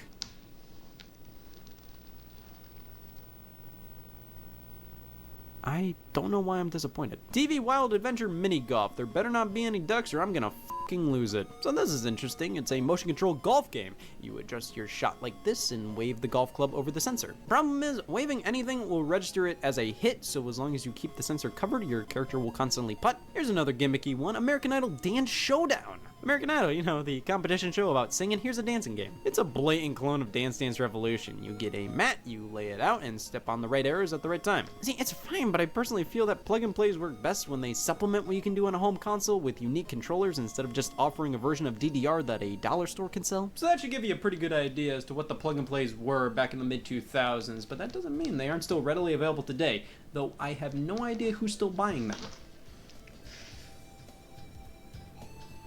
Modern plug and play. So most of the ones I see look like this. Big box, white joystick, white buttons, cheap fonts. This company MSI is responsible for a lot of these, and their website features Mario fan art. They have never worked with Nintendo. So these are blatantly incredibly cheap. Many of them reuse the same joysticks that already don't feel great to begin with. But for some reason they decided to swap the placements of the joystick and buttons for a few of them. Most of these are just one NES game inside a joystick, and they all stink. They work, but they aren't a great way to play these games.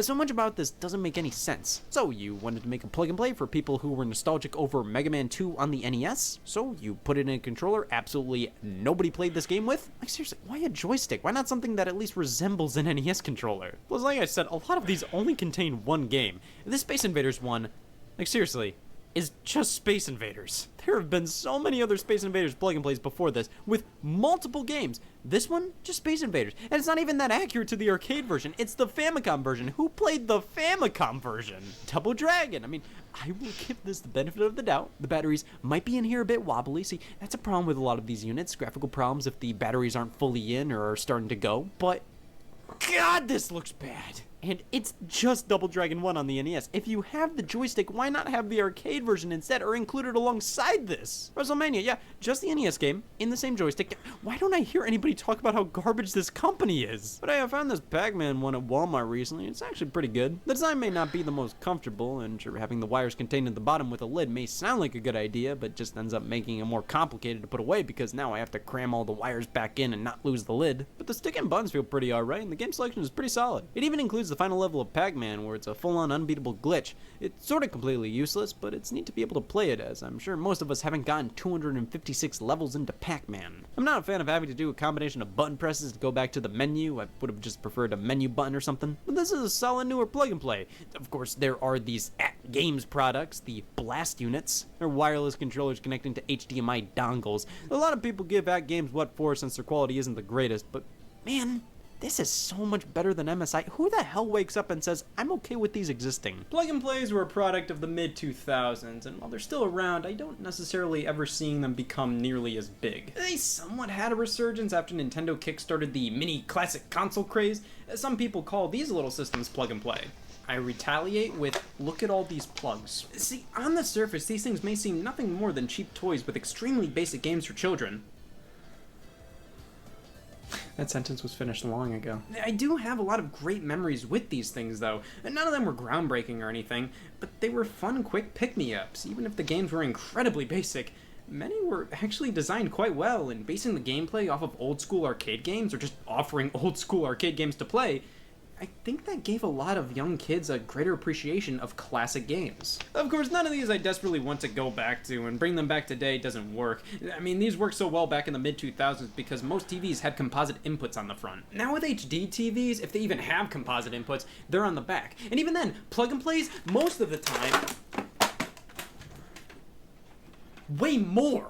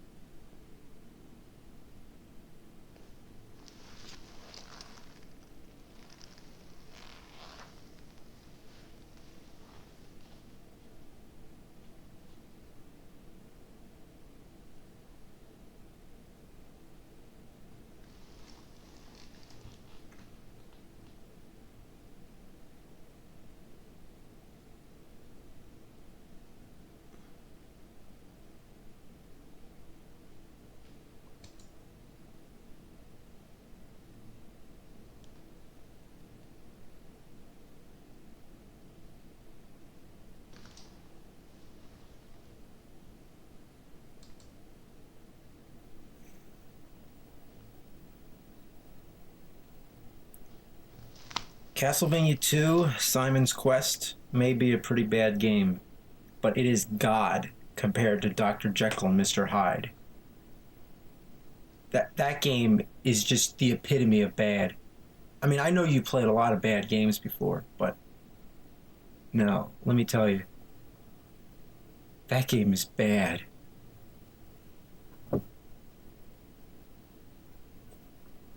I mean, it's like Castlevania 2, you expect it to be, like, no, it's like, you expect it to be good because it's one of the Castlevania games, it's a sequel, but it's like such a disappointment that it's such a big fucking piece of shit. But Dr. Jekyll, Mr. Hyde, and a lot of other Nintendo games, there isn't any expectations. There's no disappointments to be had because they're just, you know, rare, obscure games like, you know, Mick Kids or Taxman or whatever, you know. But Dr. Jekyll and Mr. Hyde, as rare and obscure as it is, you play it once and you're haunted for life. I mean, I'm traumatized after playing it. I can't believe how bad it is. No, I mean, it's bad.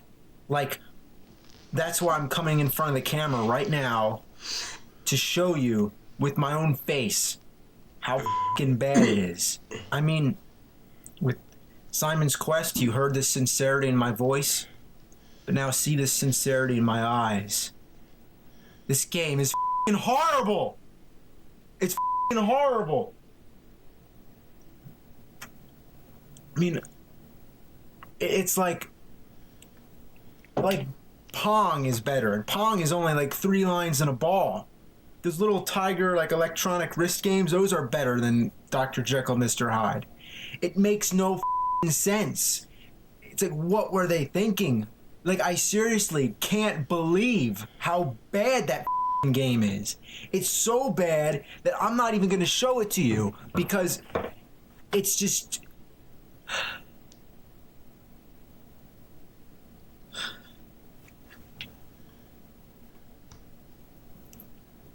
I mean, maybe you need some kind of proof. Maybe I should show you some clips from the game. It's going to be really hard, though.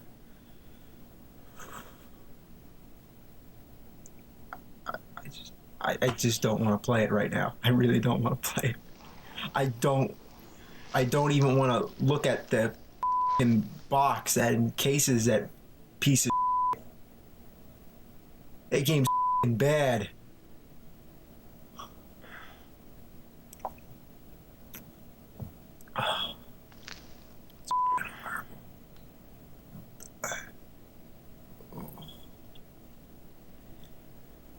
I'm gonna show it to you though, just to prove how bad it is. But I warn you. Here it goes. Here it is. Here's the piece of game. Who the spent this much money on this game?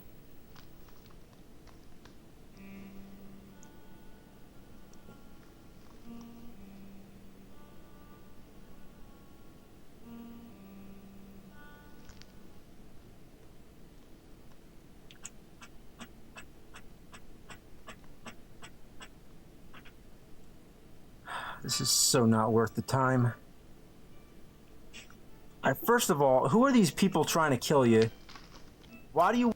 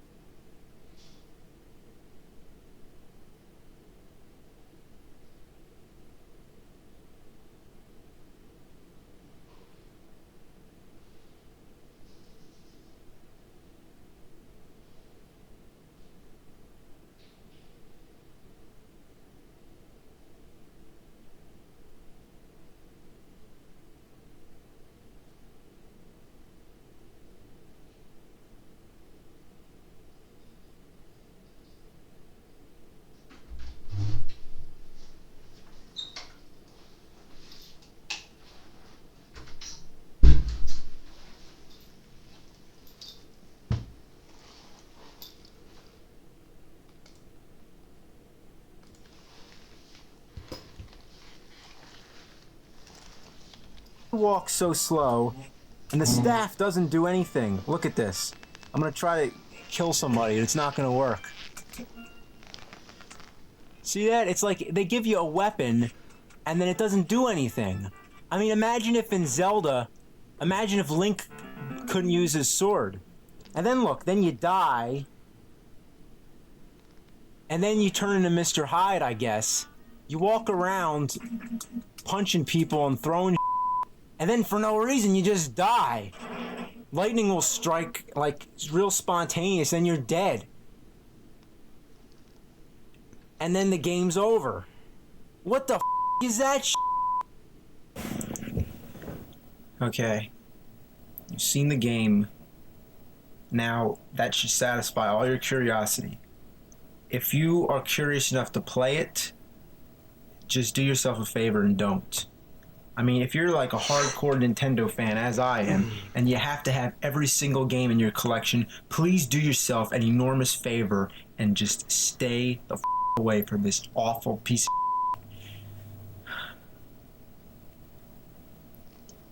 I mean, don't even buy it, like, used for like a penny or whatever. I mean, that shiny gold copper will be worth a fortune someday compared to this awful pile of steaming goat. I mean, don't even download it. Like, no matter how curious you are, just do yourself a favor, never play it, because you will be wishing for the rest of your life that you could invent a time machine and go back to the day you played that game and just kill yourself. I mean, if you ever find the game, if you ever see it, smash it. Smash it with a hammer. Smash it till every tiny fragment is so small it's invisible. I mean, you'd rather super glue your ass shut than play that game. You'd rather drown in gasoline. You'd rather, you know, the thing is, you think I'm joking, like I'm trying to be funny or something. You know, the fact that that game exists is a horrible abomination of mankind. That game is so horrible, and I am not kidding. I am dead serious. Dead serious.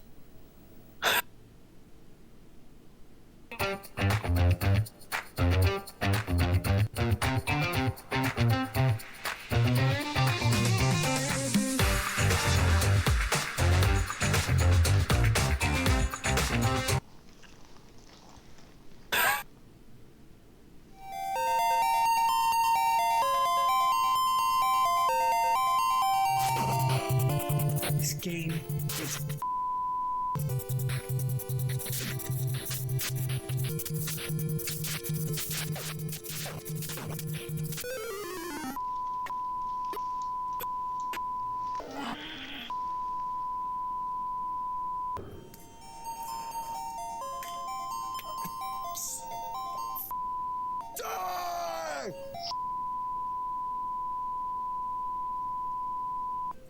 try to help me now, man?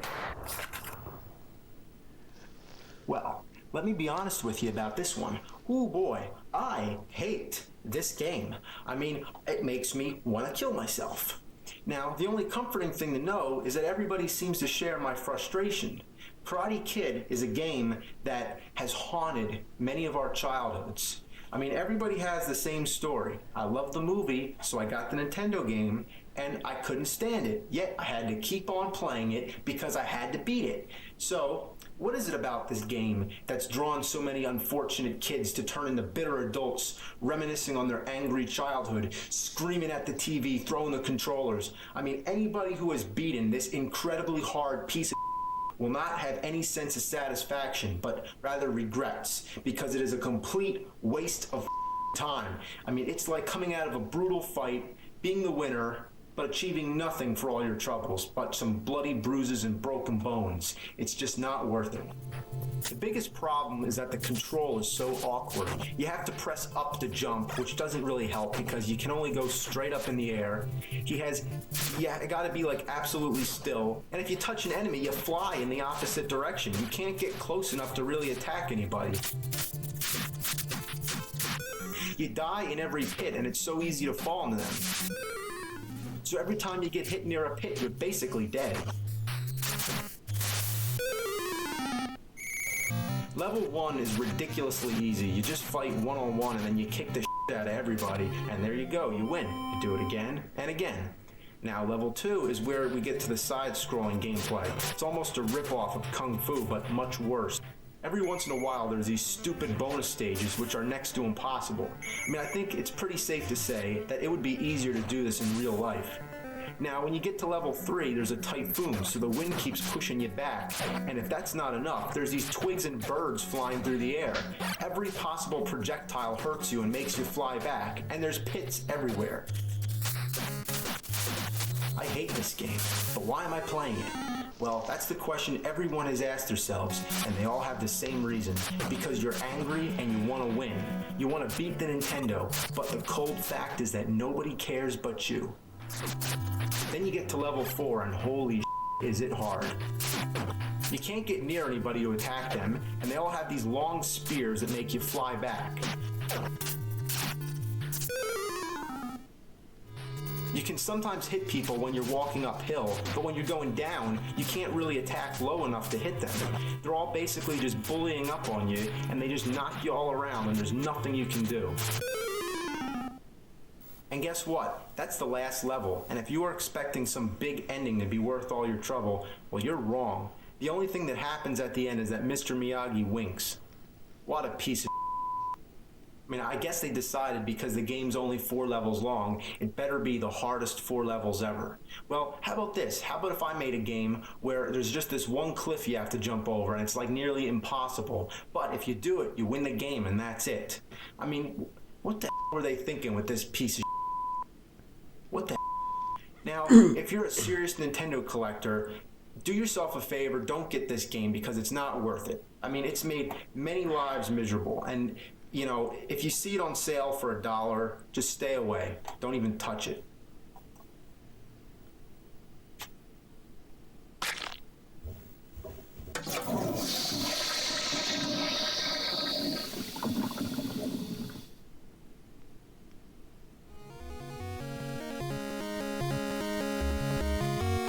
Alright, I haven't played this one in a while, so let's give it a chance.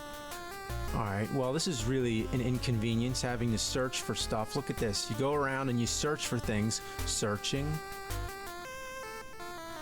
It's empty. It's so slow. Now this is kind of fun though. You get to punch people. We're gonna beat up Roger Rabbit now. Yeah. The only thing that's really annoying is that it takes so long to charge that punch. Oh, you know what? It isn't fun. You know, it just isn't at all. It's just a pain in the Can you help me? Go away, you horrid man. How about go away, you horrid game? Driving the car is really annoying because the control's so awkward. Then these weasels catch you and they make you solve riddles, and they're always the stupidest riddles too. Like, what animal can you never trust? A cheetah. And how is this cat gonna kill you? And look at this. This is the longest password ever. Would it have killed them to make this any shorter? It takes forever. Like, why should any game take like 10 minutes to type in the password?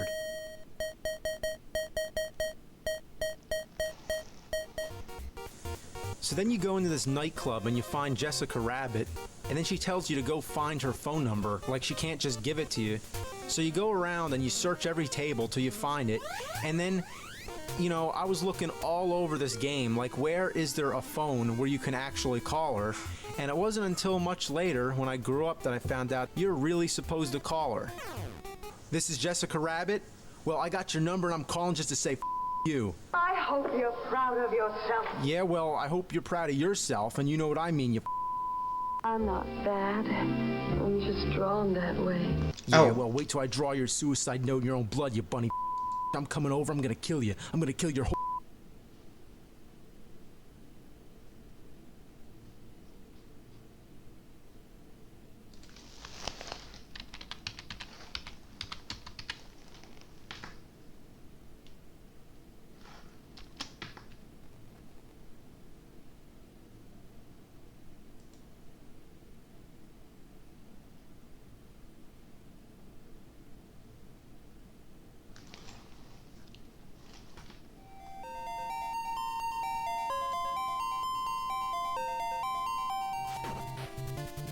game is ass.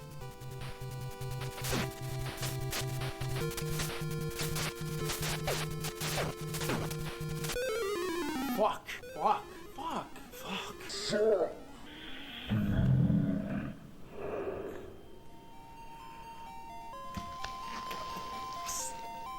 Fuck! Die! You try to help me now, man? Well, let me be honest with you about this one. Ooh boy, I hate this game. I mean, it makes me want to kill myself. Now, the only comforting thing to know is that everybody seems to share my frustration. Karate Kid is a game that has haunted many of our childhoods. I mean, everybody has the same story. I love the movie, so I got the Nintendo game, and I couldn't stand it. Yet, I had to keep on playing it because I had to beat it. So, what is it about this game that's drawn so many unfortunate kids to turn into bitter adults, reminiscing on their angry childhood, screaming at the TV, throwing the controllers? I mean, anybody who has beaten this incredibly hard piece of shit will not have any sense of satisfaction, but rather regrets, because it is a complete waste of fucking time. I mean, it's like coming out of a brutal fight, being the winner, but achieving nothing for all your troubles, but some bloody bruises and broken bones. It's just not worth it. The biggest problem is that the control is so awkward. You have to press up to jump, which doesn't really help because you can only go straight up in the air. You gotta be like absolutely still. And if you touch an enemy, you fly in the opposite direction. You can't get close enough to really attack anybody. You die in every pit, and it's so easy to fall into them. So every time you get hit near a pit, you're basically dead. Level 1 is ridiculously easy. You just fight one-on-one and then you kick the shit out of everybody, and there you go, you win. Do it again and again. Now level 2 is where we get to the side-scrolling gameplay. It's almost a rip-off of Kung Fu, but much worse. Every once in a while there's these stupid bonus stages which are next to impossible. I mean, I think it's pretty safe to say that it would be easier to do this in real life. Now, when you get to level 3, there's a typhoon, so the wind keeps pushing you back. And if that's not enough, there's these twigs and birds flying through the air. Every possible projectile hurts you and makes you fly back, and there's pits everywhere.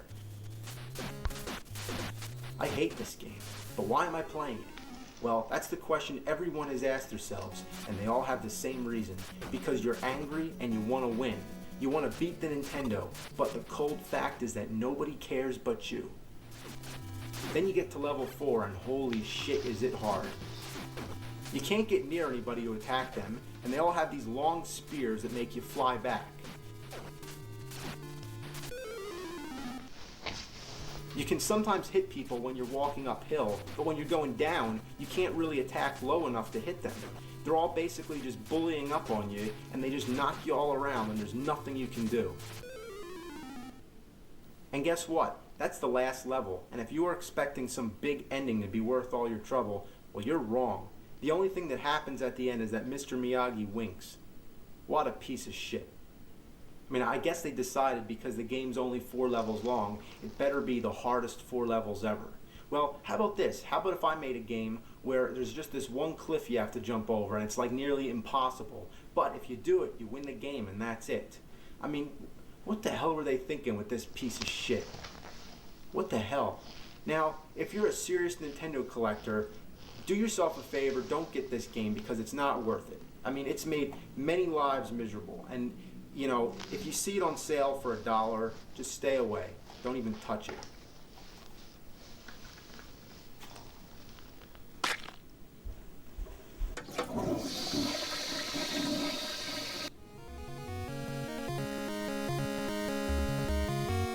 Alright, I haven't played this one in a while, so let's give it a chance. Alright, well, this is really an inconvenience, having to search for stuff. Look at this. You go around and you search for things. Searching. It's empty. It's so slow. Now, this is kind of fun, though. You get to punch people. We're gonna beat up Roger Rabbit now. Yeah. The only thing that's really annoying is that it takes so long to charge that punch. Oh, You know what? It isn't fun. You know, it just isn't at all. It's just a pain in the fucking ass. Can you help me? Go away, you horrid man. How about go away, you horrid game? Driving the car is really annoying because the control's so awkward. Then these weasels catch you and they make you solve riddles, and they're always the stupidest riddles too. Like, what animal can you never trust? A cheetah. And how is this cat gonna kill you? And look at this. This is the longest password ever. Would it have killed them to make this any shorter? It takes forever. Like, why should any game take like 10 minutes to type in the fucking password?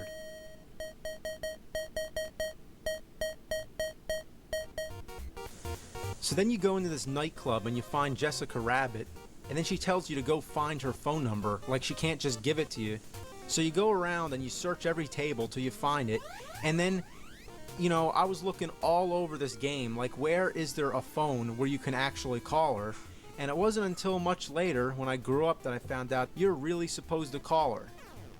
This is Jessica Rabbit? Well, I got your number and I'm calling just to say fuck you. I hope you're proud of yourself. Yeah, well, I hope you're proud of yourself, and you know what I mean, you fucking whore. I'm not bad. I'm just drawn that way. Yeah, well, wait till I draw your suicide note in your own blood, you bunny fucking bitch. I'm coming over, I'm gonna kill you. I'm gonna kill your whole motherfucking family. Alright, well, now that I got that out of my system, let's continue with the game. So you go into the stores, and the way you buy stuff is ridiculous. You go up, and then you have to, like, go through all your items till you select the wallet, use the wallet, and then this item drops down, and you go pick it up.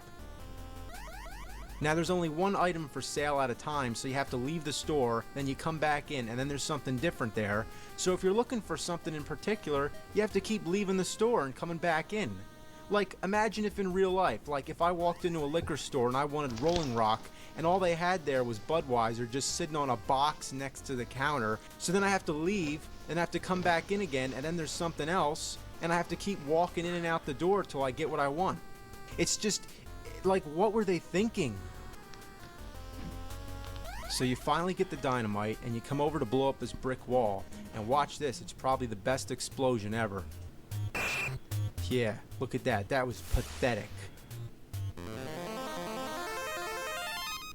So then you get to Judge Doom, and he's like impossible. And most of the things you have are just useless. You have a gun, which really doesn't do anything. You know what? I'm not even gonna punish myself anymore with this piece of shit. Alright, the game sucks. End the story. I wanna nail Roger Rabbit to the fucking cross.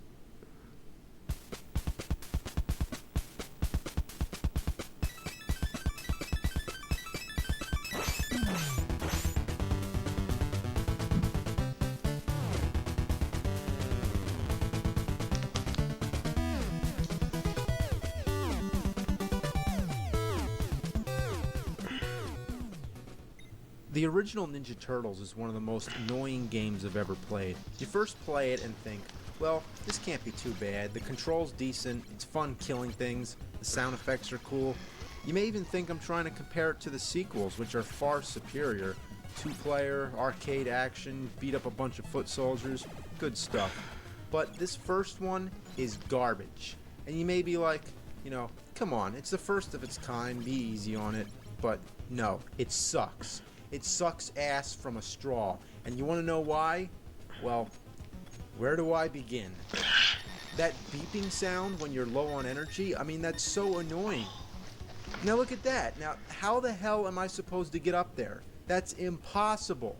And who is that guy with the chainsaw anyway? Remember him from Ninja Turtles? I sure don't.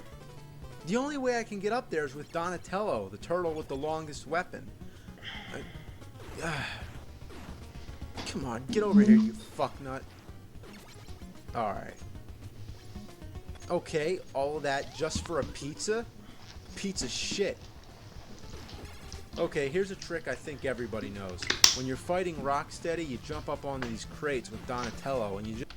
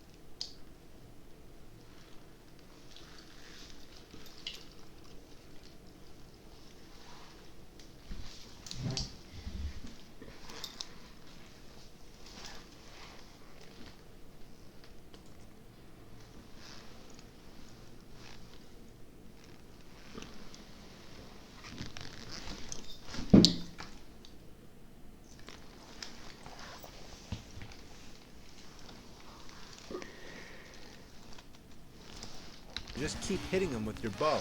Now, what's really weird is the timing. I mean, you have to hit him when he's sort of ducking, not when he's standing up. I guess that would make too much sense. So it's obviously a game flaw. Then there's that level where you have to save the dam. April O'Neil says, "You have my support." Okay. What the hell did she ever do for you? Stupid banana raincoat wearing bitch. So you have to swim around and deactivate all these bombs. And there's so many things out there to kill you, and you have a time limit. So naturally, you're rushing to make it through as fast as you can. And all these electric plants hurt you, so you need a lot of patience. But how could you have patience when you're in a fucking hurry? Fuck. Level 3 is like a maze. You're in the turtle van going around, and there's steamrollers coming at you from everywhere. And you know what I always thought was really weird? Why does the turtle van have the same energy bar as the turtle that you have selected? Like, shouldn't it have its own since it's like a vehicle and not, you know, the turtle? Never mind. So here's a pop quiz. Who are the target audience for this game? Kids. Kids who were fans of Ninja Turtles. Now, you think they would have actually have put more Ninja Turtle characters in the game? Like, Baxter Stockman, the Rat King, Krang. I mean, it's not like Krang was like a minor character that came in the 5th season of the show. Krang was right there from the beginning. So, like, there's no excuse. There was no excuse not to have him there. I mean, instead, make way for the missile balloons, flying robot head, those little butterfly things, Mr. Fireman. And why don't you hear the Ninja Turtles theme song anywhere in the game? What a piece of shit. You know what I hate? The fucking jumps in the sewer. If your accuracy is slightly off, you're going down. So you really gotta take your time and watch what's coming up.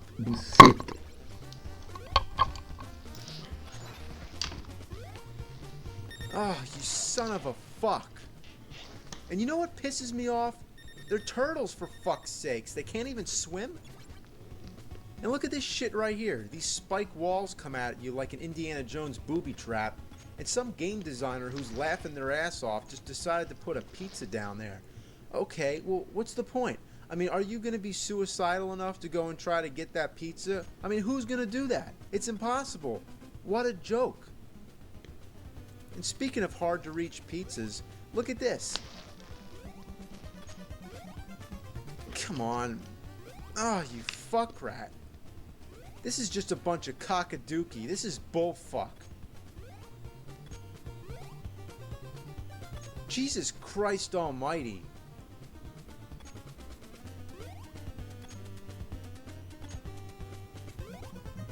Holy shit.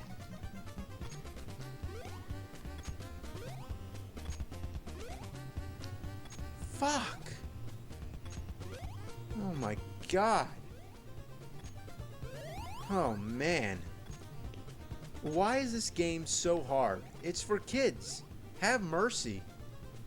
And why does this jump have to be so close to the ceiling? Fuck this game. And you know what pisses me off? Every time you fall down, you have to walk through the entire room all over again. All the enemies come back, so you have to fight everybody all over again. Now, if you get the pizza doesn't come back. Only the bad guys. And what a shitload of fuck. I mean, you can't even develop a strategy because the enemies keep changing. It's completely random. I can't get over this fucking jump.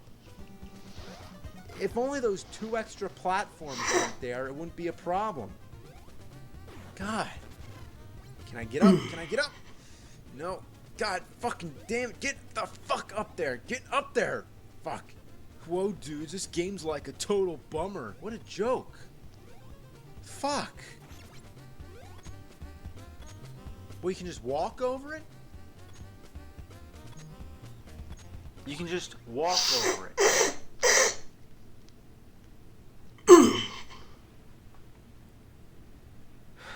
You are scum.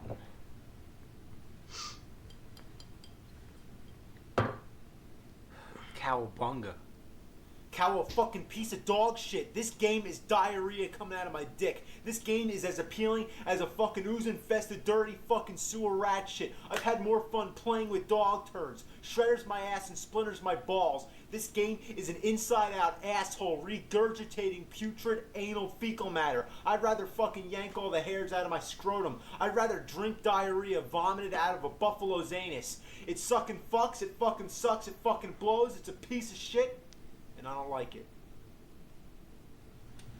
This game is so bad, I really don't want to play it. But Darth Vader came from the planet Vulcan and said that he'll melt my brains if I don't, so I don't have a choice. The first thing I really admire is how well it followed the movie. And you gotta love that music.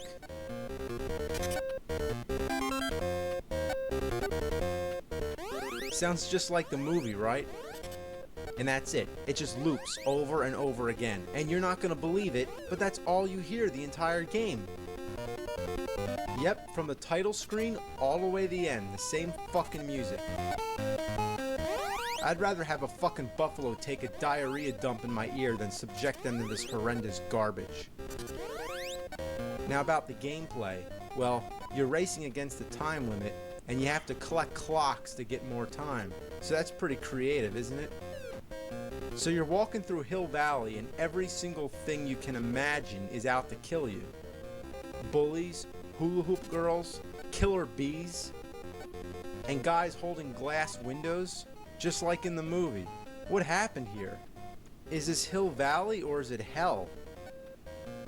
I never knew a hula hoop girl could be so deadly. Why'd she want to kill Marty anyway? Not to mention it doesn't even look like Marty. Look at that black helmet head. Also, when did he ever wear that sleeveless black shirt? Oh look, I got a bowling ball. Remember that in the movie? Remember when Marty goes around throwing bowling balls at people? Whose idea was this? What were they thinking? Ah, the skateboard. Now that makes a lot more sense. But it's the most annoying thing in the game. Yeah, it makes you go faster, but you can't stop.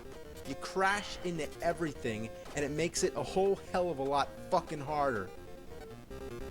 Jumping is useless. Try jumping over the bench, you'll never make it.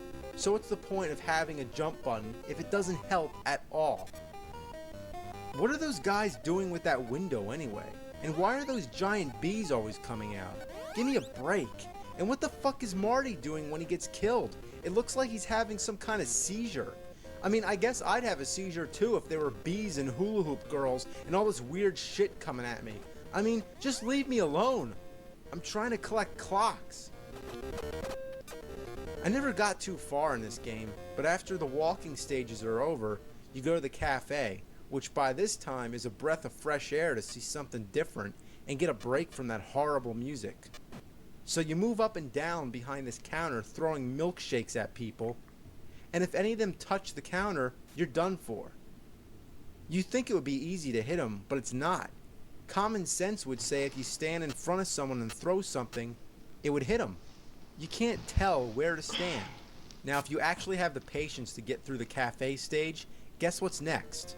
More walking.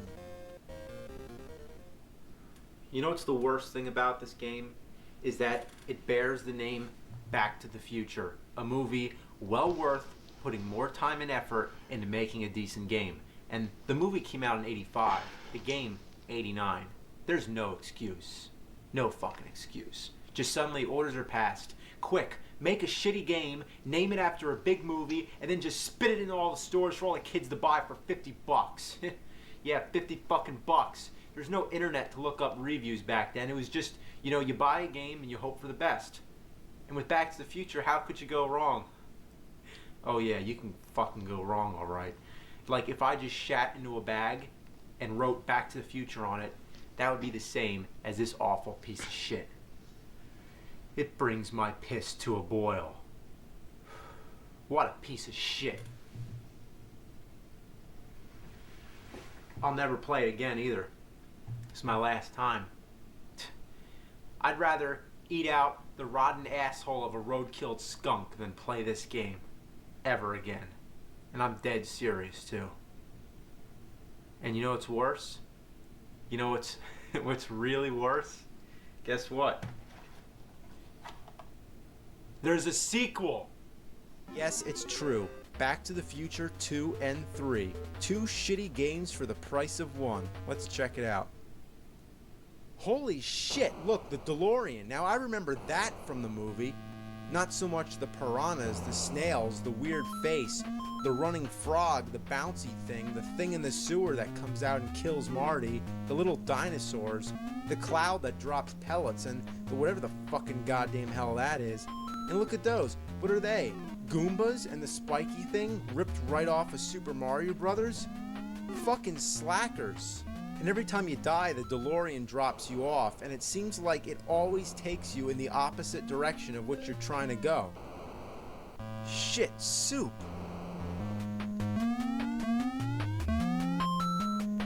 Oh god, don't let the blue bird get you. Ass! Get the key, get the key! Yeah, the hoverboard. Cool, a bonus stage. Wow. Fuck this. I wish I could go back in time to prevent this game from being made. Unfortunately, I need to build a flux capacitor, and I also need some plutonium to generate the 1.21 gigawatts of electricity, so it's out of the question. So, let's end on a positive note. There's got to be one good thing about this game, and I know what it is. It fits in a toaster.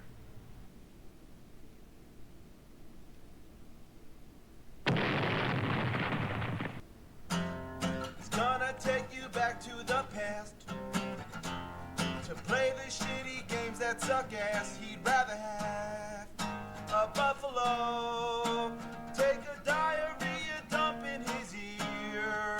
He'd rather eat the rotten asshole of a road-killed skunk and down it with beer. He's the angriest gamer you've ever heard. He's the angry Nintendo nerd. He's the angry Nintendo nerd.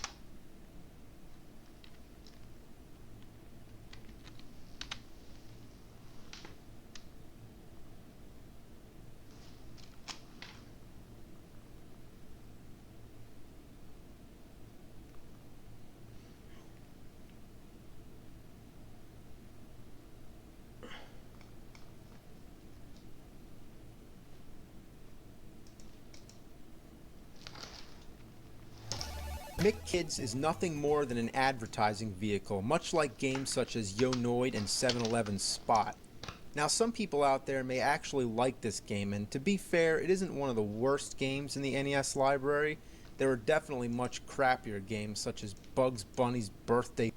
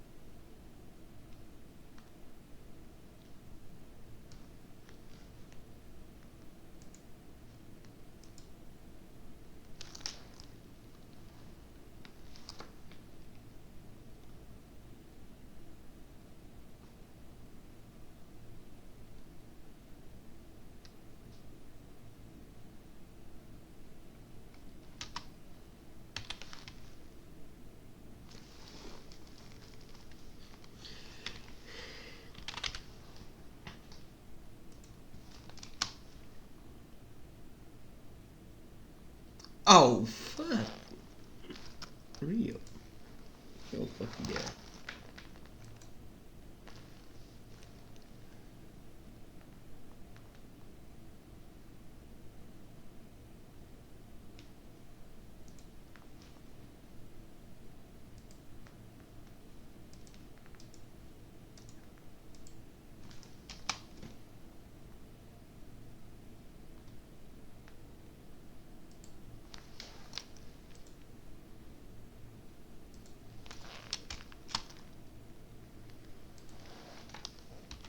A Blowout and Silver Surfer, for example.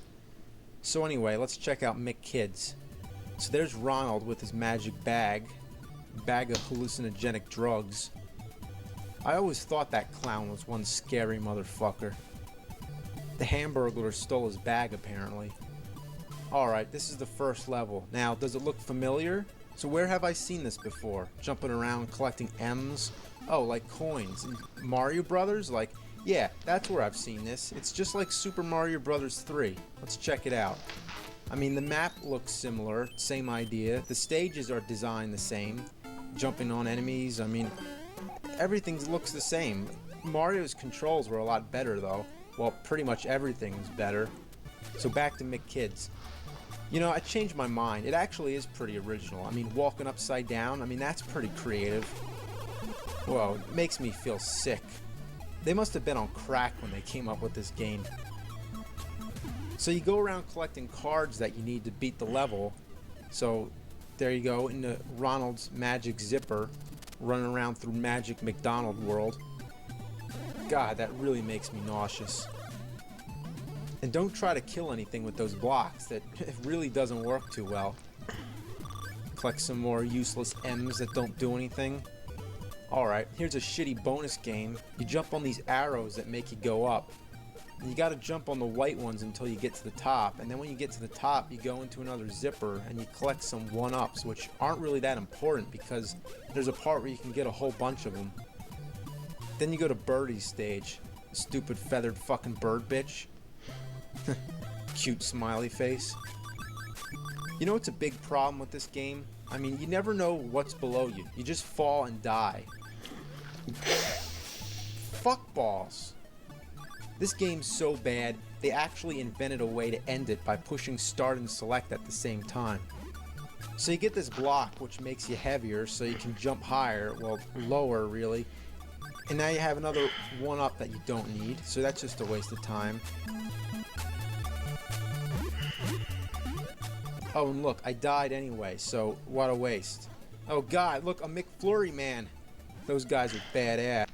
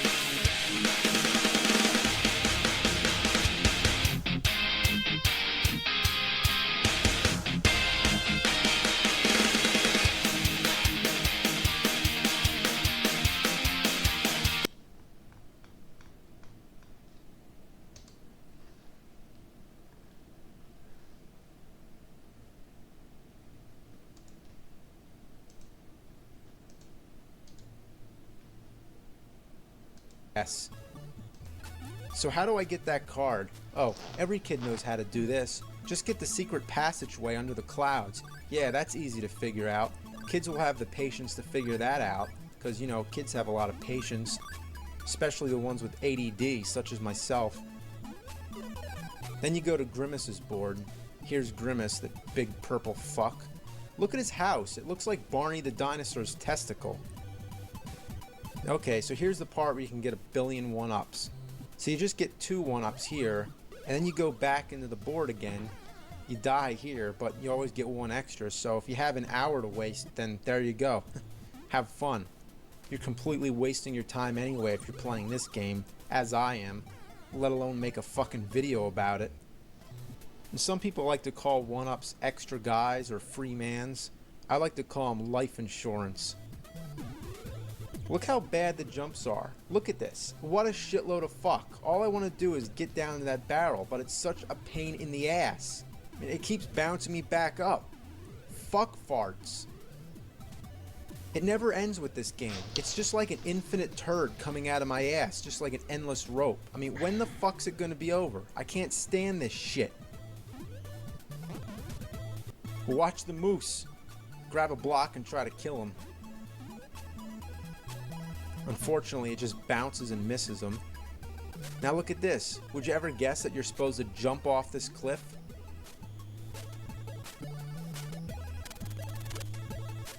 And this shit really reminds me of Super Mario Bros. 3 again. And also, why is this guy walking on water? Who does he think he is? Jesus Christ? Then you gotta talk to the professor, another one of Ronald's stoner friends. And he tells you to get more cards, which makes me just want to punch him. Even worse, you gotta go to the moon where you meet Cosmic. Now who the hell's Cosmic? Did they run out of McDonald's characters? What about Captain Crook or Big Mac? No, Cosmic. I never heard of him. I guess there's nothing more you can expect but a shitty character like that. I mean, I bet the people who designed this game were paid minimum wage. So anyway, you're on the moon, so you're floating around, and then there's these tentacles that come out and kill you wherever you go. And you really gotta bust your balls to find all those cards. Like there's this one that's high up in the air, and even when you get it, you jump back down and something kills you and you gotta start the whole level all over again. Ass balls! So here you are at the last stage, Robble Robble. You gotta get the cards from Hamburglar. So you gotta get across the lava by throwing these blocks in it while all this stuff is shooting at you. Fuck! So look at this. This is some kind of track you have to move on, but you can't because the controls are so hard. So do you hit A or B? I don't know. I have no idea how to control this. You'd think you can just hold the A button or something, but no, of course not. That would be too simple. They have to make it like you do these little taps with the button to make it move. I mean, the controls just suck ass. What a piece of shit. A little kid could never figure this out. So finally, when you get through all these crazy obstacles, you get up here, you walk all the way to this lava pit, and you don't have any blocks to float over it. You can't go around it, so what do? Guess you just gotta commit suicide. Toasty! Wally Bear and the No Gang. Now the first thing that baffles me about this game is the actual cartridge. I mean, look at this. It doesn't look like any other NES game. And what's this button for? Press here? Seriously? Press here? What for? I mean, is it supposed to be telling you how to push the game down? Like how to put the game into the system? Well, I can't really push on it when it's inside the Nintendo. You know, do they really think kids are that stupid? I mean, it should just say, press here, you dumb fuck. Like some kid's gonna be like, how do I put the game in? So anyway, we start off with the title screen of a deformed bear with sunglasses riding a skateboard. A stereotypical anti-drug corporate waste of imagination. You can choose between 1 and 2 players, if you're lucky enough to have a friend who would actually play this piece of shit.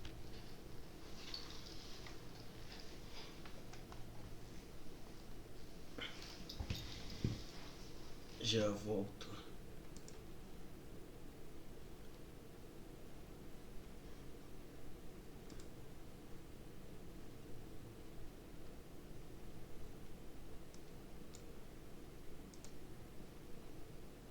Então usar certas instalações da minha casa.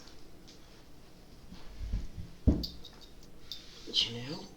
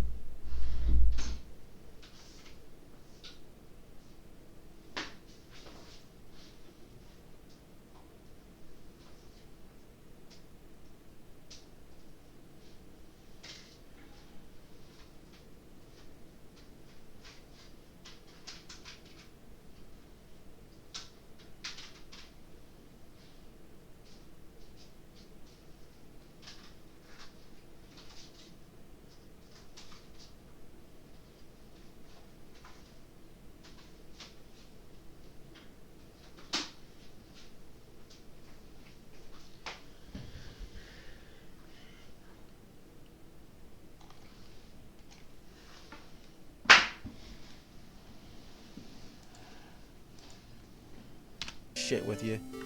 Okay, here's the plot. You're the ultra-hip skateboarding schmuck Wally Bear. Your Uncle Gary Grizzly wants you to gather up your straight-edge friends and head over to his house for a party. Wally must reach his uncle's house before dark, or at least before the timer runs out, for he loses all his lives. But every bird and attack dog on the block wants you dead, and there's not a whole lot you can do about that besides just jump for your life. You can get items like pizzas, frisbees, or hubcaps to throw at enemies. And you can't really hit birds because they just dart across the screen. Now, why would a bird want to kill a skateboarding bear anyway? The levels are just incredibly repetitive. Like literally, the same backgrounds are used over and over again, kind of like in a Flintstones cartoon. If you notice, during a driving scene, it's just the same stuff in the background being repeated over and over again. The only difference is that the Flintstones was entertaining, but this is just a piece of fuck. There's also this asshole named Ricky the Rat who's trying to knock you off your skateboard and turn you into a heroin junkie.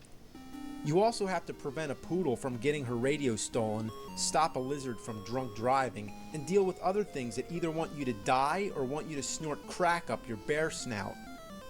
The music in this game just fucking sucks. I mean, no bad game is complete without some auditory shit that makes you want to puke.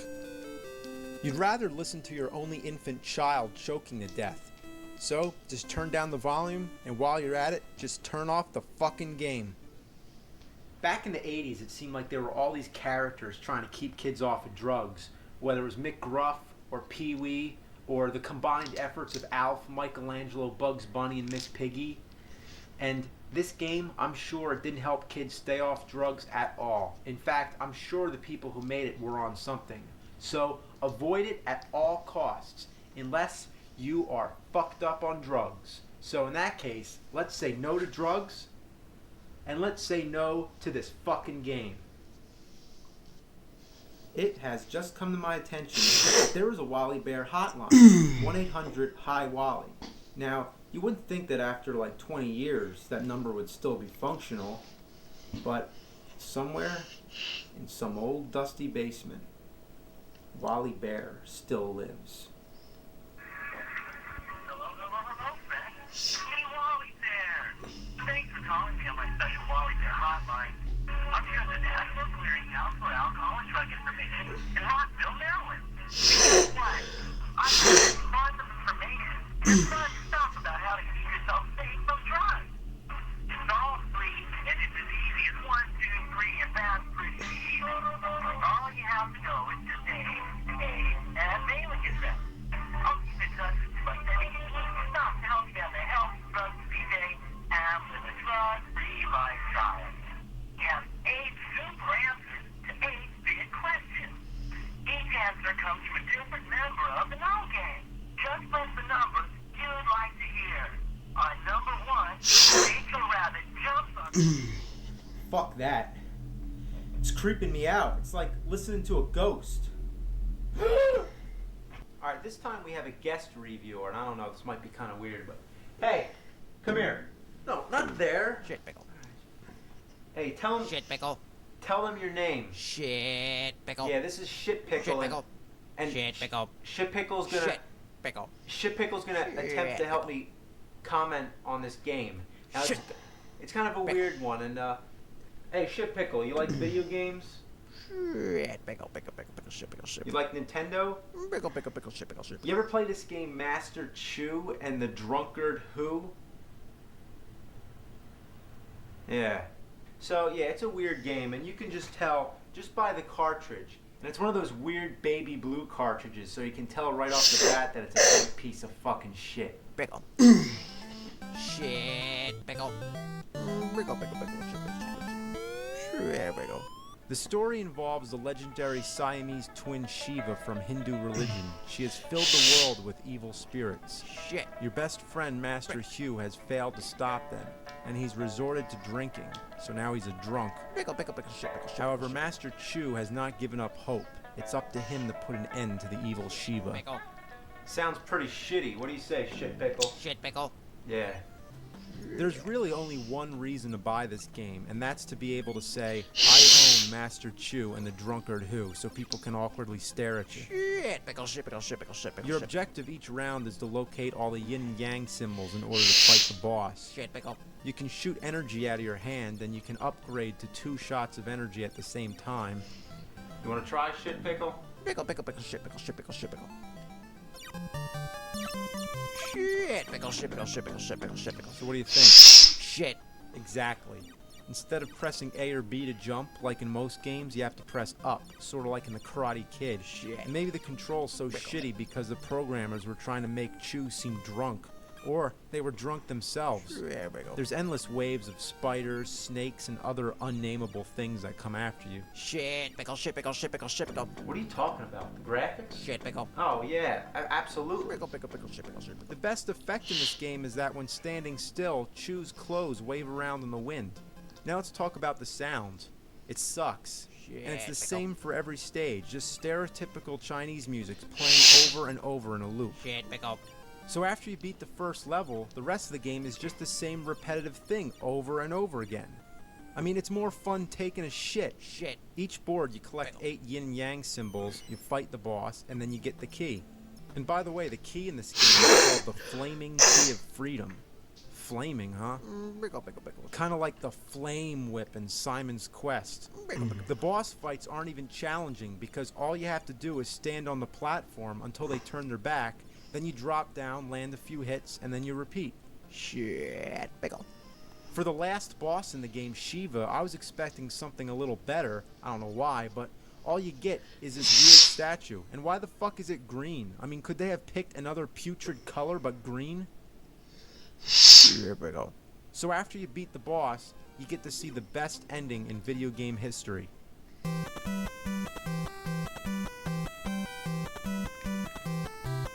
What a piece of shit. Pickle. Top Gun sort of marks the beginning of a genre. It was one of the first flight simulation games for the Nintendo Entertainment System, or at least one of the most commonly referred to. We obviously know that it ain't got shit compared with games today, and for that reason you might think it's not worth complaining about. But no, it sucks ass now, and it sucked ass back then. Check it out. Mission 1 is training for the next mission. Okay, sounds simple enough. So you get a choice of missiles. So would you rather have more or less? What kind of fucking choice is that? Pick more. I mean, the idea is that the fewer missiles is more powerful, but guess what? Whenever you shoot an enemy plane, all it takes is one shot to blow them up.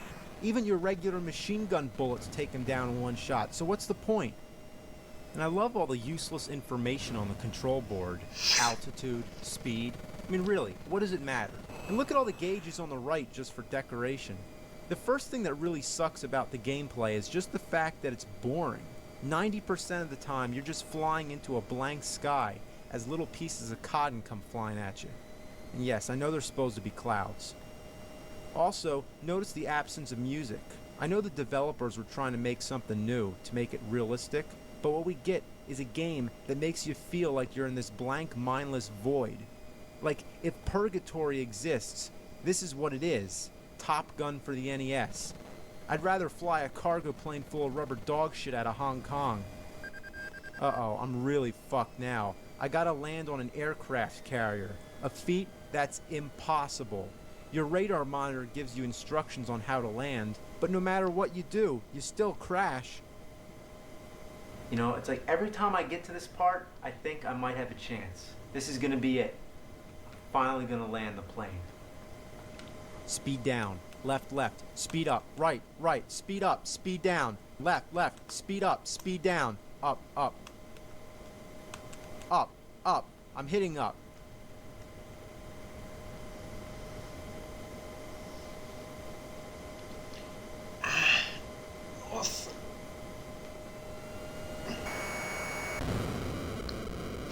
Ass! Fuck!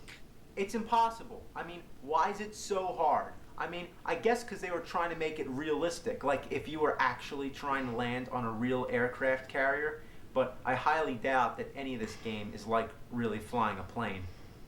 So even though I crashed, it only takes a life away and it still lets me continue to the next level. Mission 2, destroy an enemy aircraft carrier. Alright, fine, as long as I don't have to fucking land on it. Now the only difference with the second level is that you're below the clouds and you can now see the water. Basically it's just a darker color blue than the sky. But stay the fuck away, there's battleships that shoot the shit out of you. You're best off just flying into the sky the whole time. Now halfway through this level, your fuel starts to run out, so this refueling plane comes and then you have to control its nozzle. So just like landing the plane, this is impossible and I've never once done it. You just have to be lucky. I mean, your accuracy has to be 100% perfect. And really, I don't have a fucking clue how it works. Down, down, speed up, down, down, left, left, up, up, speed up, left, left, down, down, up, up, and left, left, right, right, up, up, left, left, down, down, up, up. What the fuck? What was I supposed to do? Now look at the plane. It just goes away like fuck him. I mean, they just leave you out here to die. At this point, it should just say game over, but instead it allows you to play for a little longer, which is pointless. You're done for. The refueling plane doesn't come back, and within minutes, your fuel runs out and you finally lose. And that's as far as I ever got. What a shitload of fuck. This game chews turds. This game sucks your balls off and spits them up your ass. Now I know there's only 4 levels in the game, so it's kind of the same deal as Karate Kid. It's a short game, but it's as hard as a fucking T-Rex's shit. Now, because I've never passed that refueling plane, I've never seen the last 2 levels. So what I've decided to do here is to create my own version of what I think the last 2 levels may be like. Mission 3, blow shit up.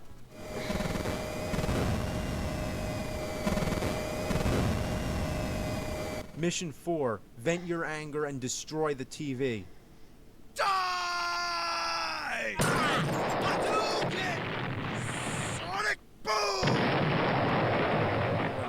Just haven't had enough fun torturing yourself with this awful game and you still want some more? Well, guess what? You're in luck. There's a sequel, Top Gun: The Second Mission, which doesn't really make much sense because it sounds like you're talking about the second mission in the first Top Gun. So, whatever. I mean, wouldn't this be mission 5 and up? Even the tops of the game cartridges look completely identical. Top Gun and Top Gun. If you have a microscope, you might be able to read the second mission under there. Now, to tell you the truth, the second Top Gun isn't as bad as the original, but it sure is a hell of a lot fucking harder if you could actually believe that. The gameplay is a lot faster, you can fly upside down and spin around, although I don't really know what the point of that is.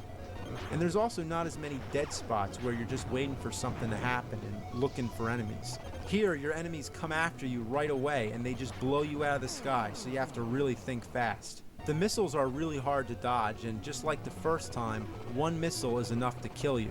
But this time they're even worse because they're faster and they don't seem to come anywhere near as close as they did before. In the original Top Gun, when a missile hits you, it looks like this. And in the sequel, it looks like this, much farther away. So if you play the original first, you're going to be really disoriented that you have so much less time to get out of the way. Besides, they still look like bowling balls on fire. I never made it past the first stage, but that's also because I don't have the patience for this crap. Now, adding to this game, there's a versus mode. The one-player game where you battle the computer is impossible. Your opponent just disappears right away. He flies right behind you and just blasts your ass to oblivion. And the two-player game is what it is. It's just 2 players shoot each other up. And the one thing I find really disappointing is that after you blow up your opponent, you see him escape in a parachute. And you don't want that to happen. You want to see him die. Anyway, that's all I have to say about this garbage. Fuck balls. Ooh, I know what you're thinking. How dare you pick on Double Dragon? But I'm not. Double Dragon's awesome. And so is Double Dragon 2, The Revenge. But Double Dragon 3, The Sacred Stones, is just a fucking waste. First of all, those talking parts really slow the game down.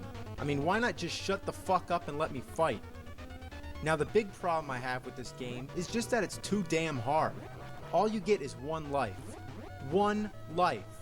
If you die once, you start all over again. Now, I can get through the first 2 Double Dragons without dying a single time until maybe the last levels, but this one, I can't even get through the first level. Everybody gangs up on you and they just drain your energy. And yes, even your energy bar goes down faster than in the previous games.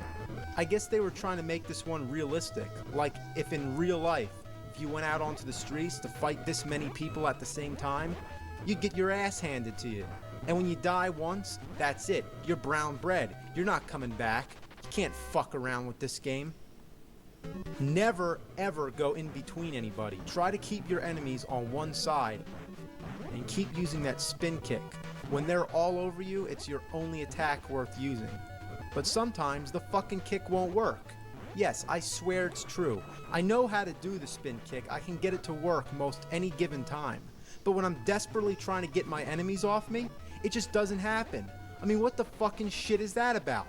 Fuck this game. Your only chance to see beyond the first level is to either be a double dragon god or to use 2 players. But whatever you do, don't pick game B, because that's where you can hit each other, and that makes it pointless if you want to get far. Now, just like the one-player game, it starts off with the story sequence, but this time it shows both the double dragons, Billy and Jimmy Lee. Or wait, Bimmy and Jimmy? How'd they make a mistake like this? Bimmy isn't even a real name. How did this happen? They didn't even proofread this shitty game before they released it? Bimmy and Jimmy? I'm sorry, I just can't get over that. Bimmy and Jimmy. There's a typo in a Nintendo game, let alone a fucking Double Dragon game, and it's the first screen. Well, anyway, using 2 players is much easier, but it's still a hard game. There's so many enemies on the screen, and sometimes it just gets ridiculous. And all the characters start to blink, making it hard to see what you're doing. And obviously this is an old video game flaw, and it's common when there's so much shit on the screen. So even though you never get another life, the game designers at least had the courtesy to refill your energy after you beat a level. And along the way, you meet other characters that you can play as. So when you die, you can still use this other character, so it's kind of like finally having another life, except that he sucks. This man in a business suit who does belly flops, he's completely useless. He's so slow. I have no chance against this ninja. Fuck. What a piece of fucking goddamn shit. Well, Friday the 13th on Nintendo. What can you say? The knife going into the eye in the beginning right away should be an indication of how cool it is. This game is infamous for being great, right? I mean, everybody loves this game because it's awesome. I mean, the concept is just brilliant. Adapting a series of R-rated slasher movies for all the kiddies to play, great idea. There's 6 camp counselors you can play as, whether they're characters from the movie or not, I don't care because it's a good game. Going around throwing rocks at zombies, collecting lighters, running around trying to find fireplaces to light. What more could you ask for? Oh, and every great game has a map screen, and being that the game is mostly side-scrolling, you can't tell which direction you're supposed to be going. But that's cool. It's cool. It makes it more challenging. I like that. Like when you're walking left, but you're really heading to the right on the map. I love figuring that shit out. I love it. It's just great.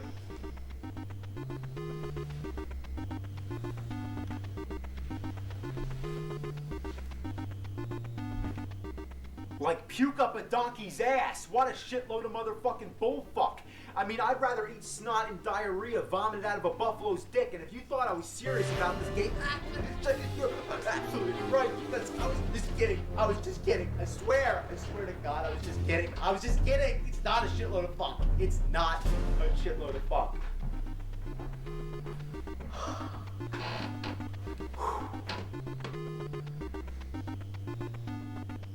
Love this game. Love the way the stones keep missing the zombies because they go in this nice arc that flies over them. Fantastic. Gotta get the knife. It's mandatory. Hear that sound? That's the Jason alarm. When you hear that, you have to switch to the map screen and see which cabin's blinking. See right there? That's where I am. And over there, that blinking cabin way over there, that's where I'm supposed to go to fight Jason. and I have a time limit, so I need to get all the way over there as fast as I can, or else Jason kills one of the camp counselors. So, which way do I walk? I guess left, because it's left on the map. Sounds self-explanatory. So, here I am, just following the yellow brick road. Oh, fuck. Look at the map. I've just been walking in the wrong fucking direction. What a wonderful game. The bare basics of left and right do not apply. And that's why this game is so great, because it's free from all logic. Logic is for pussies. So, I finally get to the cabin, I walk in, and the mannequin counselor says, "Thank you. Thanks for walking into the cabin. I didn't fight Jason yet, but you're welcome." He's around somewhere. Oh yeah, he's coming. Uh-oh, he's coming. Whoa! Well, he scared the shit out of me, and now he's fighting me like in Mike Tyson's Punch-Out.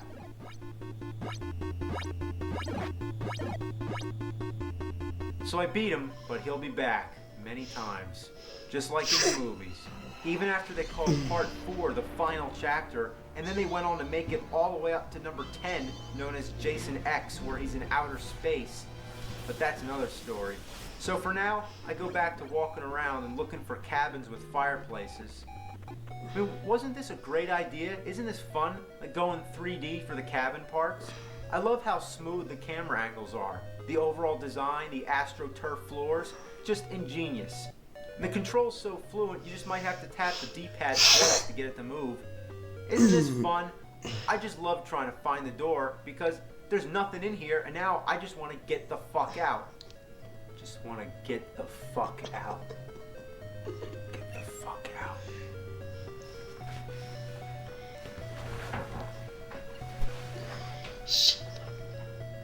Because it sucks.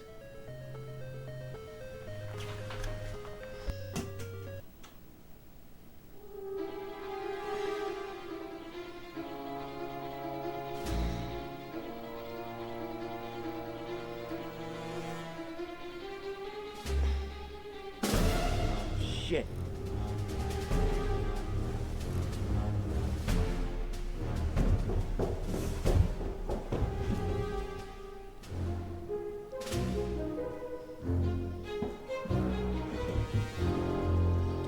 Damn it. God damn it. Open, you piece of shit. Son of a fuck. Oh, shit. Don't kill me.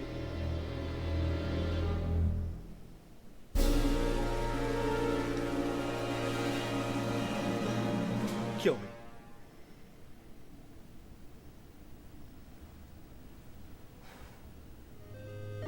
So I'm walking around, looking for fireplaces, answering to the Jason alarm every once in a while, and along the way, I continue to collect lighters, keys, weird bottles, and because that rock is as useless as a wad of paper, upgrading to the knife is essential. I go into a cabin, and right away there's another mannequin camp counselor. I love how they have no face. It's real creative. I love all those options on the right, most of which could be condensed into just the simple use of the A button. But this game just overcomplicates things because it's so good. So let's try change. Alright, we switch camp counselors. So now my character's slower, I don't have any of my items anymore, and I'm back to using the fucking rock again. That really accomplished a lot.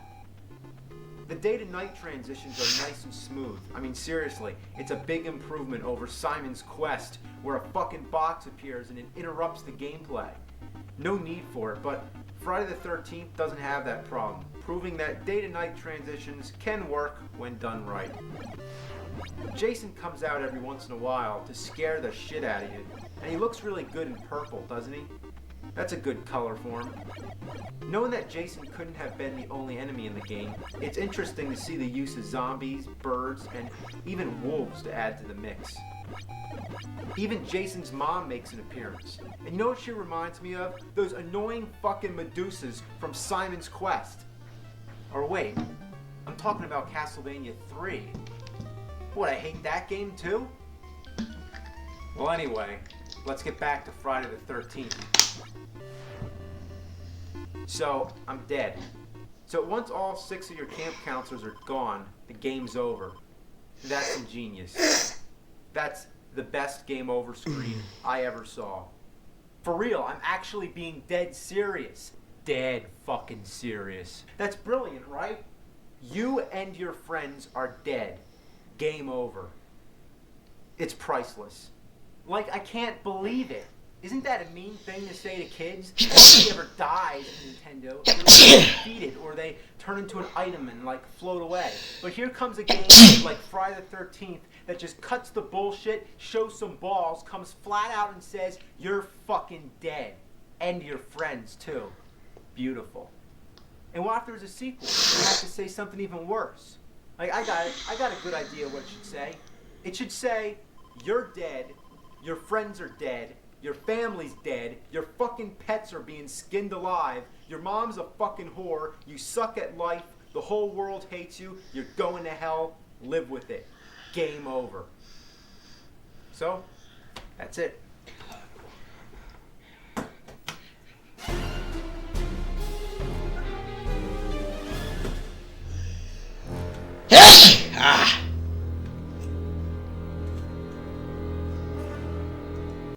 Friday the 13th doesn't have that problem, proving that day-to-night transitions can work when done right. Jason comes out every once in a while to scare the shit out of you, and he looks really good in purple, doesn't he? That's a good color for him. Knowing that Jason couldn't have been the only enemy in the game, it's interesting to see the use of zombies, birds, and even wolves into the mix. Even Jason's mom makes an appearance. And you know what she reminds me of? Those annoying fucking Medusas from Simon's Quest. Or wait, I'm talking about Castlevania. What, I hate that game too? Well, anyway, let's get back to Friday the 13th. So, I'm dead. So once all 6 of your camp counselors are gone, the game's over. That's ingenious. That's the best game over screen I ever saw. For real, I'm actually being dead serious. Dead fucking serious. That's brilliant, right? You and your friends are dead. Game over. It's priceless. Like, I can't believe it. Isn't that a mean thing to say to kids? Nobody ever dies in Nintendo. They're either defeated or they turn into an item and like float away.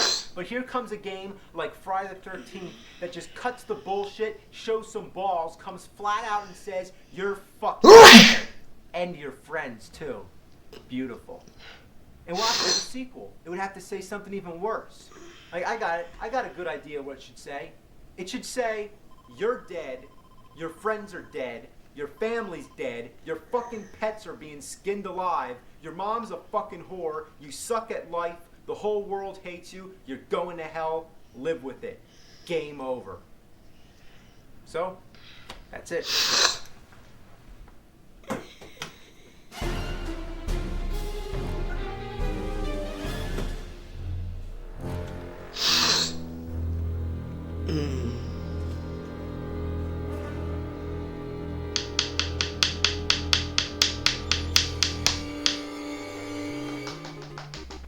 I don't know what else to say.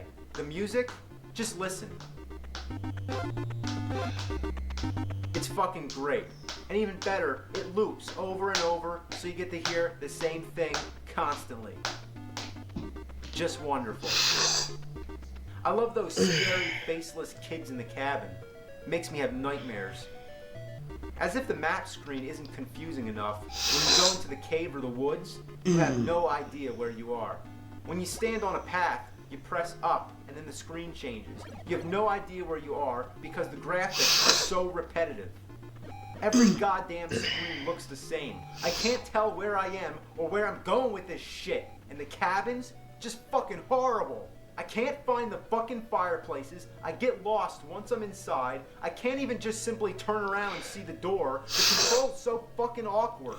I'd rather play Doom on Atari. I'd rather play Halo on a Tiger Electronic wrist game. I'd rather drown in diarrhea. I'd rather fucking eat my fucking balls off and puke them up my fucking ass. I'd rather piss a cactus out of my dick The music is fucking worse than life itself, and I turn the volume down except for the fact that I have to hear the Jason alarm. It's all just a test of patience, and it can kiss my fucking asshole.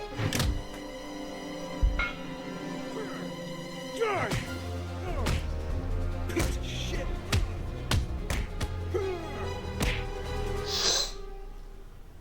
You're easier to beat in real life than you are in that fucking game, you no good piece of... This game is fucking horrible!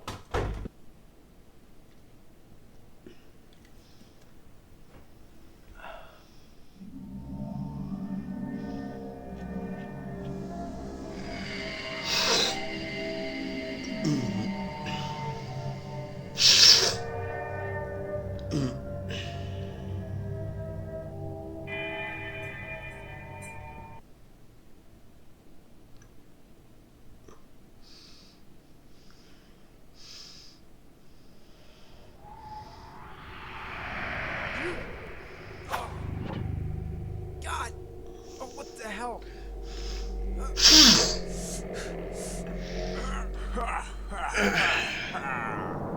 No.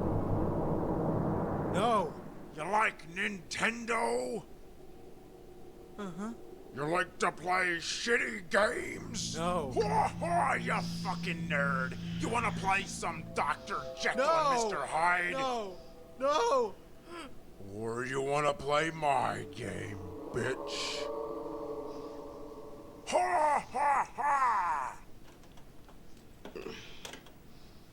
This game's horrible. This game is my fucking nightmare. It's a frustrating, incoherent pile of vomited shit. Even the first screen is kind of weird because it shows Freddy without his glove, but his knives are still coming out of the fingers. Now, I think I might actually have an explanation for this. In the movie, Nightmare Part 2, they just fucked up. So you play as some dude who has some serious balls because he punches snakes right in the fucking face. And you don't have to anyway, you just jump over them all. So this guy has the worst luck ever because rocks randomly fall out of the sky and flocks of vampire bats come after him. Even though it may appear to be a typical side-scroller, it isn't at all. There's nothing self-explanatory or even fun about this diarrhea mess. I can't figure out where I'm supposed to go. Some of the doors are closed and some of them are open, but it hardly seems to matter because usually there's only one on the entire street that you can go inside. Whether it's open or shut, it seems completely fucking random.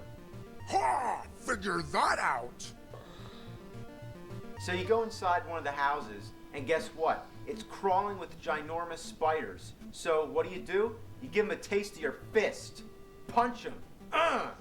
Smack them around. Assholes. Goddamn fucking spiders. Eat my ass, you fucking bitches. Show me you're a man. Punch those spiders. Spiders! Punch them! Snakes! You want some too? So I get to this little square door on the floor, and I can't go down. The arrow says down, which probably means that's where I'm supposed to go, but I can't. It's not till later I find out I'm supposed to collect all the bones in this room first. When I first started playing this, I had no clue what they were for, but now I realize you have to get the bones because that's the point of the game. And if you can't find every single last one of them, you can't leave the room. And some of them are practically invisible. They blend in with the background because the graphics just suck. Ooh, yeah! Play that shitty game! The plot of this game is that you're trying to collect all of Freddy's bones so you can destroy them in a furnace. Confused? Well, Freddy's dead, and now his bones are somehow scattered all around every house on Elm Street. Meanwhile, Freddy's entering your dreams, just like in the movies, and he can only be stopped when his final remains no longer exist. Damn, Freddy's got a lot of fucking bones. And they all look exactly the same. Classic cartoon dog bone. You know, come to think of it, the plot's kind of like Simon's Quest. Why would Simon want to go around collecting pieces of Dracula? He was killed the first time. Just leave him alone. Imagine if Batman killed the Joker and then he scattered his pieces all over the fucking city and then went around collecting them all. What a bunch of fucking shit. In fact, the gameplay in Nightmare on Elm Street itself is a lot like Simon's Quest. It has that strange presence to it, where you slip in and out of day to night. In this case, it's a dream world and a awake world. It's got that non-linear quality to it where you're always confused, trying to figure out where the fuck to go. Ah, taste the major suckage, you fucking nerd! So at the end of each house, some weird incarnation of Freddy appears. In this part, it's Freddy's hand on a bunch of balls. What were they thinking? So you go around looking for another house you can go in, and none of them let me in. Try the cemetery? Nope, can't go there. What's with the zombies? They look like Frankenstein monsters walking with their arms stretched out. Like, how fucking stereotypical is that? Can I go in the junkyard? Nope. Just keep walking around, walking down, I guess it's Elm Street, which happens to be the longest fucking street in the world. Oh look, I finally found a house I can go in. The one with the door that's shut. That makes sense, right? What the fuck are these? Lollipop ghosts with stick arms? Were the enemies in this game designed by some kindergarten kid for Halloween? I'm surprised they don't have skeletons too. They actually do have skeletons. What the fuck? Could the villains be any more stock? Like, we had this creepy game about Freddy. What kind of creepy characters could we add? Well, how about bats, ghosts, spiders, skeletons, and Frankensteins for the kiddies? Could it be any more uncreative than that? Like, why don't they just add some witches, black cats, and flying jack-o'-lanterns? They should have just called the game Boo! Haunted House, which is probably what they originally had in mind until they thought, no wait, make it about Freddy. We already ruined Friday the 13th, now let's do the same thing to Nightmare on Elm Street. And that's right, it's by the same company. We're not gonna say who it is, but it stands for Laughin' Jokin' Numbnuts. Also, listen to the music. Sounds familiar, doesn't it? In fact, it sounds kind of like it's recycled from Who the Fuck Framed Roger Rabbit? Another piece of garbage they made. What were they thinking? You love it, you know you do. So let me explain how the dream world thing works. You have a sleep meter that goes down. If you're standing still, it goes down. If you get hit, it goes down. And in time, it goes down by itself. So anything you do or don't do, the sleep meter goes down. Ain't that a bitch? And once it's down all the way, you go to sleep. Unless you didn't already fall asleep playing this fucking game. So when you're in the dream world, all the enemies are stronger. Which doesn't even matter anyway, because you can turn into this other character that throws javelins and does the spinning jump. There's also other dream characters you can play as after you collect the dream tokens. Just like in the movie Nightmare Part 3. Except for the dream tokens part. So if you play in the dream world for a lengthy period of time, the Freddy music starts playing. Then, oh God, is Freddy coming? He sure is. Of all the shitty things in this game, this screen is so cheesy that it's just awesome. But it's ruined by the fucking trademark symbol. Anyway, you fight Freddy, which turns out to be real disappointing. It's just a simple flat room and he walks back and forth, swatting at the air like he's blind. Come on, Freddy. To get out of the dream world, you have to get the radio to wake yourself up. Then you have to wait for it to change back to the awake world. It's annoying like in Simon's Quest. But in Simon's Quest, it's way worse because it's against your own will. It happens so often and you don't expect it. In Nightmare on Elm Street, at least you're doing it on purpose and you get that rockin' tune rather than just dead silence.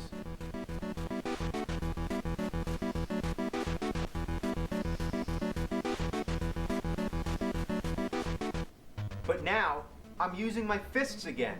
Give me the javelin back. I want to go back to sleep. You actually have weapons in the dream world, so what's the point? You know what's really weird? That this game was actually capable of a 4-player mode using an accessory that allowed 4 controllers to be connected to your Nintendo Entertainment System. Now, I can't imagine having 4 people playing this game.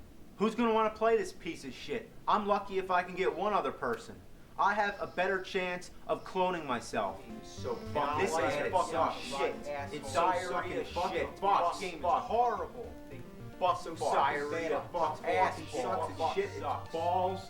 What a piece of shitload of fuck. What a piece of wait. I just cloned myself. I'm in a dream, I can do whatever I want, so why don't we all just stop playing this fucking game? Yeah. So, the hell with that shit. Yeah. The hell with that damn shit. The hell with that damn fucking shit. The hell with that goddamn motherfucking bullshit. Relax. And what should we do with the cartridge? How about smash it with the hammer? Nah, that's not good enough. I know, let's drop it out the window. Now come on, be creative. I say we take a shit on it. Good, do it. Empty your ass all over it. I don't gotta take a shit though, you take a shit. You gotta take a shit? Who's gotta take a shit? I gotta take a shit. Then take that shit. Bombs away. Oh, fuck you, diarrhea fiend. Whoa, hey, whoa. Come on, it's not that bad.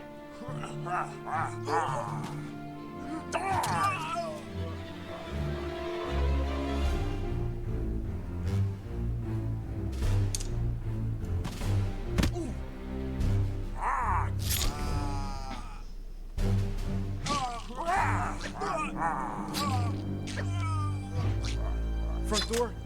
Closet. Front door. Closet.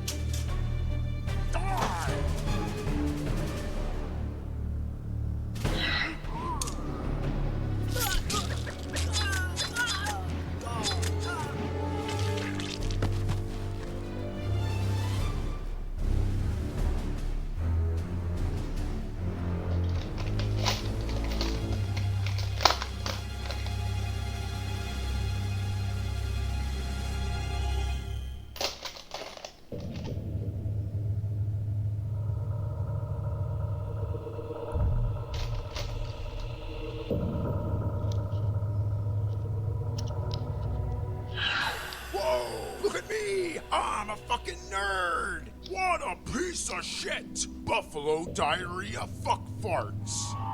You see, nerd, nobody makes you play these games but yourself. So you're your own damn nightmare. Now, you're gonna die. Go yank your cock through your ass, you fucking butt mongrel. I got the power glove.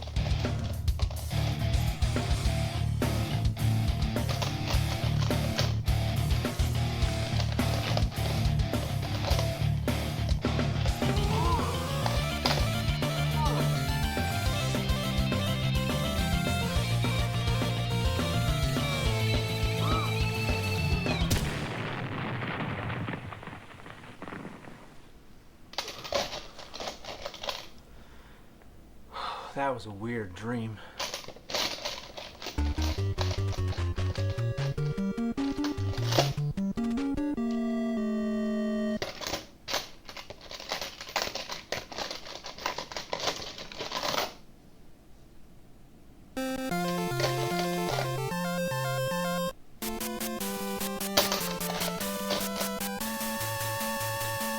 I love the Power Glove.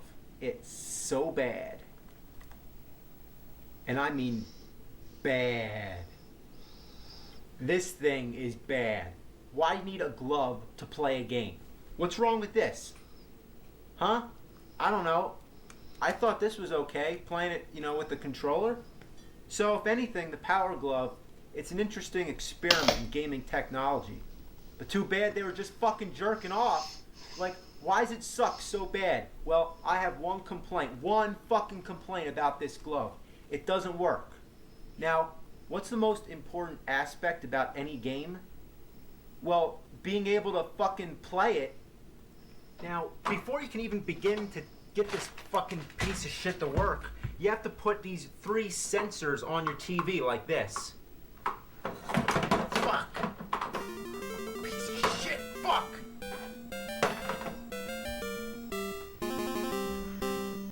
Now, Now, if you own the Power Glove, you're going to need to know what the program codes are. Yes, that's right. You have to put in a different code for each game that you play. So go on the internet, get a whole bunch of fucking codes for all the fucking games, and whenever you're playing a fucking game, you gotta punch in the code. Fuck.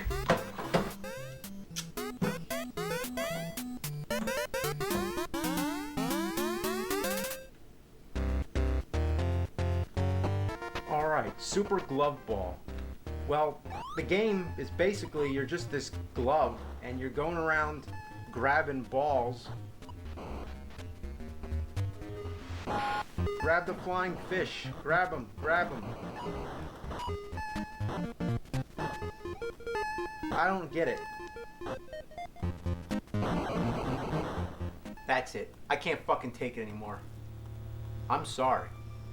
I'm gonna show you different games on the Power Glove. To shoot, I just squeeze my fingers.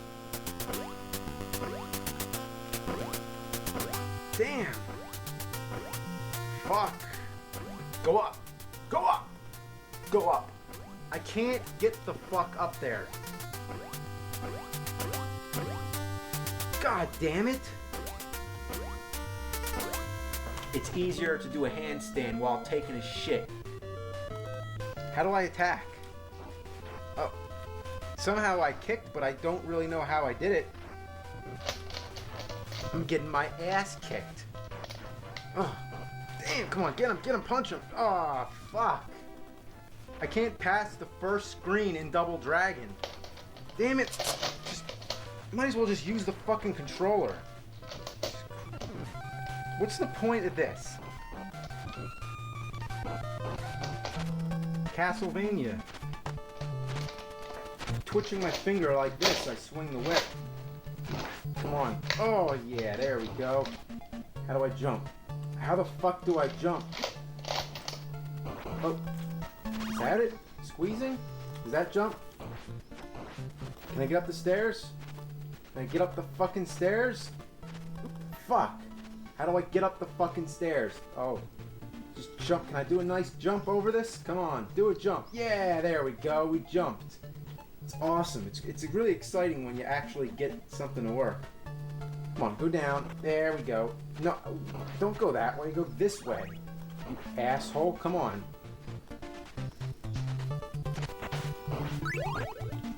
Come on, go down. Don't go up the steps. Go down the steps. Don't go up the steps. Go down. Don't go up the fucking steps. Go down, you... Oh, how the fuck am I going up there again? Come on. Oh, Jesus. Jumping all over the place. I didn't even know you could jump backwards. Come on. Oh, you fucking fishmen. Oh, good luck. I'm gonna fall in the water and die. Fuck! Wow, this sucks. This sucks hard. Come on. Now jump, jump, jump, jump! Oh, wow, that helped. Okay, keep going. Oh, fuck. Castlevania 2, Simon's Quest. There's only one way to do this game with the Power Glove.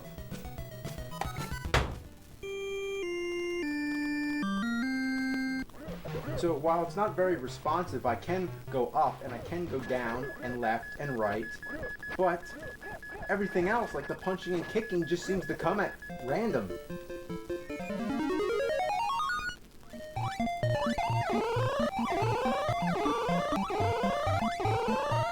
Trying to pop the bubbles, good luck. Sucks monkey fuck. Sucks monkey fuck. Down. Go down. Come on, down, down. Go the fuck down. Down. Go down. Left. Go back. Come on, go back. Go left. Go left. I can't shoot anybody over there. Go back. Go up. Up. Oh, Jesus. Come. Oh, fuck. Go. Damn it. Fuck a doodle shit. This battle will make your blood boil. Good luck. Good luck is right. I'm using the fucking Power Glove. I can't even line myself up to shoot this fucking tank up here. Go up. Shoot the tank. Damn it. Shoot the tank. Shoot the tank. I think I got it. I can't get around the rock. God damn it. Move. Up. Left. Left. Come on. Left. left. You can go left. Come on, up. Left, up. I can't even get around the trees. Oh yeah, there we go. There we go. Oh yeah, we're moving on. We're moving on. Okay. Oh god, no shit.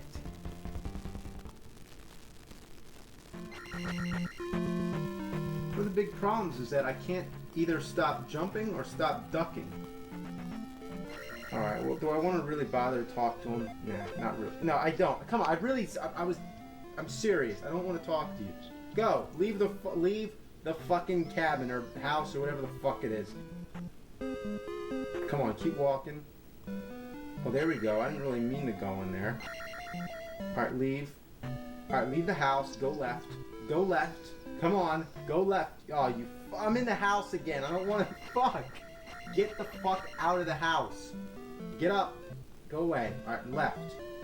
Cool, there we go. Oh, Jesus Christ. Why am I shooting the sword? Alright. Here we go. We got this, man. We got this by the ass.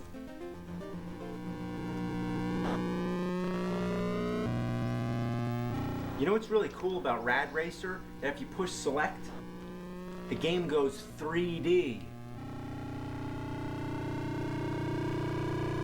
I'm playing Rad Racer with the Power Glove and 3D glasses. You can't get any more rad than that. Wow. Playing Top Gun with the Power Glove. It's like puking on a pile of shit. Oh my god, what the fuck am I doing? I'm trying to land the plane in Top Gun with the Power Glove. I can't even land it with the regular controller.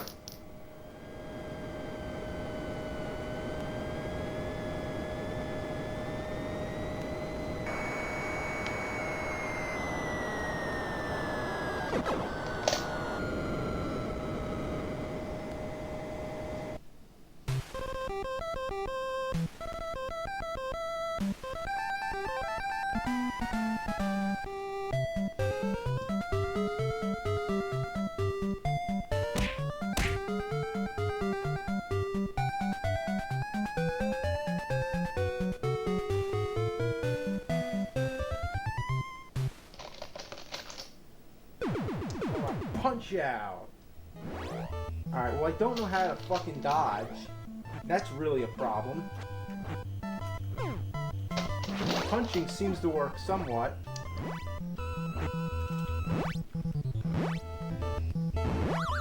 Fuck!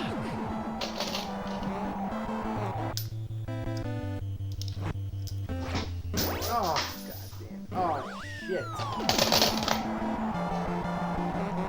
I lost to Glass Joe.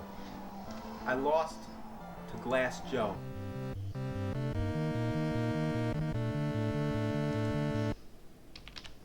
Try doing the Contra code with this fucking thing. I shoot by twitching my finger. Jump by clenching my fist. Duck, duck. Yeah, there we go. There we go. Alright, come on now. Oh god, get him, get him, get him, get him! Oh, fuck! You piece of shit.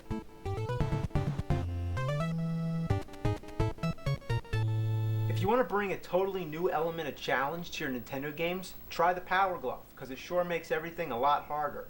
It's just a barely functional contraption designed to rip off little kids. It's the biggest scam since the Atari 5200 controller. The only kids who own this were usually the richer ones who thought they were cool. Well, they're not cool. I'm not cool either. Look at me. You think I'm cool? I got a fucking glove on my hand. I'm trying to play a fucking game with it. I look like an idiot with a fistful of shit.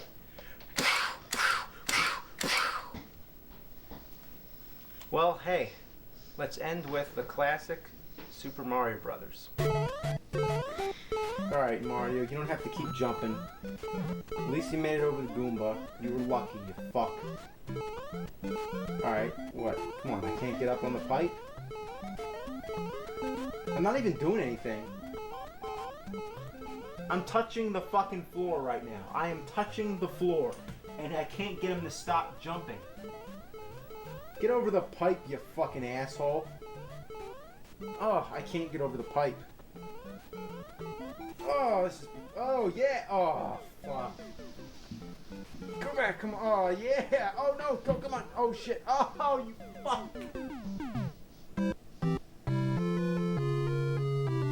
Now you're playing with power. Now you're playing with fucking shit. You're better off fucking shit than fucking with this fucked up shit. Fuck this shit. You don't know shit about how fucking shitty this fucking shit is. It's so bad it sucks. It's so fucking suck it fucks.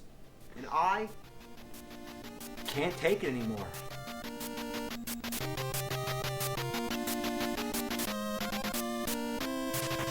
Let me take you back to when Capcom's Street Fighter II came out. I never heard of the first one, but hey, this is an awesome game. Can't wait for Street Fighter 3. Then comes Street Fighter II, the Champion Edition. Oh, cool. Street Fighter 3's next, right? Nope, Street Fighter II Turbo. Okay, awesome. Can't wait for Street Fighter 3. Super Street Fighter 2. Cool. Street Fighter 3? Super Street Fighter 2 Turbo. What the fuck? At first I thought all these updates were kinda nice to hold you over, but how many times can you update the same fucking game? It's getting ridiculous. I'm not gonna buy it again. Well, then finally comes Street Fighter Alpha, then Street Fighter Alpha 2, and after that, I honestly lost track. There eventually was a Street Fighter 3, like 9 million versions of it, but there was also Street Fighter Zero, Street Fighter EX, EX2, and EX2 Plus. Not to mention, way back on the NES, there was Street Fighter 2010, and I couldn't tell you where that fits in. And speaking of Capcom, Mega Man's another series where the numbering got confusing. There's Mega Man 1 through 6 on the Nintendo, but then on the Super Nintendo, there's Mega Man X, which at the time I thought it meant Mega Man 10, but then came Mega Man X2 and X3. Strangely enough, there was a Mega Man 7 on Super Nintendo after all. That's right, 2 different series going on at the same time. Then on the PlayStation consoles, there was Mega Man X4, X5, X6, X7, and X8. There was even a Mega Man 8, a regular Mega Man 8, on PlayStation. Now, only if they made a Mega Man 9, it would come full circle. It doesn't end there either. What's this? Mega Man Battle Network series? Mega Man 64? Did they really make it that far? No, that was just the Nintendo 64's stupid gimmick of putting 64 at the end of every fucking title. Another thing that really grinds my shit is when the Japanese and American releases of games differ. The results can also be pretty confusing. A good example is when Super Mario Bros. 2 in Japan wasn't released in America till later, but what we got in its place was a completely different version, though it was still called Super Mario Bros. 2, and the Japanese one came later as The Lost Levels. The Final Fantasy series is the prime example. Not being a hardcore fan, I'll attempt to explain it to the best of my knowledge. From what I understand, Final Fantasy II, at the time of its Japanese release, wasn't released in the US, neither was Final Fantasy III. But Final Fantasy IV came out here, and because we didn't have 2 or 3, it wouldn't have made sense to call it 4, so what do? They call it 2. Now, Final Fantasy V wasn't released here either, so when 6 came out, that became 3. Final Fantasy III also happens to be one of my all-time favorite games on the Super Nintendo. Which and one? I remember that after that, Squaresoft started releasing the next Final Fantasy games on PlayStation. Things changed, and now they weren't fucking with the titles anymore. So when Final Fantasy VII came out, they just called it Final Fantasy VII. And that's where the confusion began. I wondered, what the fuck happened to 4, 5, and 6? But what I really should have been wondering, little did I know, what the fuck happened to 2, 3, and 5? And once I figured that out, I was like, so there were other Final Fantasy games we didn't know about? I was playing 6 all along and not 3? What a bunch of fucking bullfuck. Now let's talk about movies now, because I have a lot to say. One of the things that really brings my piss to a boil is when there's a movie that has a whole bunch of sequels, all conveniently numbered, but then they suddenly decide to stop numbering them. Take Halloween, for example. Halloween, Halloween 2, Halloween 3, Halloween 4, Halloween 5, Halloween The Curse of Michael Myers, Halloween H2O, and Halloween Resurrection. Oh God. If they continue like this, years from now, future generations aren't going to know which order these films came in unless they do a little research first. What I want to know is why was it okay to number the first 5, but not after that? Like they're embarrassed they made so many. Not to mention each one just sucks harder and harder. And if anything, the more fucking sequels there are, the more necessary it would be to just fucking number them. The Star Trek series did the same thing. Right now there's 10 of them. Star Trek 1 through 6 were all numbered. but when they stopped using the original cast from the show and started using the cast from Star Trek The Next Generation, they dropped the numbers from the films and called them Star Trek Generations, Star Trek First Contact, Star Trek Insurrection, and Star Trek Nemesis. Okay, well that's real fine, but where'd the fucking numbers go? If they couldn't call Star Trek Generations Star Trek 7, then why didn't they just call it Star Trek The Next Generation off the show, and then call the next one Star Trek The Next Generation 2, and just start a new line of sequels? But hey, some of the original cast was in Star Trek Generations, so instead they should have called it Star Trek 7 / The Next Generation Part 1. Actually, never mind, just fuck it. I've always praised the Rocky movies. What a perfect string of sequel titles. Rocky, Rocky 2, Rocky 3, Rocky 4, and Rocky 5. No subtitles, all Roman numbers, consistent, perfect. But they're gonna fuck it all up now by calling the new one Rocky Balboa. Seriously? Are you kidding me? Rocky Balboa? Why can't it be Rocky 6? Rocky Balboa sounds like it's the first one, but just adding his last name. And what if they made another one? Would they include his middle initial? And then his date of birth? What a shitload of fuck. What kind of stupid excuse for a title is this? Reveal more of the character's name. It's like making a prequel to Forrest Gump and just calling it Forrest. Now with talk of Rambo 4 coming out, what are they going to do? Call it John Rambo?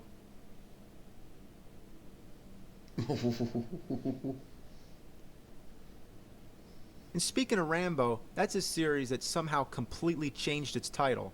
The first one was called First Blood. That's it. First Blood. The second one was called Rambo, First Blood Part 2. And then the third one was called Rambo 3. So what, they just forgot about First Blood? The correct title would be Rambo 2, First Blood Part 3. The Alien series is also pretty fucked up. They start with Alien, then Aliens, which makes sense. First there was one alien and now there's many. The title's consistent with the plot and it works. But then, they make a third one. Oh gee, what are we gonna call it? Can't be Alienses, that won't work. Besides, there's only one alien again, so let's just call it Alien 3. That works. There's not really much else they could have called it. But now you'd think it's time to start numbering the sequels from now on. You think? Or would that just be too traditional? Well, the next one's called Alien Resurrection. At first I thought it was a fucking joke. Apart from resurrection being one of the most overused words to be found in a sequel, there's no reason not to use the number 4. I mean, you numbered the last movie. Why can't you number this one? So what do you want to do? Do you want to number them or use cliche words? I don't care which, but make up your fucking minds. You don't start numbering sequels and then go back to not numbering them. And there's more than one alien again. So why isn't the title plural like in Aliens? What were they thinking? The title of Bruce Lee's first major film was called The Big Boss, but when they released it in the US, the American distributors, or whoever was responsible, decided to change the title to Fists of Fury. Well, okay, well that's just fine, but the next one happened to be called Fist of Fury. So, we fucked up. What are we going to call it here in the US? We can't call it Fist of Fury because we changed the last one to Fists of Fury. Call it The Chinese Connection. And from now on, just call the movies whatever the fuck they're originally called. Jackie Chan made a movie called Armor of God, and the sequel was called Armor of God 2, Operation Condor. Well, when that came out in the US, there was a little difficulty. Armor of God wasn't out yet, so they decided to release the sequel here first and change the title to just Operation Condor. Well, after that, Armor of God actually did make an American release, and it was called Operation Condor 2, Armor of God, a complete reversal. Now let's talk about the zombie series. If you live in America and you're trying to follow these movies, you'll find Zombie 1 through 6, but there's no Zombie 2. What the fuck? A movie series with a missing sequel? Well, here's the explanation. It started off with George Romero's Dawn of the Dead. Yes, that's right, the sequel to Night of the Living Dead. The European release of Dawn of the Dead was recut and the title was changed to Zombie. Then there was an Italian-made sequel called Zombie 2. Yes, that's right, a sequel to a sequel which spawned another line of sequels. Jeez. Well, when Zombie 2 came out in America, they couldn't call it Zombie 2 because there was no zombie. Calling it Dawn of the Dead 2 would have been wrong because it has nothing to do with Mr. Romero's original version, so they just called it Zombie instead. Yes, Zombie 2 is now Zombie, not to be confused with the Italian version of Dawn of the Dead, which is also called Zombie. So when Zombie 3 came out in America, they figured, okay, fuck it. It's only going to keep getting more confusing, so just fucking call it Zombie 3 like it is. But there's no Zombie 2. Fuck it, don't change the titles anymore. Now the UK, caught in between this mess, just decided to leave the title of Dawn of the Dead alone and change Zombie 2 to Zombie Flesh Eaters. Then Zombie 3 would be Zombie Flesh Eaters 2, and so on and so on. Speaking of movie series with missing titles, whatever happened to the Naked Gun movies? First off, why is the sequel called Naked Gun 2.5? What's half about it? After all, I assume they incorporated half the script from the third movie into it, and therefore includes half the next movie. I guess that makes sense, except for the fact that I never saw Naked Gun 3, or 4, or 5, or any of them up till Naked Gun 33 and a third. I mean, how the fuck did I miss that many sequels? I couldn't even find them anywhere. They aren't even listed in Leslie Nielsen's filmography, so I guess he wasn't in those. Somebody help me, I can't find them anywhere. Where's the other half of Naked Gun 3, and all the others up to 32? I can't fucking find them. Where are they? I think it's pretty impressive if they're all numbered, and that's gotta be a record for amount of sequels to a comedy. But damn, that one just blows my mind. Well, I gotta calm down now, so that's enough of my gripes. Thanks for listening to my rants, and good fucking night.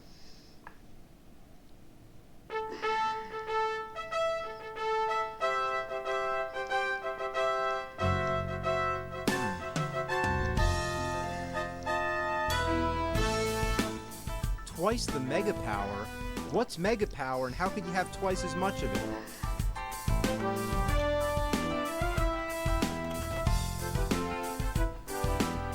The title screen shows a nice colorful display for 8-bit graphics, though I would have preferred a traditional black and white side-scrolling title like in the movies. But more importantly, listen to the music.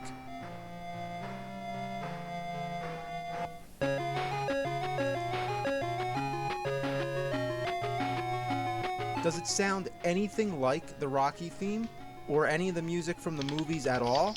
Well, the graphics are great for the time, but I wonder why Rocky's training in shorts. Not to mention why Apollo's shorts. That didn't happen till the third movie. But anyway, this is the training stage, and you just keep tapping the buttons.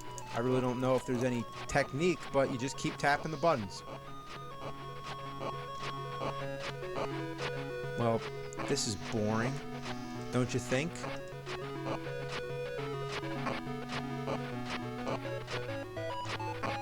Fuck.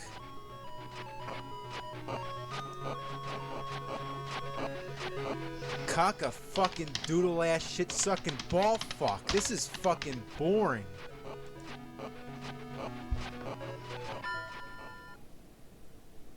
Okay, here we go. We're fighting Apollo. Graphics look great. They're in the proper color shorts, the ring, the audience, everything looks good. For 8-bit, of course. But I can't say the same for the gameplay. All you do is tap buttons. There's a few different kinds of punches you can execute, like a hook, a straight punch, or an uppercut. And I have the manual which tells me keeping your distance, hitting up and 2 does a straight punch, down and 2 does a hook, and standing close, the 2 button alone, or up and 2 does an uppercut. Now, I find that none of that works, so I just tap buttons. Primarily the 2 button, the other one blocks. And besides the mere simplicity of it, it's just unpredictable as to when you're gonna hit or get hit. The control just sucks shitballs. The worst thing about it is how you move. Unlike traditional control where if you push left, you go left, and if you push right, you go right, Rocky just weaves back and forth on his own. It doesn't make any sense at all. To move your player about the ring does not really require any specific buttons for execution. It requires the right situation because your player will be prohibited from moving unless you satisfy these conditions. If you're on the offense and attacking freely, your player will move according to the direction of your blows and can be guided to the left, right, or forward, backward with your D button. If you're on the defense, your player will not move in the direction you want until you can guard yourself effectively, the button 1, and then you must start dealing blows to be in control of your footwork as mentioned above. So did you get that? Well, let me sum it up. It's a bunch of putrid anal shit coming out of a rhinoceros asshole. It fucks up the ass, shits out the mouth, piss out the nose, dookie out the ear, diarrhea out the dick, shits for the birds. The control in this game is poo-poo. Alright, I knock Apollo down. He starts humping the floor. And he gets back up. He's as easy as crap as long as you just keep tapping the button. Knock him down, he humps the floor, he gets back up. The repetitive nature of this game is astounding. How many times can he get back up? It's embarrassing. There's no 3 knockdown rule in effect, no Mario to come in and say TKO. Even though I think a technical knockout can occur in this game, it takes forever to happen. So it just goes on and on and on.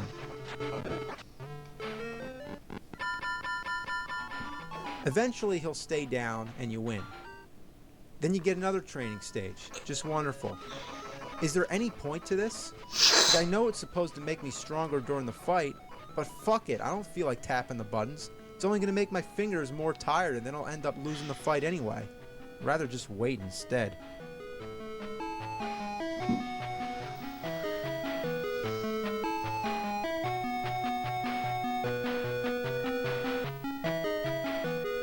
Fuck it. Alright, well there's no rematch with Apollo like in the movies, so you just go straight to Clubber Lang. Wait, what's this? He's kicking my ass, or he's punching my face, whatever. Unlike Apollo, Clubber Lang will just rip your asshole inside out. Fuck.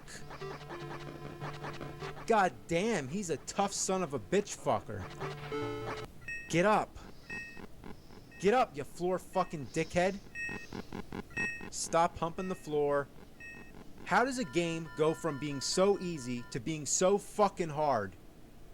Let's try again. This time, no fucking around.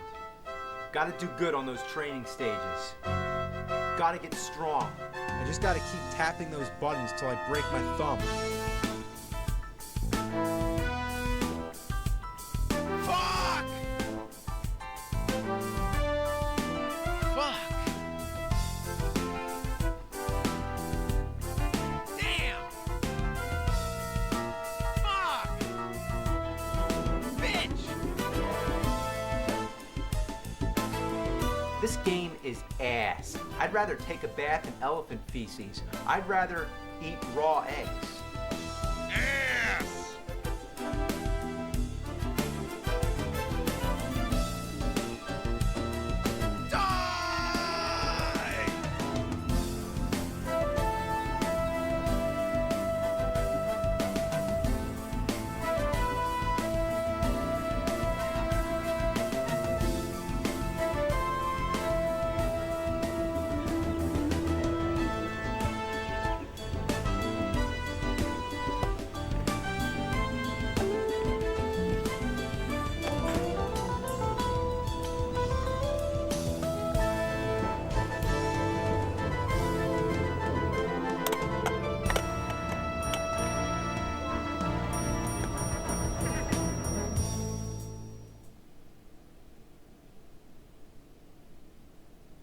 He's playing some games, the worst he recalls. He's gonna find out which one sucked the most balls. The angry video game nerd is here. Oh, he's making a list and checking it twice. He's gonna go home and eat chicken and rice. The angry video game nerd is here. He hates the games that stink. He knows which games to break. He just might even hate them all, 'cause he's mad for fucking sake. You better watch out, don't give these games a try. You better not play them, he's telling you why. The angry video game nerd is here. I'm here to talk about a series of games based on stories from the Bible, all with weird deformed cartridges made for Nintendo systems but without any endorsement from Nintendo. Like take this one for example, Bible Adventures. Would you want to buy this with its weird baby blue cartridge? It's made by a Christian gaming company that makes unauthorized Nintendo games. Let's check it out. Alright, 3 games in 1. You got Noah's Ark, Baby Moses, and David and Goliath. First, let's do Noah's Ark. Well, there's Noah. Moves pretty fast for an old guy. The objects to get the animals in the ark. Holy shit, you just pick them up? Is that how Noah did it? He did it all by himself by picking the animals up and carrying them into the ark? Well, according to Bible Adventures, that's how it happened. So there's where you drop those fuckers off. You just bring them to the door, you let those bastards run in there. You get a checklist of all the animals you need, so it's pretty simple. Go find some more, bring them back. Fun, huh? I just can't get over that. He's an old man, and not only does he pick the animals up, he lifts them over his head. It doesn't even slow him down. How can such an old man be so strong? Have you ever tried to lift a horse? Not that easy. What the shit? Let alone a horse and an ox? Or fuck, a horse, a cow, and 2 oxen? What the fucking shit? Noah's so goddamn strong, he puts the Hulk to shame. And the poor creatures, they're so scared shitless, they don't even try to get away. Noah, man, nobody fucks with him. Not even Chuck Norris. The only animals that have the balls to fight back are the pigs. Stop it. Damn pig. I'm only trying to take you in the ark. There's gonna be a flood. What, do you want to die? Alright, that's it. You're gonna get it. So, what do? You grab that, whatever it is, and you knock that motherfucker out. Take that, bitch. Now I gotcha. You're going in the ark, you fucknut. I hate those pigs, but I also hate the oxen. You drop them every time you jump, so you gotta keep picking them back up again. The monkeys are also pretty damn annoying. Sometimes you gotta chase them all around. What a sight. Look, an old man climbing up a tree chasing monkeys. It's quite ridiculous. You fucking monkey, get back here! Now you're gonna get it. Take that, you monkey fuck. You're going in the ark. Another thing really amazing about Noah is that he can run so fast, he can actually outrun the screen, which is really annoying because you can't see where you're going, so you have to stop just to let the screen catch up. Another sign of a badly designed game. Now it looks like we got all the animals, except the snakes. Now that's gotta be tricky, right? Grabbing them's out of the question. So let's pick up that thing and try to knock them out. Well, I can knock them out, but if I don't catch them, they're gone. I can't catch them either. Shit. How do you get those damn snakes? Well, guess what? I'm trying to get the wrong snakes. But how can you blame me? They're the first snakes you see in the game. Well, check this out. I go in this cave, and this is real frustrating because to climb the walls, you have to jump and hit the A button at the perfect timing. Then once you get to the top, there you go. There's your snakes. So these are the real snakes you're supposed to get, not the ones in the trees. They're only decoys. Challenge is one thing, but why does this game have to fucking trick me? So don't get the snakes that you first see when you're walking around. Go take a wild guess. Climb through the cave until you find the real ones. Fuck this game.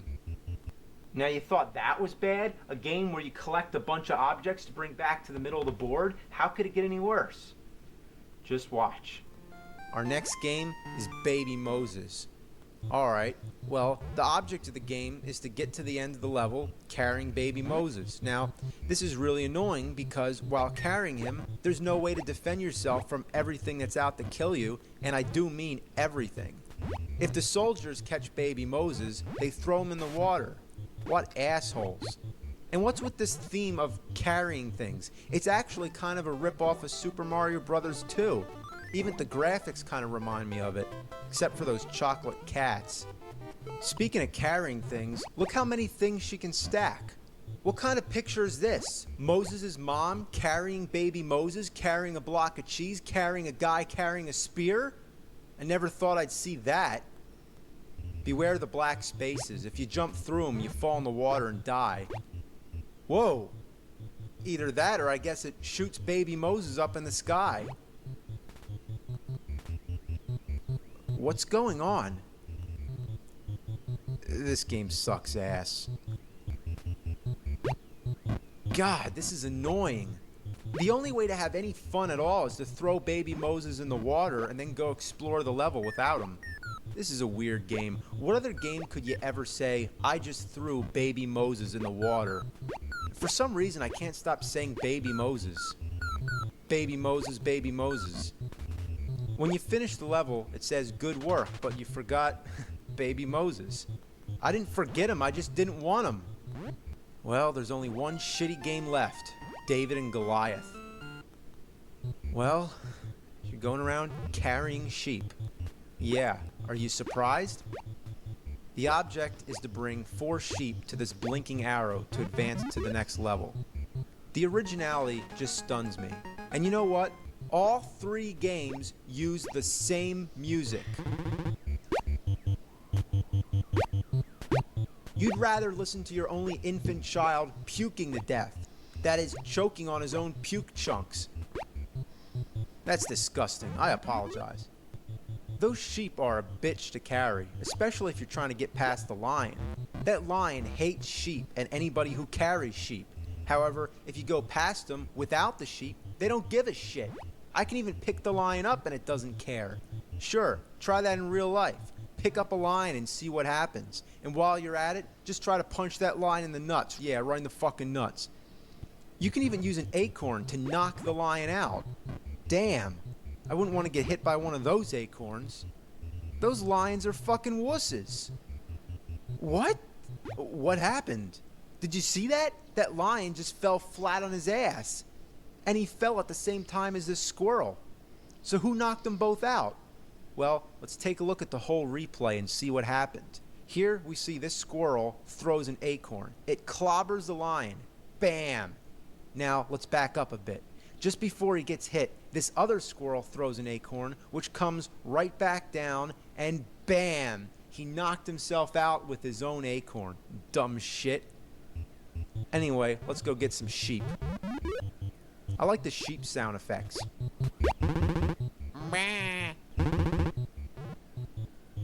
Come on, you damn sheep. I'm not gonna hurt you. Sheepy, sheepy. Sheepy, sheepy, sheepy. Fuck this. I feel like a stupid asshole going after all these sheep for no reason. The most fun I have in this game is watching that weird squirrel. I'm telling you, that squirrel does some weird shit. 1 minute it's sleeping, then it's running up and over the tree, and oh my god, look at that! It's a flying squirrel! Or it's like climbing the sky. Where'd it go? Oh, there it is. Wow, they were on drugs when they made this game. Later in the game, you get a weapon, some kind of fireball or something, I don't know, but it sucks. It's just like the rock in Friday the 13th. It arcs over everybody you try to hit. What good is a weapon that doesn't go straight? Like, it deliberately dodges your target. What a piece of shit. Now, I know I'm sucking pretty bad at this, but unless you've played it, you have no idea how friggin' awful the controls are. It just feels slippery, and you feel like you have to force everything you're doing. But that only